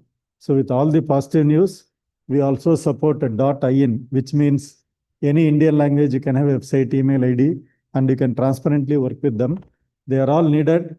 They allow us to improve our digital infrastructure, and all of them require a PKI solution to be trusted. That is the need of the hour, and this conference is one of the efforts towards that. So with that, I once again thank all of you and wish you a happy long weekend and enjoyable weekend. Thank you. Jai Hind. Thank you very much, sir, for giving an overview of the verticals as well as the areas of work of CDAC Bangalore. This is because of your dynamic leadership. Dr. Sudarshan is leading many of the world's first and India's first initiatives in CDAC Bangalore. So big round of applause to sir. So that is where we are going to get that 50 petaflop, which starts with 30 petaflop now. And then the inaugural edition of Supercomputing India conference is his idea. So that is what I am mentioning, that world's first and India's first initiatives. So thank you very much, sir, for guiding us.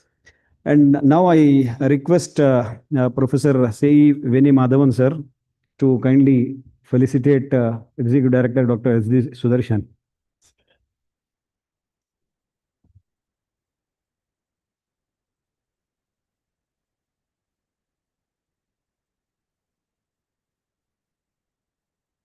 Even though this is the 6th International Conference, PKIA, but this is first under the National Center for Digital Trust, NCDT.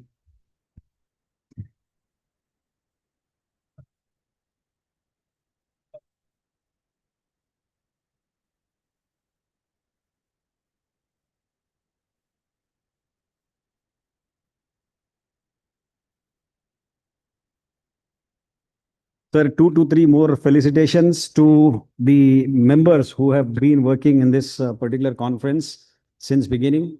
I request Veni Madhavan sir to felicitate Dr. Balaji Rajendran, who was a TPC co-chair.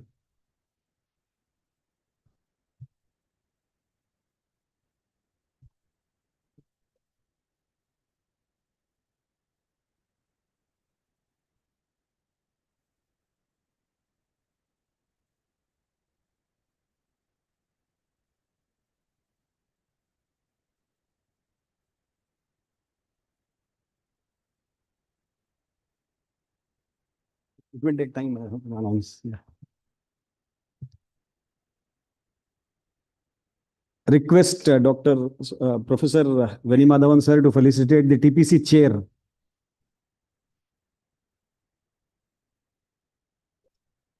Dr. Anand Mohan sir.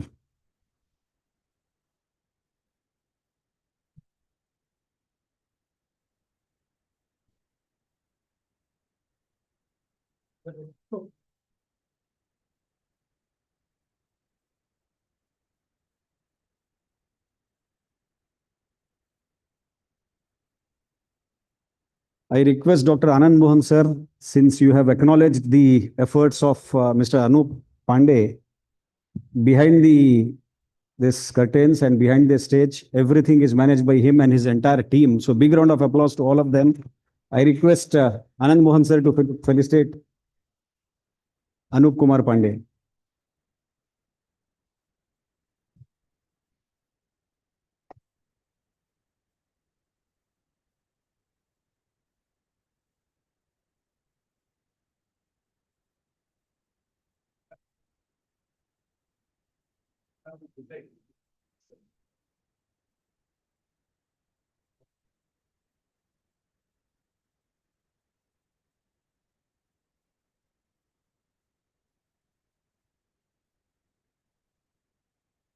Now it's the time to felicitate the organizing chair, Dr. Mohammad Misbauddin.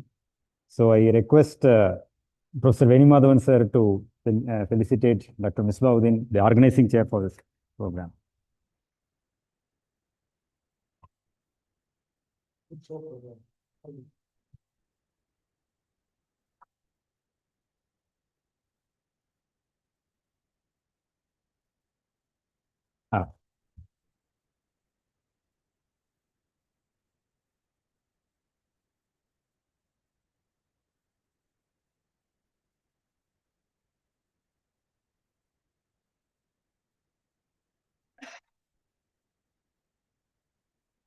So thank you all. With this, we will end the PKIA 2025. See you at PKIA 2026. Before that, again, we invite you to come for. Yeah, while we are talking about PKIA 2026, as Dr. Misbah mentioned, the first edition of Supercomputing India is going to be in Bangalore from December 9 to 13. We are also going to host, a formal announcement will come later, the IndoGrip 2026 also in Bangalore. It will be done by CDAC. In addition to that, please look forward to multiple hackathons, be it smart city, be it chip design, be it crypto. You are going to see many challenges. Please actively propagate and participate so that the country can grow in technology. Not only we grow, we also showcase to the rest of the world through various public events. It is important for the world to see that what we are doing is actually usable and it is done in a very short period in a very, very energetic way. So thank you. Thank you. Thank you all.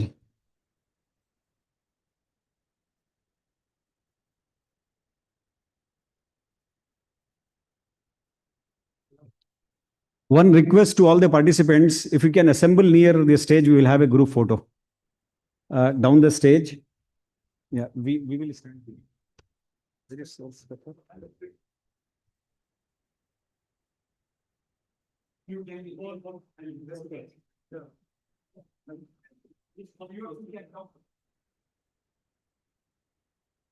Yeah, few can come up behind the chairs and few can, I mean, youngsters, where is Gopi's and Anoop's team?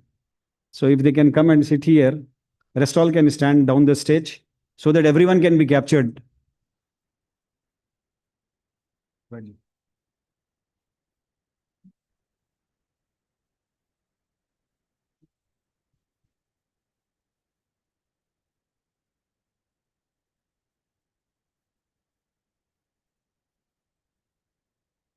Youngsters can come up the stage also, and few behind the chairs as well.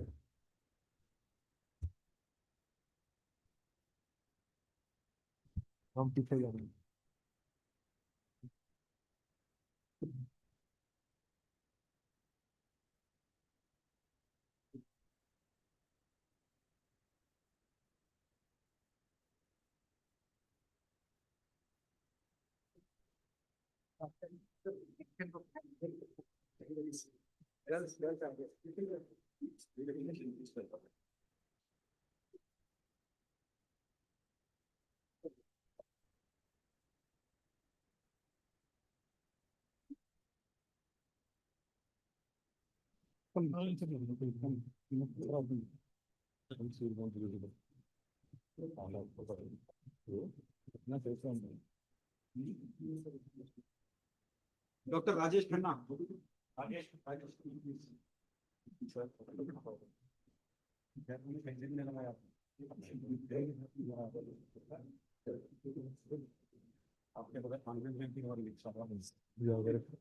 Without a signature.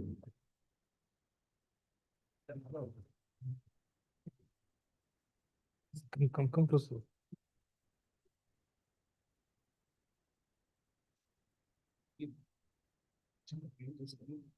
It's okay.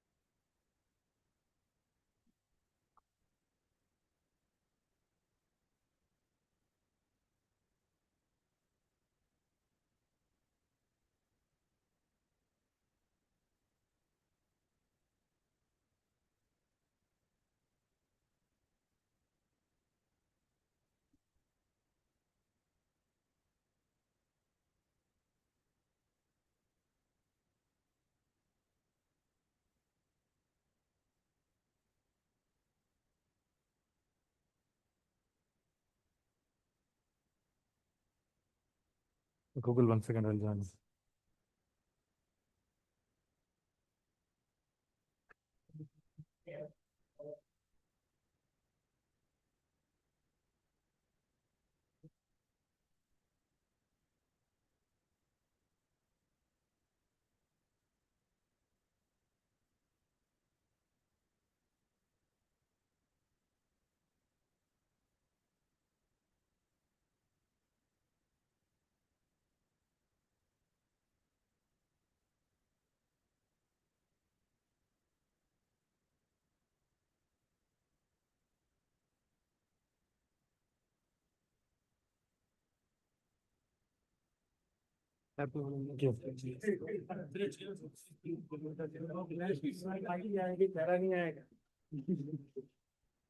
ये photo देखो light ना हो जाए तो cut कर लो। वो इतनी flash मारा था, कट ही हो जाएगा।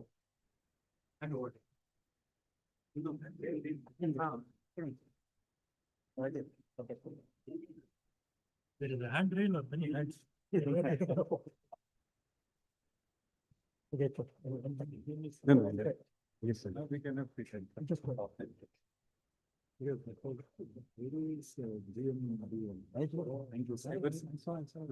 Manager, Cyber Security Department.